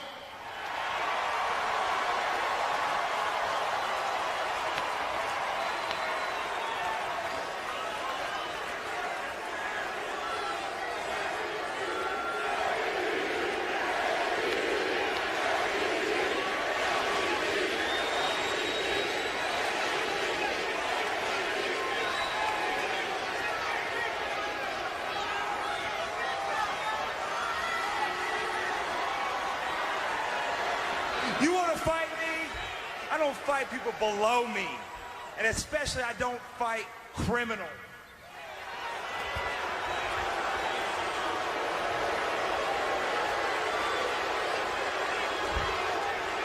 You know what's obvious to all of us?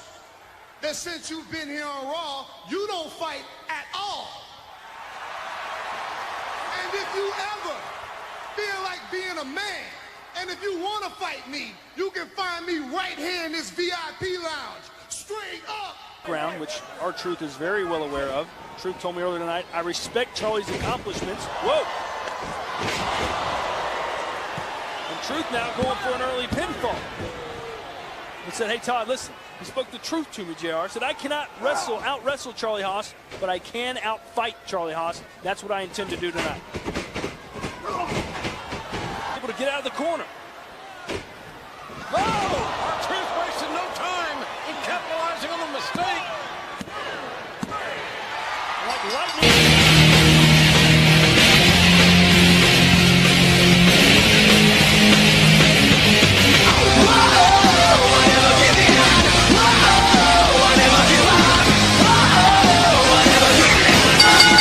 The following is the first Beat the Clock match.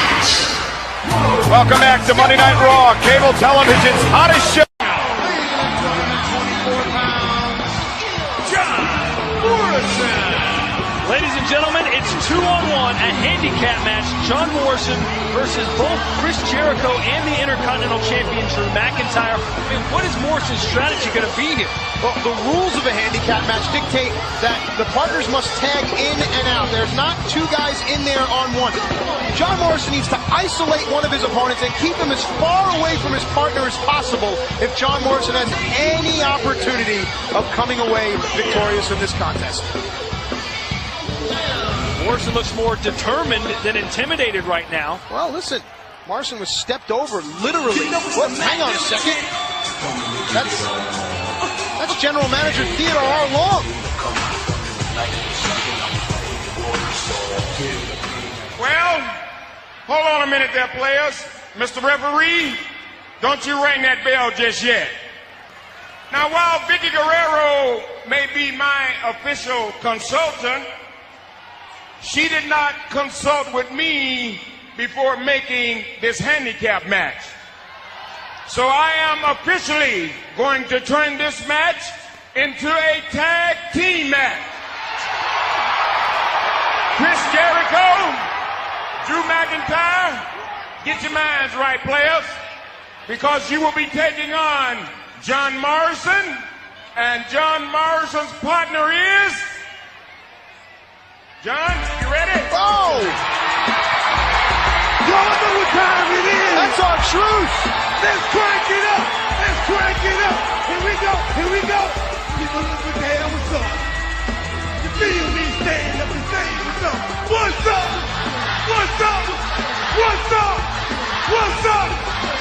You can get with this or you can get with that. You better get with this stuff. Where's that? What's up? Well, ladies and gentlemen, you heard Theodore Long. He said, get your minds right, players. R-Truth teams with John Morrison to face off against the Intercontinental Champion Drew McIntyre and Chris Jericho next. Wow. Hey, we got two great main events coming tonight, featuring the New World's Champion, CM Punk, and the Intercontinental Champion, new one, Chris Jericho. Not to mention number one contenders match, Edge and Jeff Hardy. Morrison with that innovative leg drop, a 2-0. Mistake made. And that's what cuts. And his boys, Tony Haas paying for it. Haas made the one mistake. He allowed the tag. We mentioned that Morrison loves to fly, and that's exactly what the Guru of Greatness is doing right now. Morrison does not like to be stationary. Oh, springboard and that kick right to the temple.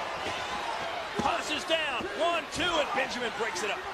Benjamin drills Morrison, following that chuck kick, as Morrison likes to call it. Now look at this. Whoa! Truth! R-Truth eliminating Shelton Benjamin as Haas eliminates Truth. And that is the truth. And now Morrison and Haas, the two legal men. Pele kick to the head. Can kick you from any position. Oh, the moonlight drive from John Morrison. Will we now see Starship Pain? Yes, we will. Morrison, fantastic athleticism, and he stacked up. Oh, wow.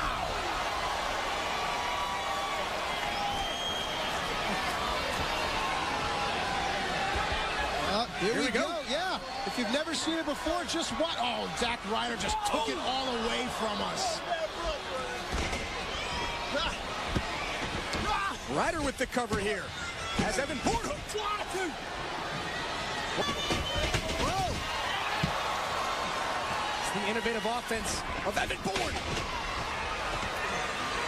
Look at how Evan slumped over, though. Those ribs are really hurting.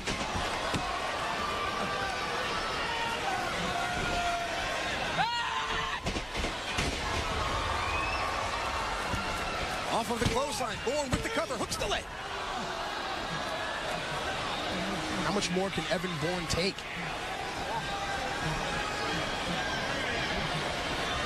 Ryder really pushing Evan Bourne to the limit.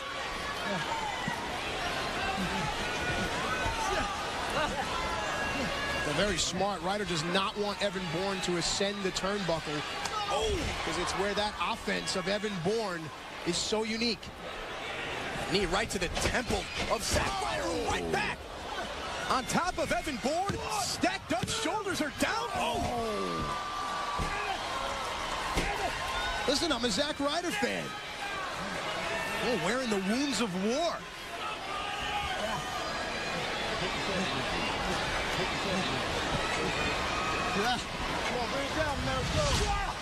Another look right here at talk about innovative offense. You're seeing it from Zack Ryder. That still wasn't enough, though, to put away Evan Bourne.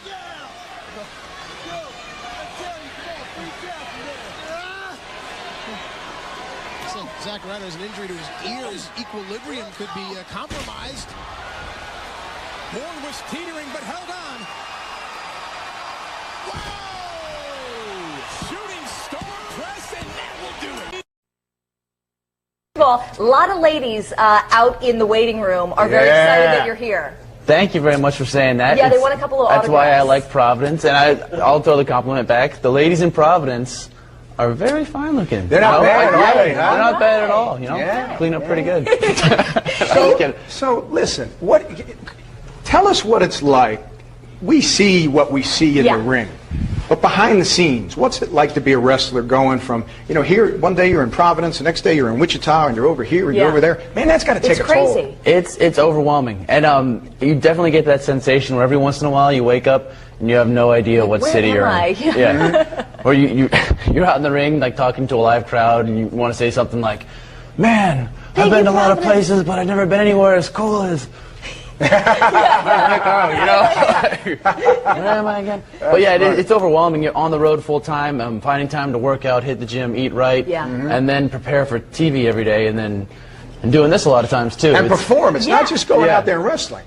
Right. You've got to have that persona. Right. Yeah, you gotta be on. You gotta be like pretty much 100% on. That's like physically and mentally. You gotta be. You're right. It's a performance. Yeah. You gotta be sharp. Have you had to deal with a lot of injuries?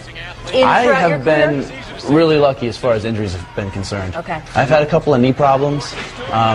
Torn my MCL on my left. Because this is real. I mean, this is really grueling on the body.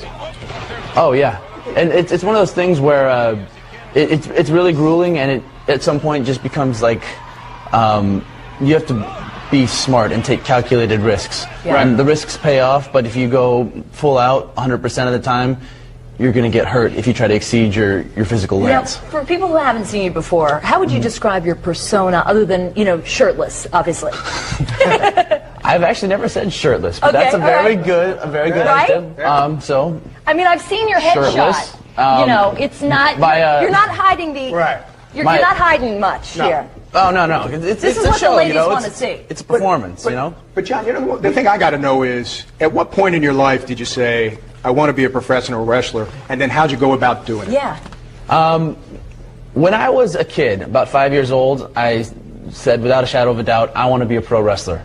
And then when I got to high school, I forgot all about it. To be honest, you get into girls and sports, and you know, pro wrestling doesn't seem like Life it's... takes over. Yeah, you're thinking about college and like maybe getting a job.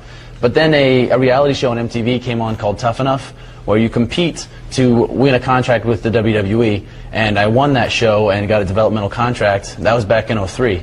And I moved to Louisville, which is kind of like where they have minor league wrestling. Yeah. Did that for 3 years, and then since then I've been up on the row on either Raw, SmackDown, or ECW, one of the shows. And the rest is history. Yep, and here I sit today. Thank you very much. Thanks so much for being Hey, we here. really appreciate it, my friend. Tickets are still available for the show tonight at the Dunk. Awesome. The Undertaker, Rey Mysterio, Chris Jericho, the Shaman of Sexy, John Morrison. We will all be there. Oh, And I man. gotta get me some of those shades. Hey, watch out.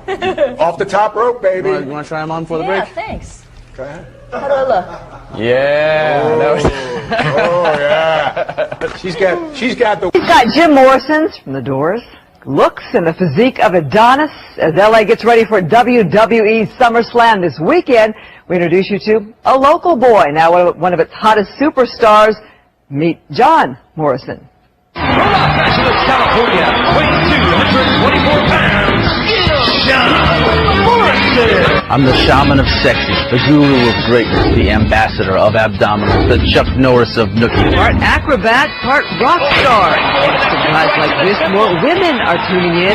This SoCal stud's a poet, film school grad, and a WWE superstar, living the life he always dreamed of. From the time I was 6 years old to the time I started high school, I wanted to be a professional wrestler. And the tag is made. He won a reality show, garnering him a WWE contract. And like a minor leaguer, he worked his way up. It's not like, yay, here's your $1 million check. It's, here's your contract, now move to Louisville. I ended up paying my dues in Louisville. Along the way, he created his sexy persona, a tribute to rocker Jim Morrison. If Jim Morrison had a healthy brother who liked to wrestle and lift weights, that would be me. Smoldering superstars have another thing in common. You write poetry. I started writing poetry almost as like a joke, but then it kind of evolved into this thing that really meant something to me. Can you quote some of your poetry? Acetylene torches burn in the shade, with nuclear explosions drinking lemonade. While flashbulbs retire, angels conspire to get close to the brightest star God ever made. Lovely poetry. Whether he's wooing with words or kicking butt in the ring, John Morrison got it made in the shade. Anytime a kid asks me how they can become a professional wrestler, my best advice to them is be great at whatever it is you're doing right now. And for me, that's pretty much how I got to be where I am. Ever heard.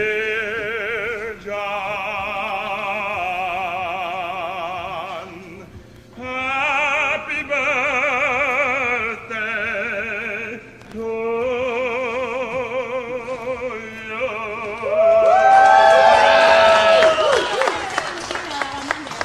I feel like I need to applaud this guy for that voice. Holy crap, what a voice. Thank you guys very much. Make a wish. Wow, cake. You got a wish? I spit my gum out properly right here. Morrison.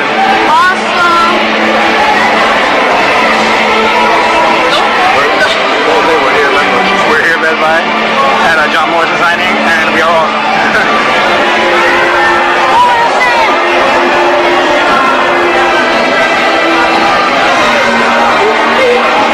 Look at his belt, look at his belt, down. You gotta focus on the man, man. I don't know, it's his belt. Alright, we're almost next, so we're gonna take a picture with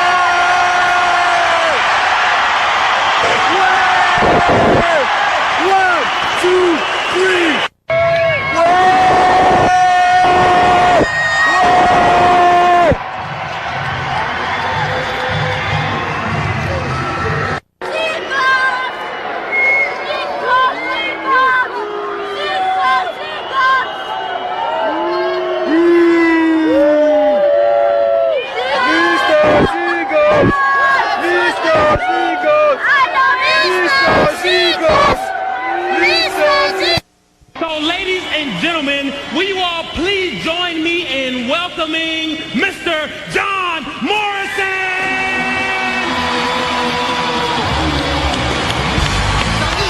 And there he is, the Intercontinental Champion, returning to where it all began. Special thanks to Friday Night SmackDown for allowing this superstar to appear here on ECW. Welcome to the show. Hey, have a seat, have a seat. Welcome to the show, Johnny. And I just want to say that is a nice shirt you are wearing, man. I got to get me one of those. Where'd you get that from? This right here I got on WWEshop.com, and you can too. All right, that's a cheap plug. We got to pay the bill somehow, you know what I'm saying?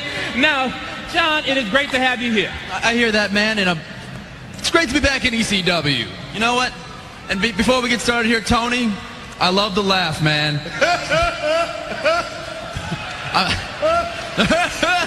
I'm thinking about saving that as my cell phone ringtone. But before we go any further, Abe, I'm going to drop some knowledge on you about your little show here. What's that? I like what you do here. You do? I mean, yeah. Of course you do. Everybody loves what I do here. Everyone loves the Abraham Washington show. Yeah, that's right. But John, you would also know something about that, considering you also had one of ECW's original TV talk shows, The Dirt Sheet.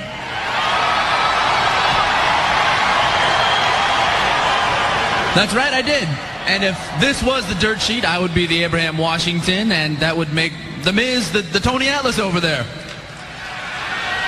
Awesome!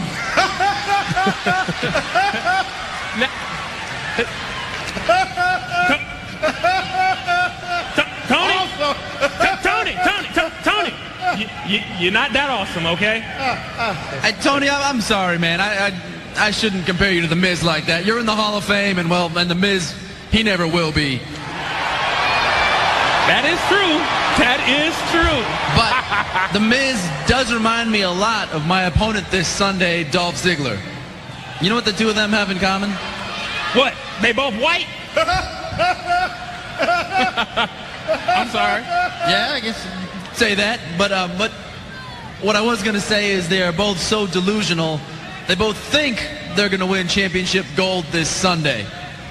And truth be told, Dolph Ziggler is a talented superstar. And if he ever becomes half as good as he thinks he is, he'll be a champion one day. But that day won't be this Sunday, because the Intercontinental Championship is going to stay around the waist of the Friday Night Delight, John Morrison.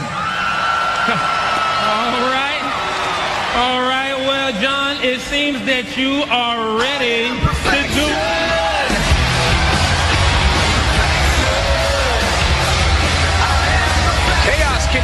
here on ECW.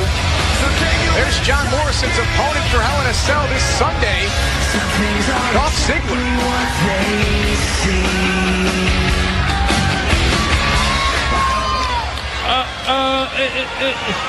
Excuse me, Tony. Are you booking guests now on my show? Oh, no.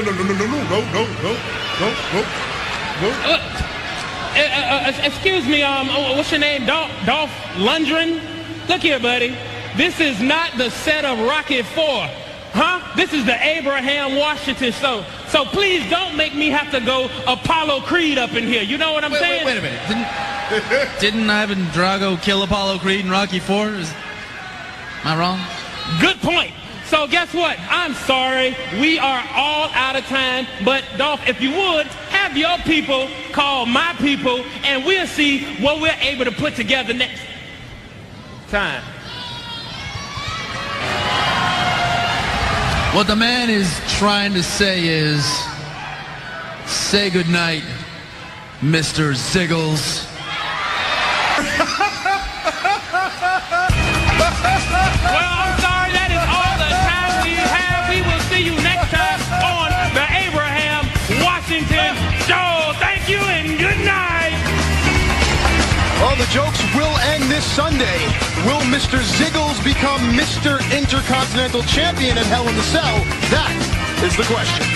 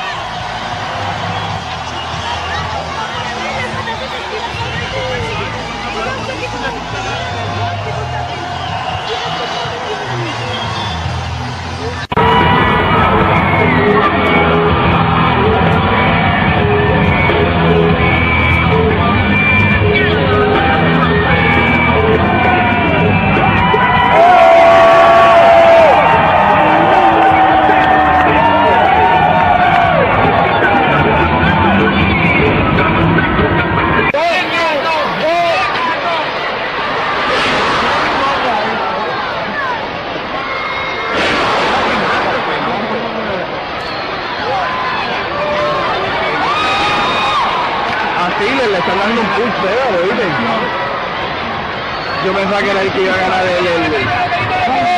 campeonato, que iba a ganar a él, pero por lo menos a Misterio por lo menos no lo sacaron bien fuego, dejaron 20 minutos de lucha. Sí, porque no, pues ahí hubo un montón de cosas, hubo hasta para no quitarle el sitio.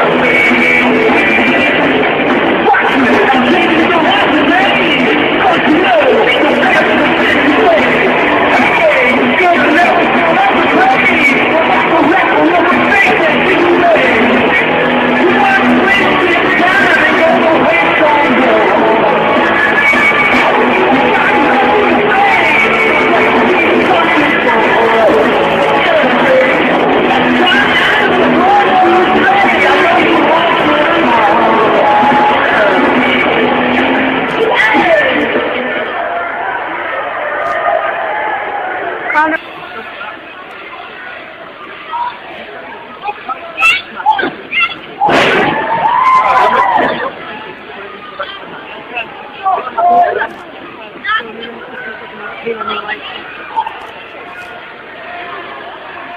people I know and understand who like Morrison.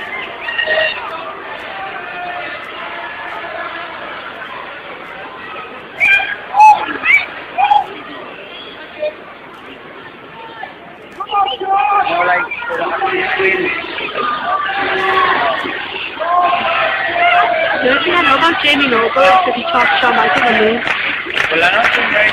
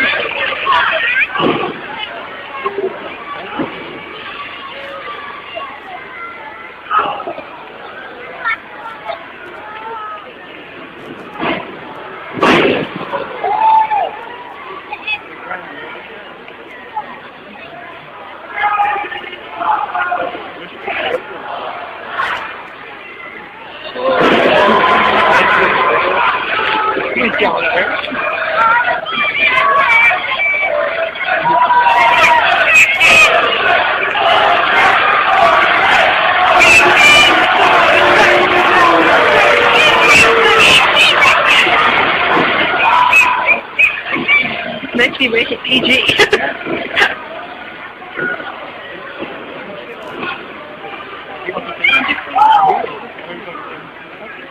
Onde parem nós aqui,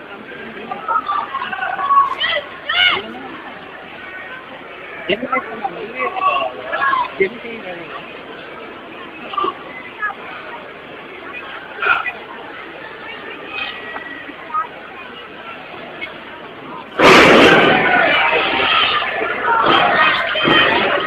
É o que é?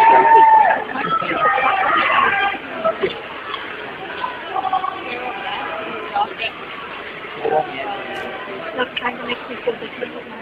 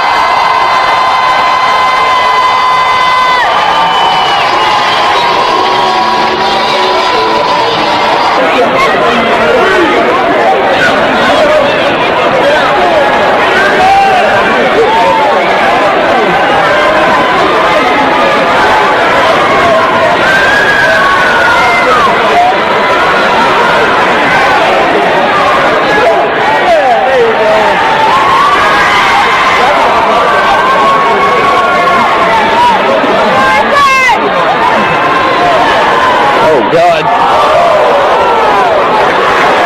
That's dangerous.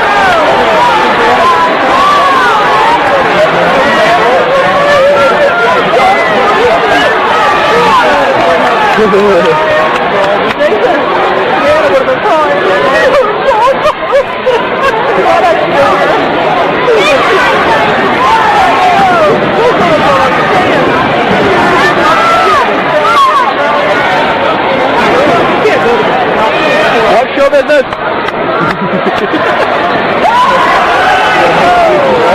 Yeah.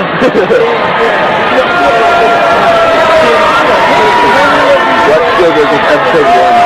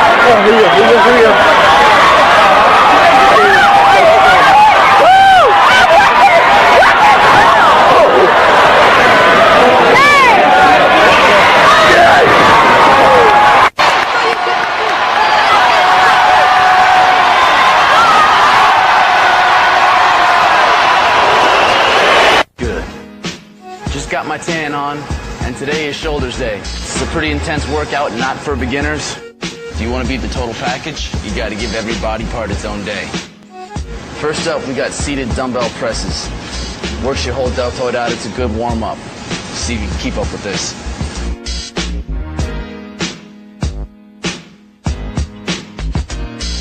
And focus on range of motion.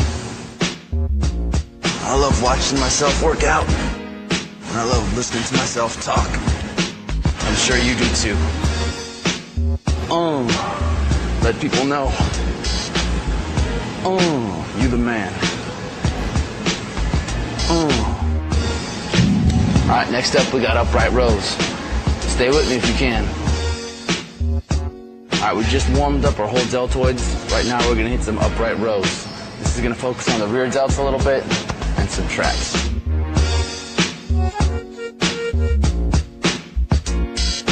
Gotta keep good form. See everybody cheating, but what they're really doing is cheating themselves because you don't look this good throwing your back into every exercise. No. To look perfect, you gotta lift perfect. Damn, I look good. Alright, now coming back to the dumbbell rack. We're gonna do some shoulder raises. Good for your lateral deltoids.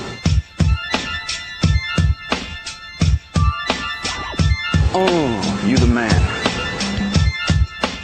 Remember to turn the dumbbells out when you get them up top. Pour out the tea kettle. Don't cheat. Get your full range of motion. Alright, the last thing we got for shoulders, seated front deltoid raises. This is where we burn it out. We're gonna hit seven partials. If you can keep up with me for this whole workout, you might have a chance at looking as good as me. Just kidding. Alright, first set of partials. Down to your eyes, not above your head. Down to your eyes, not above your head. Keep the weight controlled, focus on your shoulders, don't rest. Last set of partials, lowers. Keep it moving. From your eyes to your legs. Don't bounce it off your legs. From your legs to your eyes. After this, we're all done.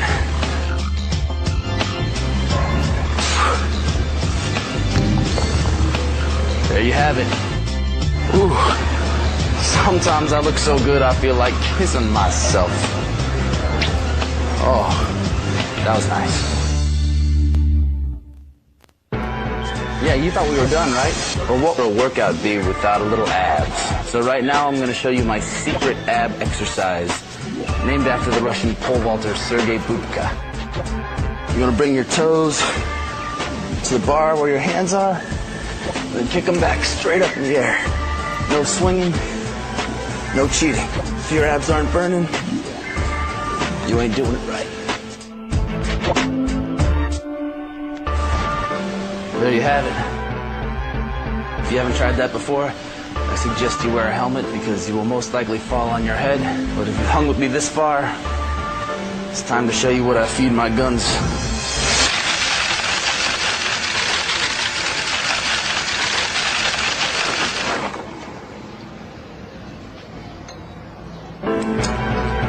Tasty shake for a tasty superstar.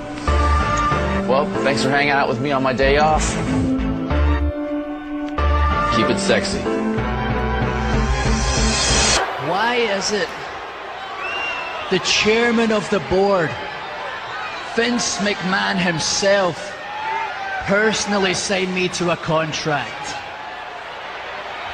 Personally proclaimed me your future world champion. And yet,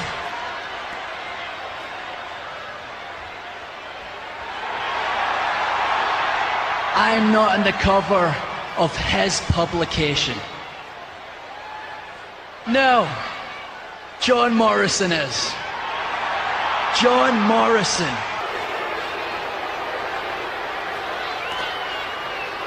You've got to be joking me, right? You people actually believe in John Morrison. Why?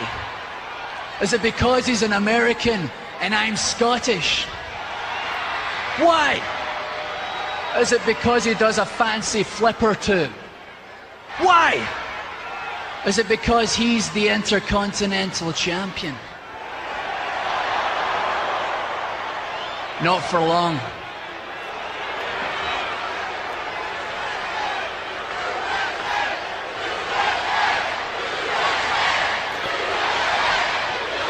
John Morrison won't be tomorrow's champion. He won't be a champion at all.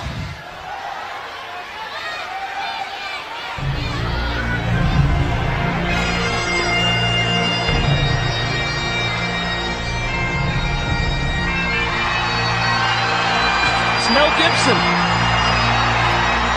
That's the Intercontinental Champion John Morrison, dressed as William Wallace, the Scottish knight that defeated the English army in Scotland's War of Independence, affectionately known as Braveheart.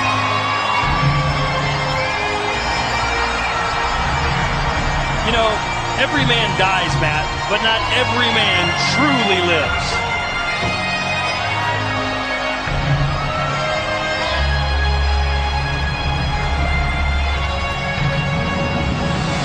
This is the reason the WWE Universe loves John Morrison. It's this creativity and this passion for the Intercontinental Championship.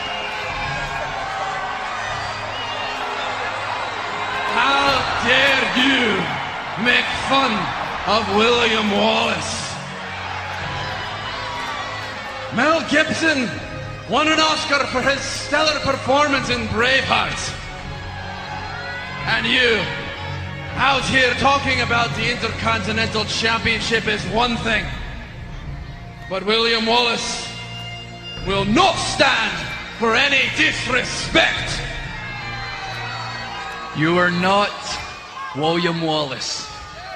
You are John Morrison, and you look ridiculous. This better be your idea of a joke. You are the joke. I am obviously William Wallace. And it's not because you're from Scotland that these people don't believe in you. You embarrass yourself because no one can understand anything that you say.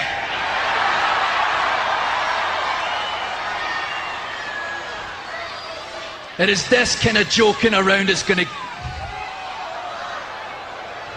It's this kind of joking around that's gonna get you hurt, John. I strongly recommend you start showing me some respect and take me seriously. Well, blow me bagpipes! I wasn't aware this was supposed to be a serious episode of SmackDown. What with you out here self-proclaiming yourself the chosen one? That's what you call yourself, isn't it? The chosen one? Well, let me ask you this. Is that because your head is stuck so far up Mr. McMahon's arse that your nose is covered in crap?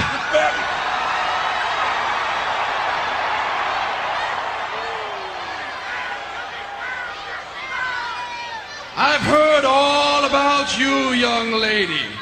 That's laddie. I have had enough of this. This is completely ridiculous. Drop that sword right now.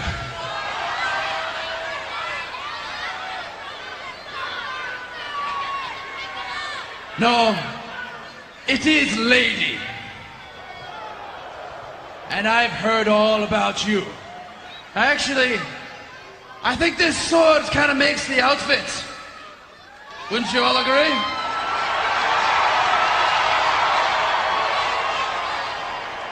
I've heard all about you. Getting coffee for Ricky the Dragon Steamboat. Flexall for Rowdy Roddy Piper. Laying in your Speedos by the pool with Arn Anderson and John Laurinaitis. Staying up late on your computer. Twittering with Erwin R. Shyster. And this Sunday at the pay-per-view, you may take our lives, but you'll never take my Intercontinental title! That is it! That is it! I have had enough. I demand you stop this right now. I demand you stop making fun of me and my culture.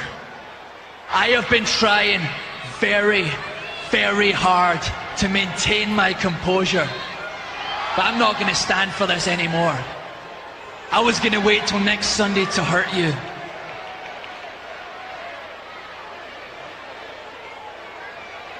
What kind of man are you, John? What kind of man are you? I dare you to lose that sword right now and fight me like a real man. Well, since you ask nicely,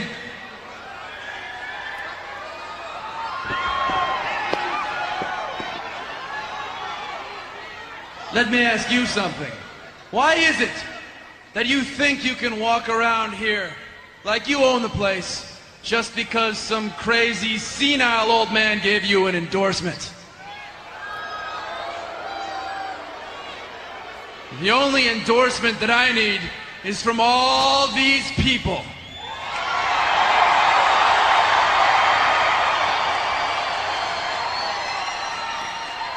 And I think they just authorized me to give you the beating you've deserved since you got here.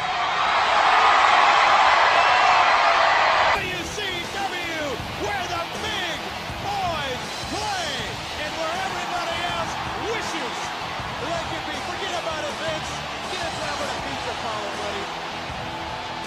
Ooh, and look at those hardheads up in the ring, and look at these coming out, baby. You fans are in for a treat tonight because. I'll tell you one thing, in Philadelphia at the Night of Champions, you got Punk, who's certainly not a risk taker. Certainly his in-ring style is more mat and striking based, whereas Jeff Hardy at the Night of Champions will take every single chance known to man to become world champion. But what about their personal philosophies? Jeff Hardy and CM Punk, opposite ends of the spectrum. You heard CM Punk says straight edge. I think we know the difference, Todd. I think we heard it. We heard CM Punk outline it. We heard Jeff Hardy admit his own human shortcomings. It's a tarantula-like situation here. And the referee will utilize a count, and Punk knew he had to break on 4. He would have been disqualified on 5, no doubt about it. And now Punk from the top rope, a flying crossbody. But how about Morrison with a reversal, shoulders down, and a 2 count? They say styles make fights, as Morrison again has the leg hooks. Does Morrison's style give Punk more problems than the average style he sees each week? I think so. I think the fact that John Morrison beat CM Punk with a beautiful counter about 3 or 4 weeks ago certainly proves that point. Morrison's going to give anybody problems because Morrison can do many things well in the air and on the mat. Punk trying to set up the go-to-sleep. Punk hit the go-to-sleep the last time these two men met, but it was after the match was already over.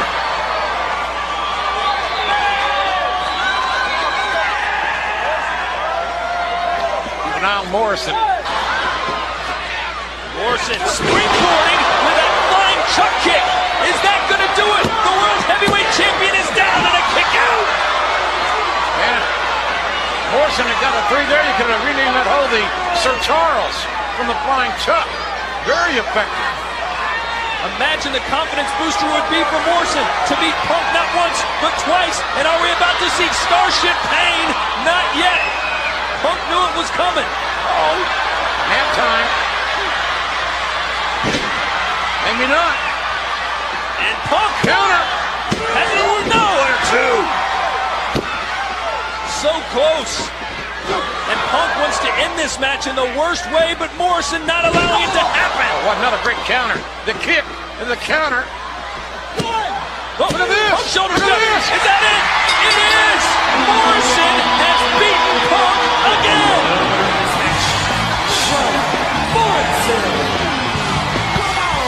It's almost deja vu all over again. In as much as that John Morrison continues to out-counter CM Punk. And Punk cannot believe it.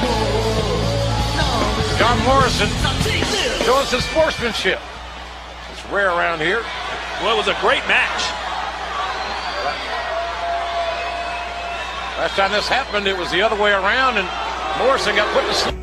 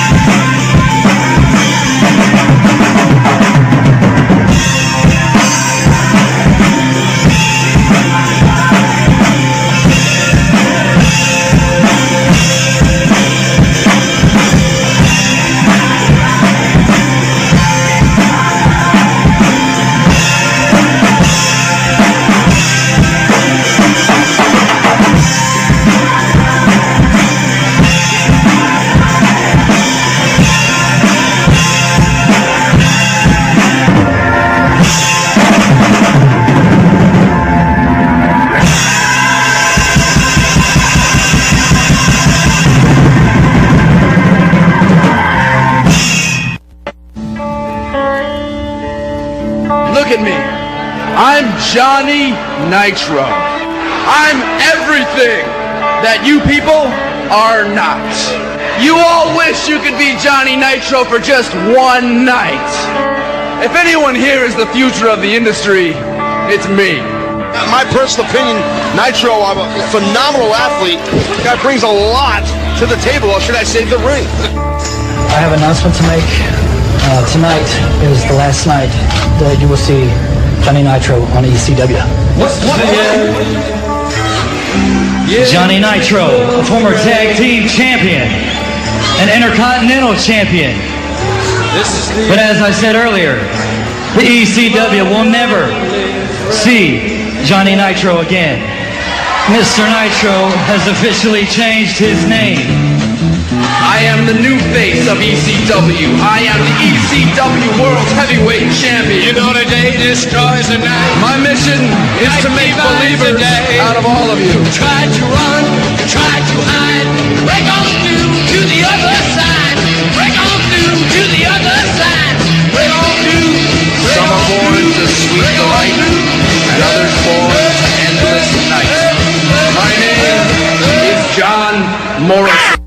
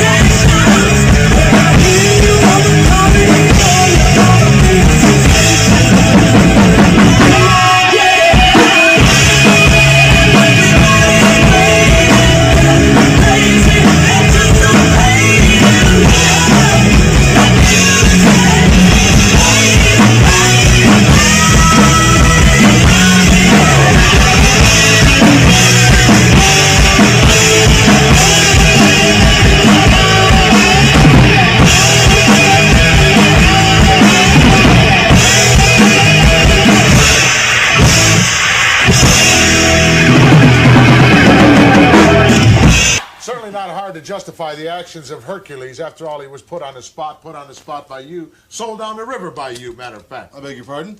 Oh, you're talking about some of the money I got for the $1 Million Man. It's just a small little sample. You think money's everything, don't you? No, money's the only thing, as far as I'm concerned. What has it brought you? Misery. Got you tried to buy a title, you couldn't even do that with money. Give me a break. Hey, if Herc was here right now. Boy, talk about a bunch of bimbos. Where did you find that? Mr. Van... Gorilla Monsoon. Hi, how you you doing? Fine, thank you. Mr. Van Buren. Oh, Mr. Van Buren, I'll get him for you. Hey, girls!